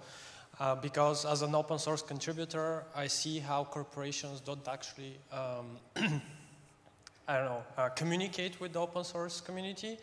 And it seems that it's win-win situation if corporations actually work with these open source communities to bring not only support for themselves, but also the general public. And thanks for that. I'm really interested to talk about that after your presentation. And my question specifically was, how do you feel about remote flashing and testing a system in isolation for your developers, for example, or engineers? What do you mean by remote? So imagine you have one of the systems isolated, but also somebody from home can be working on it and running tests on it remotely and flashing new firmware remotely. Is that something that you're looking into or something that you would be interested to do at some point? Okay. So first, the relationship with the open source community. Coming from non-profit organization and designing software from the benefit of everyone, I really understand this concern. And unfortunately, Renault is like 10,000 people, and big corporations are not exactly easy to make moving forward, and it really depends on the mindset that people may have in the different layers of the industry. So this is something that we are trying to change, but clearly there is still a lot of work ahead to try to make the map between the open source community. And actually, like you've seen the fix from the Tesla hack. The fix was actually contributed by Tesla engineers. So this was Tesla that fixed the bug and just contributed to the open source community, and that's great. For your second question about remote testing, so that's actually something we already do, that we're starting doing for COVID because of testing remotely the ECUs, and that is increasing a lot more. Thanks also to a concept which is also a buzzword, which is a digital twins, which is actually having the twin of the car in the cloud and actually be able to run the car in the cloud the same way that you could run the car in a test bench. So basically, those are areas where we are working on. And of course, there's a lot of work trying to map the external interfaces and something like that. But yes, this is an area of research. Yes. And we can discuss a bit more later if you want. So I assume, given the nature of what Renault does, that you would need a certain amount of unsafe code to do, either just because it's required to interface with some device, or I don't know how often it comes up that you need it for performance. But could you speak a little bit more about what sort of rules, tools, practices, etc. you've put in place to deal with unsafe code if you do need to use it in Rust? So yes, thank you for the question. It's a really great question, in fact. So we're just starting with Rust because we are a legacy company, so starting from being far away from some of you here in the room. So the rules that we have defined is by default that you can't use unsafe because we need to define rules. You can use the unsafe blocks if they are actually commented with a safety comment saying why it is safe. So having a human review why you did use unsafe code. So it's not forbidden. You can use, and we actually need unsafe code for example, using hardware accelerators like SCMD, or also somehow accelerating crypto code and stuff like that. So there are some areas where it's actually needed, or somehow interfacing with other legacy C libraries. And the rules that we have defined is also a subset of Clippy rules and also some Mirai checks for the safety part of the code. So we have a few rules that I could actually share with you, trying to make the best of the available ecosystem to try to map the overall quality by design and going further to what the compiler and borrow checker are providing. But this is really an area where we are maybe lacking resources to actually do that correctly, because we can't keep up the pace of what the ecosystem is providing. The ecosystem is really active, and we, as legacy companies, have maybe a delay from what's available in the community to try to integrate slowly in our CI/CD and our test environments. So yeah.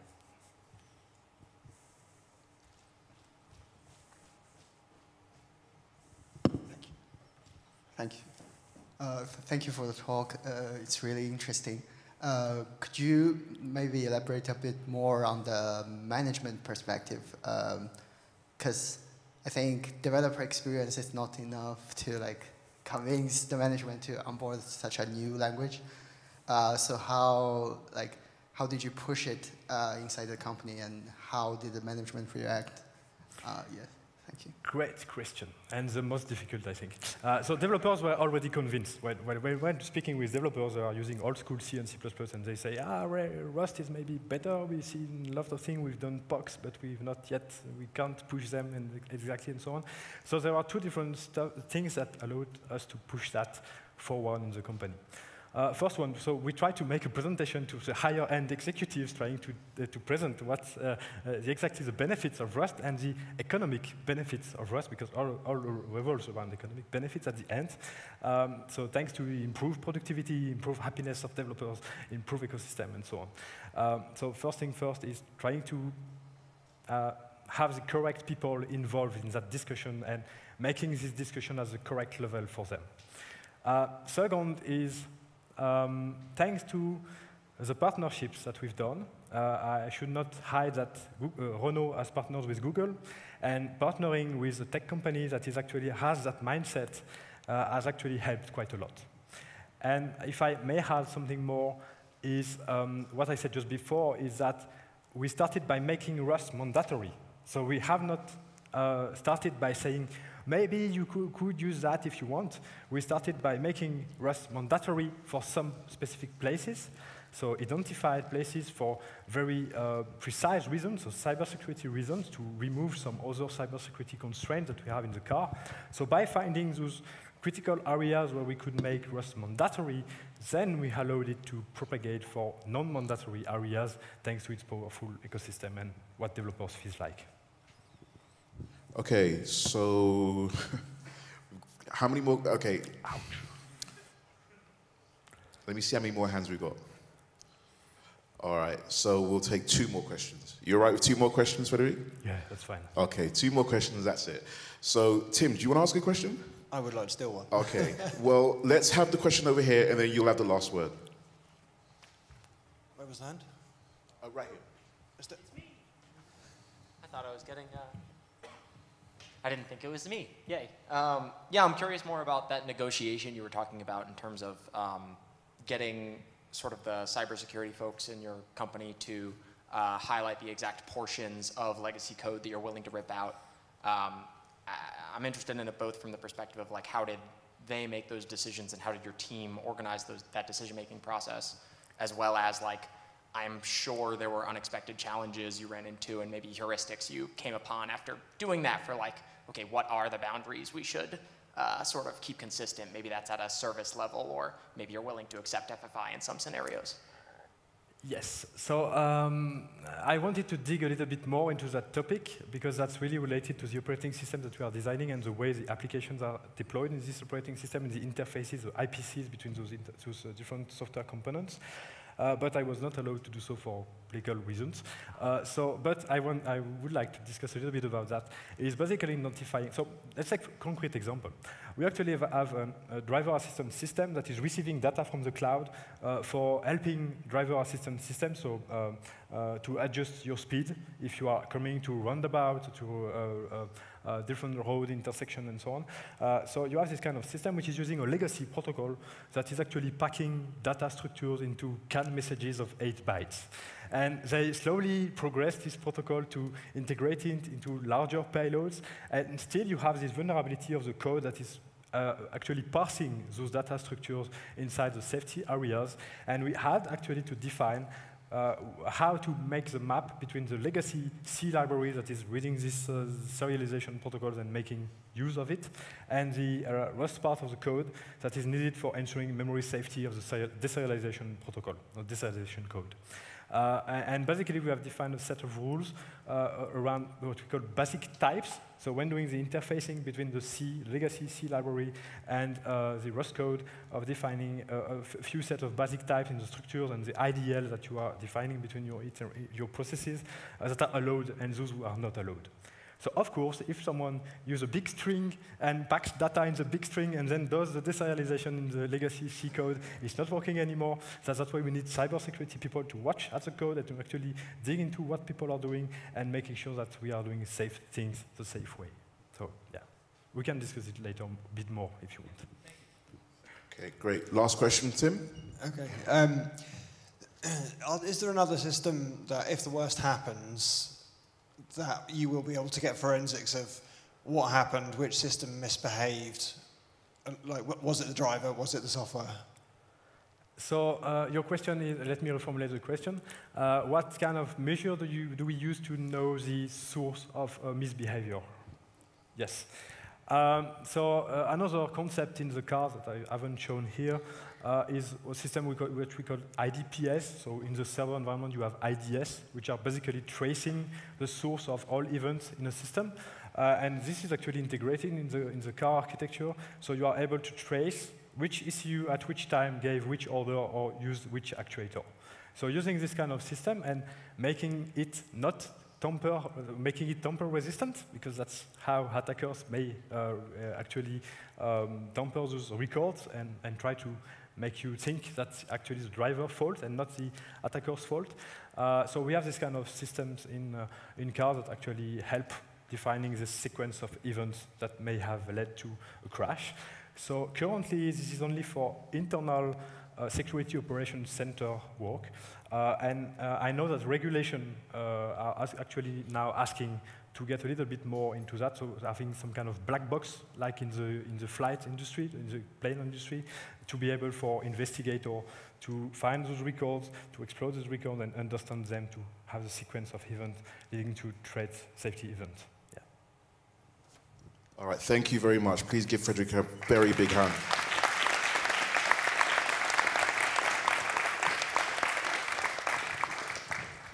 Okay, so we are going to have a refreshment break now. We're a little bit early for it. So please feel free to continue.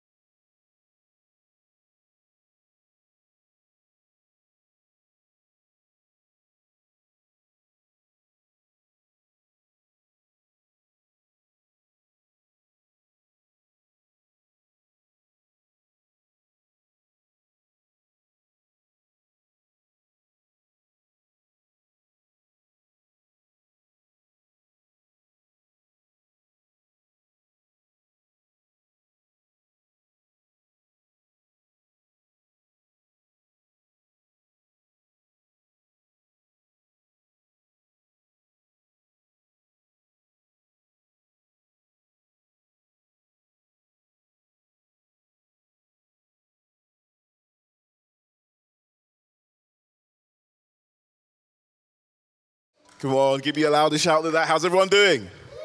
Okay, great. I hope you've all had a great time today. This has been an incredible day. It's been a day of fun and learning and collaboration, and I'm so glad to have you all here. I am very excited to introduce our first day evening keynote speaker, someone who has done so much for the Rust ecosystem from the early days, right at the early days. So I would be very, very, very proud to introduce, and please give him a massive hand, Lars Bergström. Thanks.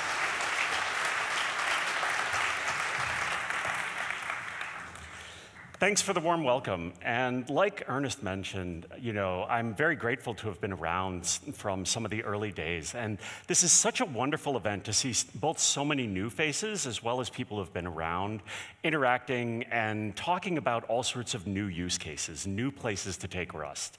So I wanted to really thank you all for giving me the opportunity to sort of close this out.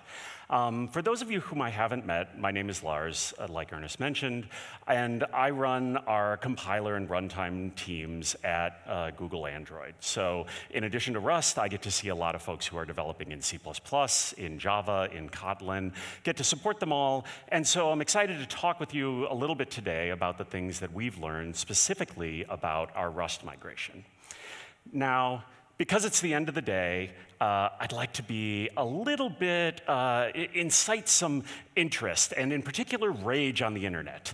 There's nothing that makes people more angry on the internet than talking about benchmarks, except talking about developer productivity. And so today, I wanted to sort of end our day by ruffling a few feathers. So let's go ahead and get started. Now, you've all seen the website. Unfortunately, I don't get to write a lot of code these days, so I like to talk about these as the value propositions of Rust. And these 3 value propositions have sort of been up on the website for most of the time that I've worked with the language. And so I'm going to go through these in turn and talk about just how these value propositions are holding up when we talk about them to other executives and pointy-haired bosses like myself, and then really center in on the productivity side of it. So I think performance is really the easy one for us, right? This value proposition is really, really well sold. Every single year, there are news stories of people who have either come to Rust for the first time, who have ported a system, or who have rewritten a system in Rust and seen amazing benefits, whether it's around memory usage or CPU usage or something like that. I have 3 up here that were sort of seminal. The Dropbox article from 2016, which really introduced the idea of rewriting web services in Rust to a larger community. The really great article from Figma in 2018, which sort of showed how you could start to build complicated front-end web services and have Rust be an important part of that and reduce the costs. And then the UV article from very recently, which showed how you could rewrite some of your command line tools, and again, brought Rust, not that folks in the ML community and the Python community were not aware of Rust, but really brought it to the forefront and helped people see it. Now, you could do a whole keynote on everything around the performance gains that we've seen each year. This is not that keynote. But I do want to say that this is largely put to rest, that at this point, when you talk about Rust as a way to get productivity, people do not question it.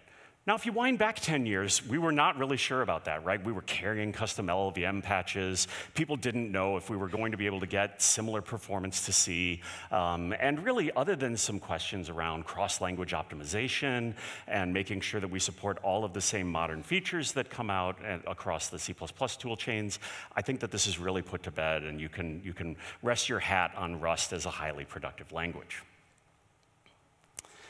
Now, when we hop over to reliability and security, I would say even 6 months ago, this was a really tough conversation. I would go and I would talk to people and they would say, wait, you have an unsafe keyword. That means we should all write C++ until the heat death of the universe.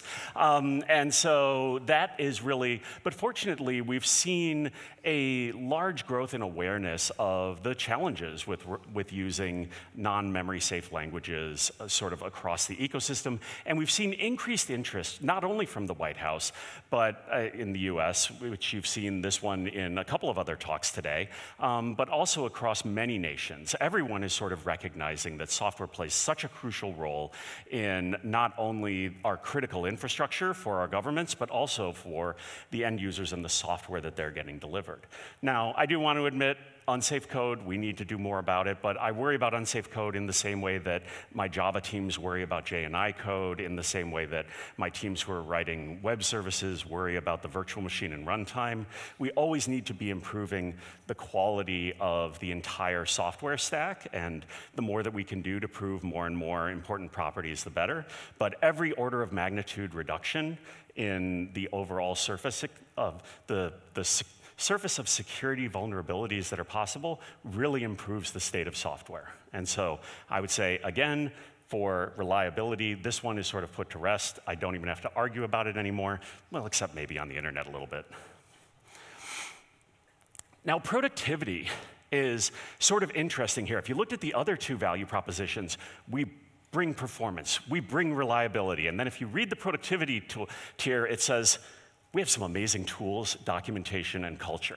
And that's right, like we have a lot of elements. And those are, I'm fortunate in my 25-year career to have been part of the beginning of many programming languages and gone through the ecosystem. And I think that Rust has uniquely invested in tooling, in documentation, and in culture compared to all the other languages I've been with. But tools alone do not a productive environment make. And so the question is, how can we start to talk a little bit more about productivity? And so there's this question of sort of what does it mean to be productive as a software developer? Now, there's sort of two big common approaches in the software engineering field. The first one, which was popularized by DeMarco and Lister in Peopleware, is sort of to do A/B tests. You have two teams, they both write the same thing, you've controlled for something, whether it's the company they worked at or whether they work in an open-air office. That's also where the 10x programmer meme came from. And so that's well-storied, but it's kind of an expensive way to evaluate productivity. Now, the software engineering field has taken a lot of detours over the last 10 or 15 years through looking at lines of code or number of CLs. Unfortunately, all of those metrics, while well-intentioned, end up being a target rather than actually a useful measure of productivity. So there's some really great research out of Google as well from some of my colleagues. We mainly anchor these days on self-reported developer productivity. Turns out, if you can get them to report it anonymously, most developers know if they're productive or not. And so you can survey your developers and you can ask them, hey, how are things going? Do you feel productive every day? And then we've looked into sort of what are the contributors to that. Now, these aren't necessarily things that we would just ramp them to 11. We're not just going to say code review speed is the only thing that matters. We have to review all pull requests within 33 seconds. But a bunch of these things, when they're bad, tend to degrade productivity. And so I'll go through some data we have around some of these metrics and developer productivity, but you know, it's kind of disappointing. It'd be great if we had some more A/B tests that we could use. If only there was a company that had hundreds of developers who had been rewriting tens of systems over the last couple of years for us to mine the data on. Oh, wait, that's us. So we do actually have some data to share today. We have, at this point at Google, rewritten a large number of systems, whether we've ported them incrementally or rewritten them from C++. And so we actually have some very concrete things that we can say today. I have two big ones to share with you. Number one, when we've rewritten systems from Go into Rust, we've found that it takes about the same size team, about the same amount of time to build it. That is, there's no loss in productivity when moving from Go to Rust. And the interesting thing is, we do see some benefits from it. So we see reduced memory usage in the services that we've moved from Go. And we also, similar to what Nicholas reported in the Vercel port earlier today, we see a decreased defect rate over time in those services that have been rewritten in Rust, so increasing correctness. Now, the second one, the really juicy one, is looking at comparing our rewrites of C++ code into Rust. And in every case, we've seen a decrease by more than 2x in the amount of effort required to both build the services in Rust, as well as maintain and update those services written in Rust. And so that's a really huge thing for us because C++ code is very expensive. These are large teams, it's a lot of work, there's a lot of risk, and so I'm really happy to be able to share some of that data. But in some ways, the data isn't totally satisfying, right? Let's come back to that earlier thing about what drives developer productivity. We can't just say like, well, Rust is more productive, okay, we're done, let's all go home. We sort of want to dig in and say, what are the elements of the various set of tools and documentation and techniques within the Rust ecosystem that lead to this increased productivity? Or at least that don't cause developers to be unproductive. And so one of the first questions that people often have is, how long is it going to take us to ramp up our developers? Right? That's a huge meme in the industry, that it takes a long time to ramp people up. And so we asked, when learning Rust, how long did it take you to become sufficiently productive to contribute to the Rust code base without worrying about the language?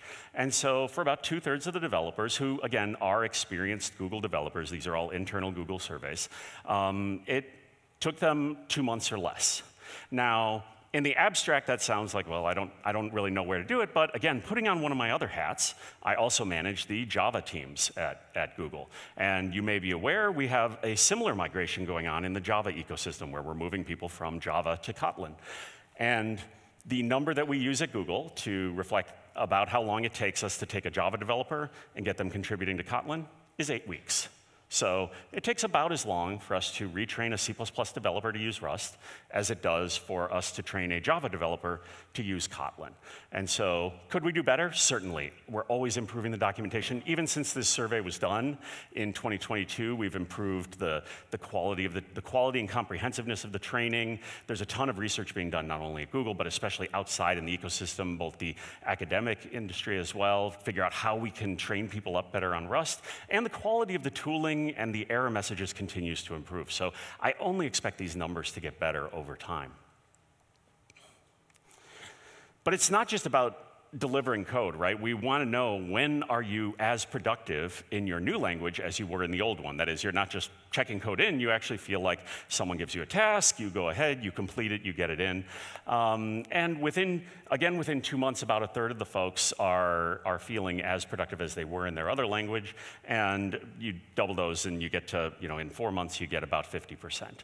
And that's interesting for 2 reasons. Number one, it's pretty feasible, people, to ramp up it within that time.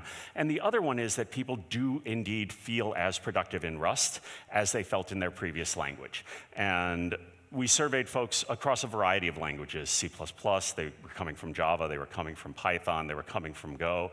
And so it really gives us a good sense that, yes, it takes some time, but people do feel like they are as productive in Rust as they were in the language that they previously were writing in.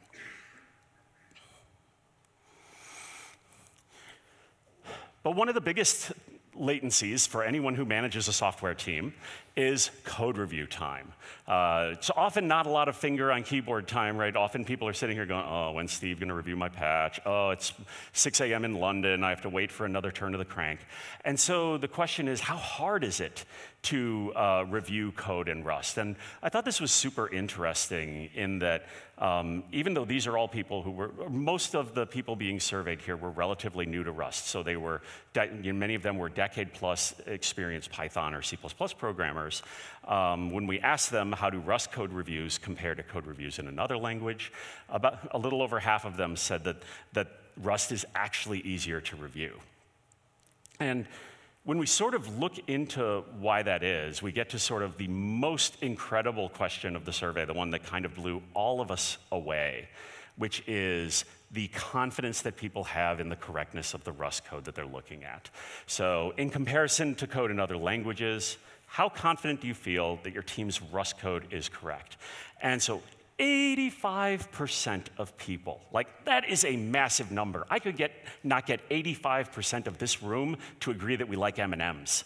Like 85% of people believe that their Rust code is more likely to be correct than the other code within their system. That is just, and I've never seen it, I've been through more than one language survey in my life, and I've never seen those kind of numbers before. And so coming back to code quality as sort of the key indicator of productivity, people really believe that they are writing Rust code, they feel productive putting it together, and when this code is done, it's at a high quality level.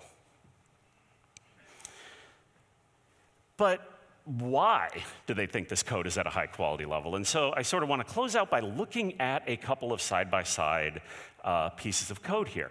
Now, this is all production quality code. None of this was made just to injure the projector screen, right? This is all, everything you will see here is production quality code shipping on millions of devices out in production in the world, written by professional programmers. And so we're going to look at it side by side and see which one you think is easier to review.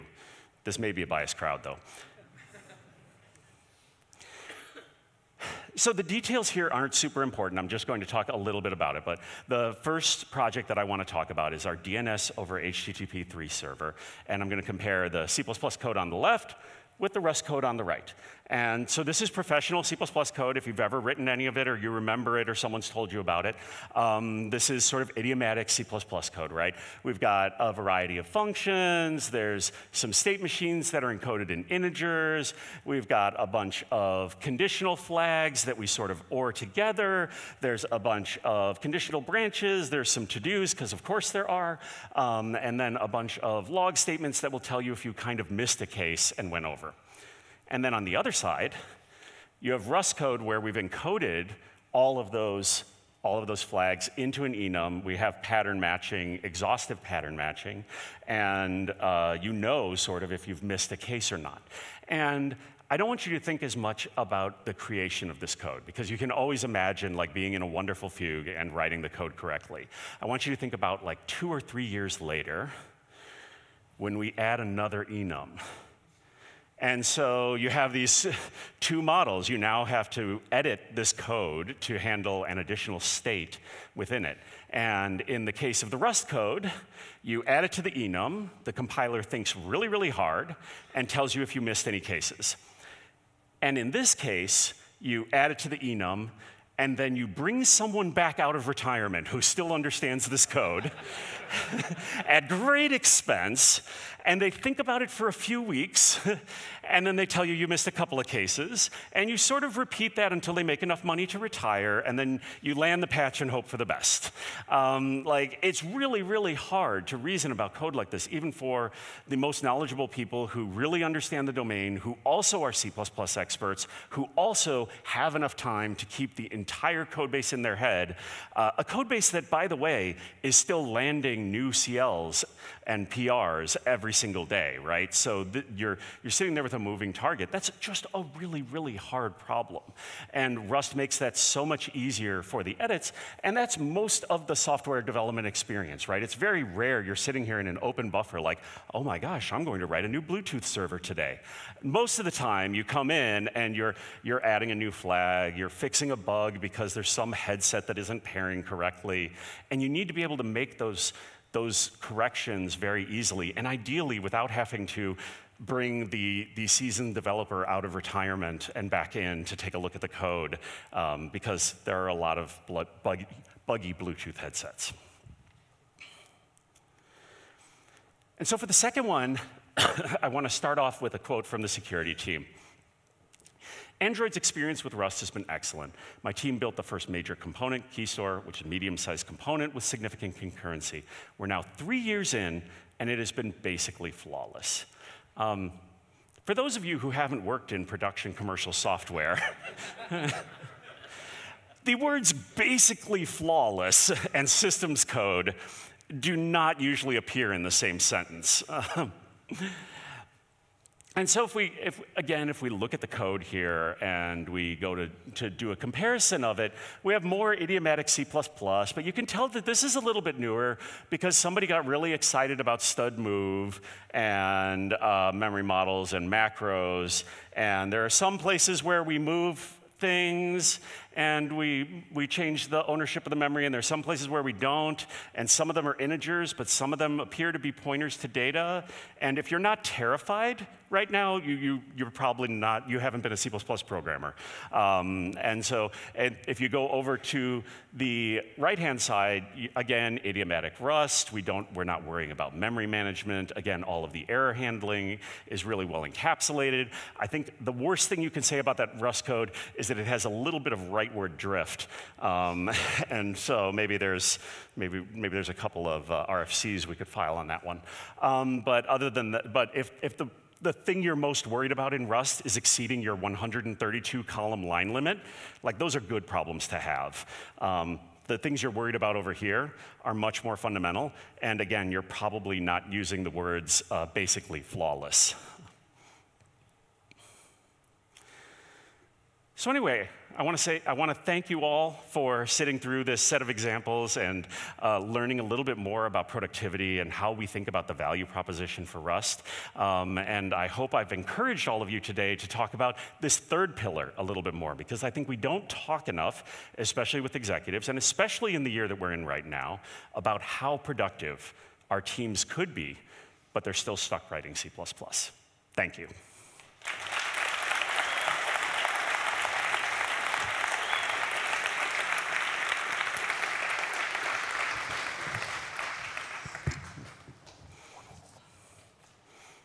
Do you want to take some questions? Sure, I'm happy to take questions. We don't usually do this with keynotes, but we will actually open the floor for a couple of questions while we've got some time. Yes. So we have the amazing Tim here, who's been helping out with the questions all day. Please give Tim a massive hand. If you raise your hand, Tim will run over to you with the mic. And yeah, we'll start with right there, and then we'll go there. So 2 questions. We'll have three questions. 2 or 3. Yeah. Unless someone asks anything mean. 1, 2, 3. Thank you for a great talk. At the risk of making the entire audience angry, do you think that the responses you got might be biased because Rust is a new shiny language and developers who are responding in the service have been writing C++, which was virtually unchanged for the last 20 years? Great question. I have a couple of thoughts there. Number one, this is not the first time many of these systems were being rewritten.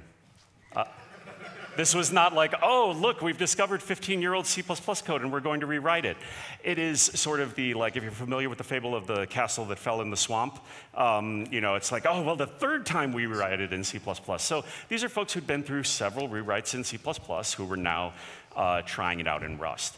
And to the second part about it, people being sort of bright-eyed and bushy-tailed, like, oh my gosh, it's a new shiny thing. Part of the reason we've waited until now is that, yes, early on, the first year of especially Android's adoption of Rust, it was all early adopters. However, when I start to look at some of these systems, less Keystore, because that was one of the early ones, but more HTTP3, most of these folks are people who were just told one day by their director, you're going to have to learn Rust. And they were like, oh, okay. And we had to set them up with training, and they're like, ah. You know, it was definitely like we are now, at Google, we're past, at least within Android. I can't speak for broader Google here, and I should make it known I'm not speaking for broader Google here. We're mostly past that point, right? We're now at the point where we are training people who didn't wake up one morning and think that they wanted to write Rust. And so this survey reflects significantly, you know, there definitely are some early adopters in there, but we were at the scale, even by the time of this survey, that we were starting to get people who had just been told by their management that they had to learn and write Rust, and they didn't really have a choice in it, because that's how jobs work. Thanks a lot for the amazing presentation.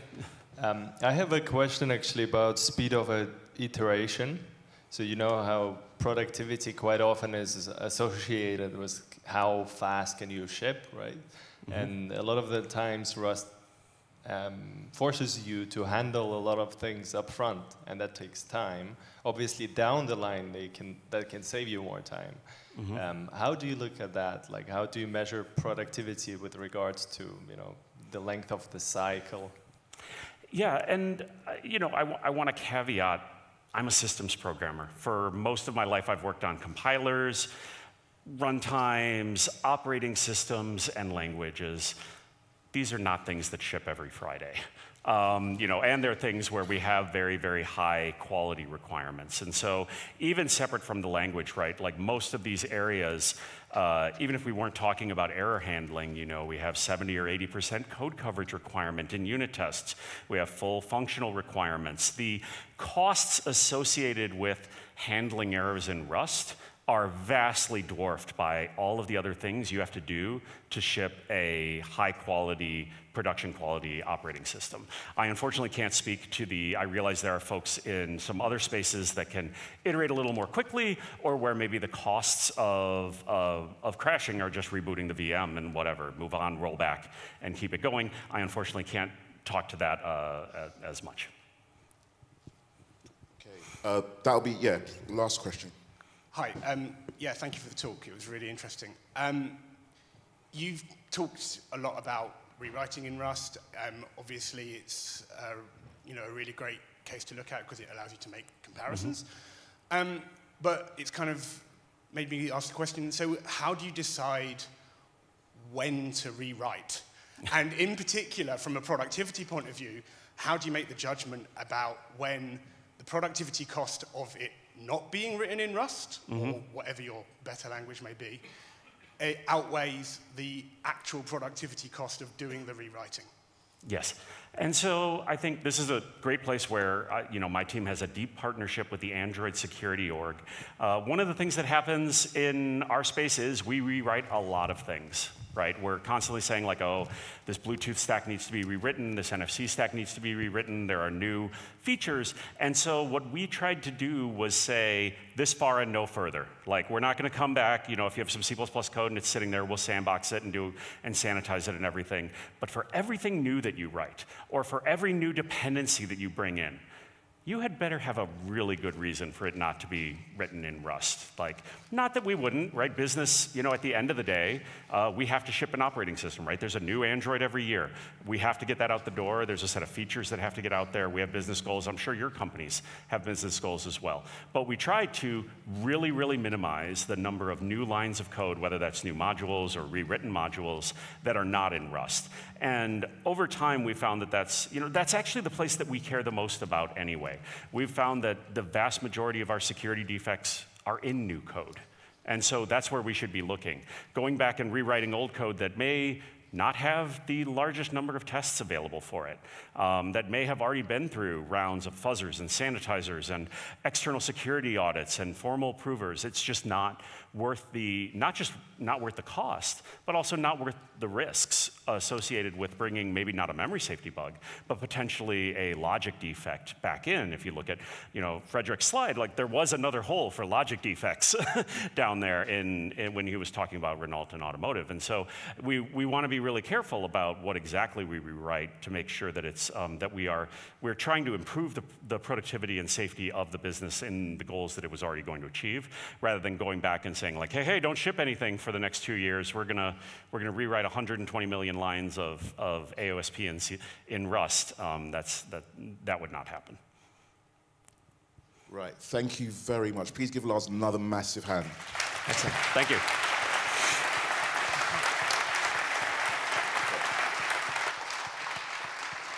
Right, so now we party. Now we have fun. The social is going to start in 10